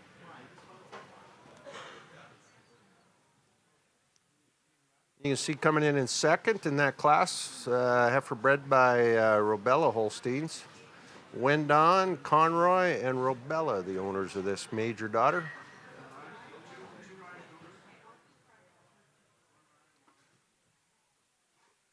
Here's your first place winner yearling, Wheatheart Master, a master daughter, RNF Livestock, owner of this first place winner yearling.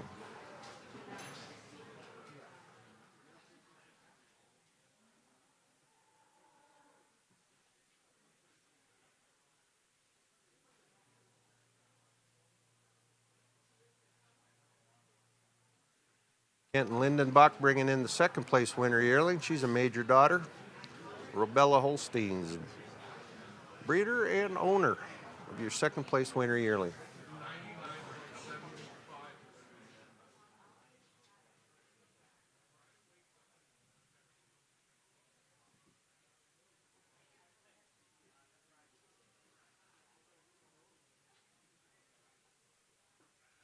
Your first place fall yearling, owned by Ross Withel Holsteins, bred by Benby Holsteins. This Benby bred eye candy daughter, owned by Ross Withel Holsteins. Your first place fall yearling, Gary Vanderpost on the halter.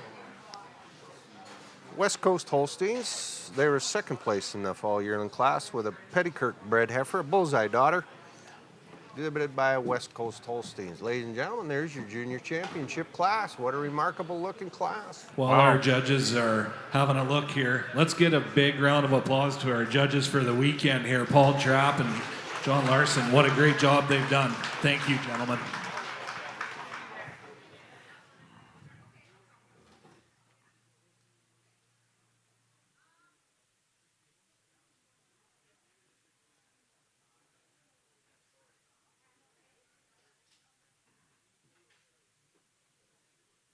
Tell you that white heifer. Yeah, no, she's. You know what it reminds me? One of these things does not look like the other. Yeah, one of these. You know, she just. Yeah, one of these she just things. absolutely stands out. Just dominates.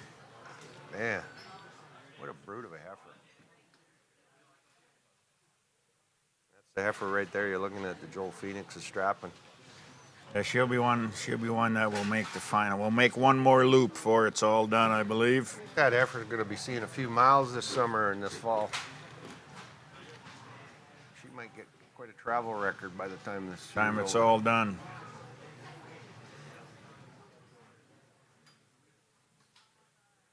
There's some nice.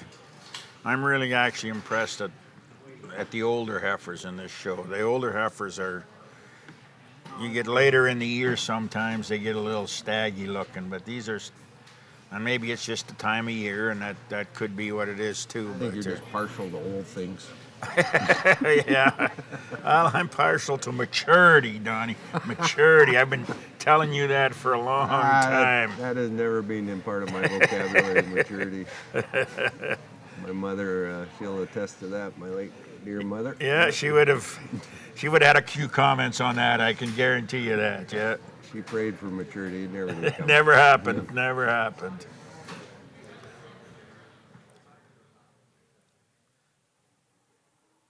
I do like that fall yearling though, Benby's. Yeah. The Benby bred heifer, yeah. She's very well balanced heifer, and I mean there'll be a lot of guys that'll say that, and this is all taken into account, those listening, this is that white heifer may be just about too big already. Already, yeah. And that's a valid concern sometimes. The fall heifer is big, but I mean she needs to be. She's 6 months older, and she's hopefully going to have a calf in the next 3 or 4 months. So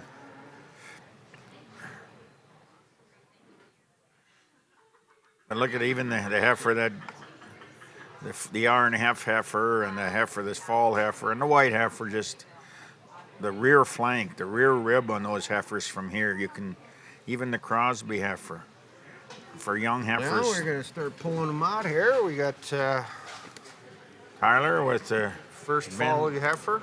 That's a There was Benby a one. very important committee member that another heifer. forgot to get recognized.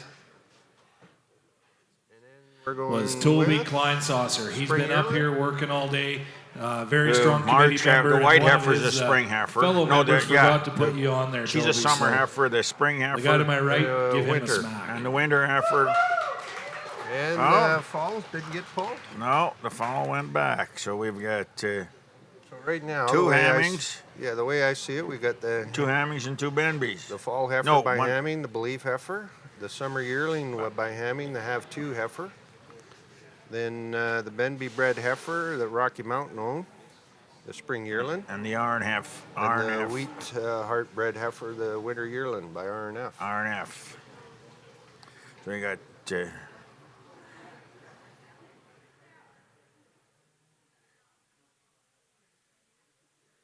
Well, I think after the fall yearlings getting adios, kind of leaves the door open for the white calf. kind of does. I do like this These last two- R&F heifer on the end here. These last two heifers are suddenly going to grow on you in a hurry. As they walk up to that big white booger.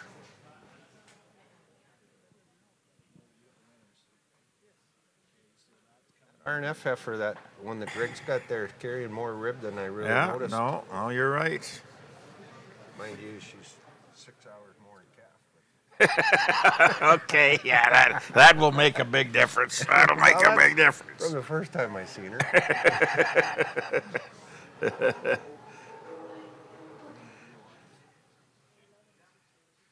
The thing about her and he's mentioned it several times, is she might be his best tracking heifer out there. Yeah, he has paid a lot of attention on how these heifers move. Just the way she sets on her rear hock and she's nice and straight. She doesn't hawk in, she doesn't hawk out.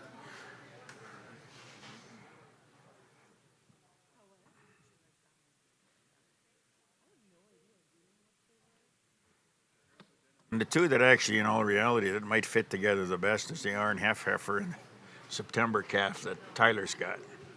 She's very much made the same way. I mean, she's not as much heifer yet, but Well, it's been a really fun heifer show for John and I to work through this afternoon. Before I name your junior champion, please give your breeders, exhibitors, and the guys that got them ready, the guys back at home, a big round of applause. Getting show heifers ready is not an easy task for anybody any time of year. They're a lot of work, and these heifers presented extremely well today, but these are the four we like best today. Our senior calf, a lovely stylish dairy heifer. This white heifer here, our summer yearling, a heifer that's straight in line and blends very well. Our spring yearling, I think she's March 12th, if I remember her birth date. And then our winter yearling, a heifer that is a mid-January heifer. I'll go out, I'll select your junior champion, reserve, and honorable mention in that order, and please greet them with a nice round of applause.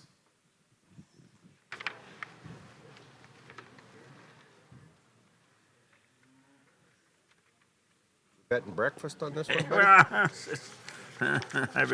haven't been that lucky here today yet, but Looks good like I'm thing. getting breakfast, Orville. Looks like you're getting breakfast. Yes, indeed.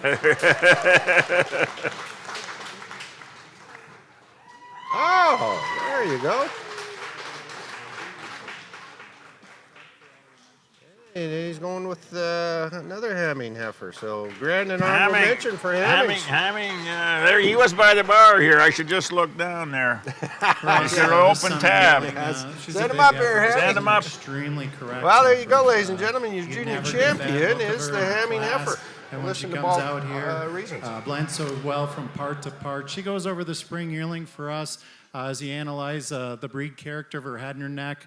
I think the white heifer for us, a little longer and leaner in her neck, maybe a little more length from her nose to her poll than this beautifully balanced, great-legged spring yearling for reserve. The spring yearling over the senior calf for us, I think age to age for us, just a little more width and capacity to that front end, maybe a little more strength right behind the shoulder than the beautiful, stylish senior calf that'll be honorable mention. Junior champion, summer yearling, reserve, spring yearling, honorable mention on the senior calf. Congratulations once again, honor to judge your show. Well, that was fantastic. Congratulations to Hamming. Congratulations to Rocky Mountain and Benby for Junior pulling in there champion right at the for last minute to get 2025 that deal done. Western Dairy Expo, And sponsored R&F, by Benby Holsteins. They were on there too, so. And you got to remember that in that on that reserve, Champion to entry David will remind 616. us how good he did. Hamming, I have two replay exhibited by Hamming Holsteins.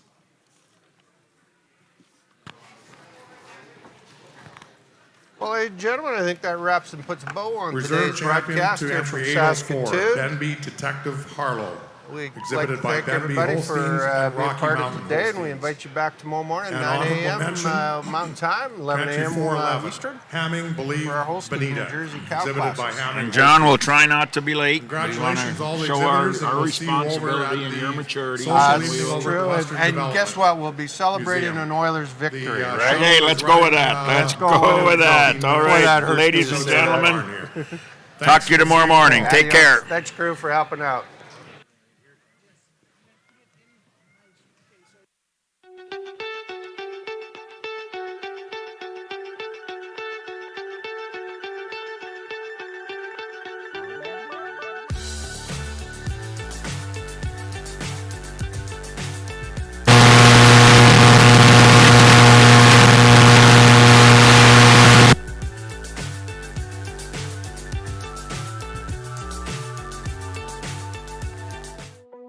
There's no doubt running any kind of farm comes with day-to-day challenges. We built a new facility 2 years ago. Technology has totally revolutionized dairy farming.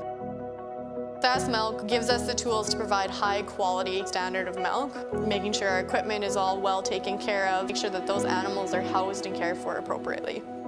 They continue to push us with their standards to make sure that it just gets better and better.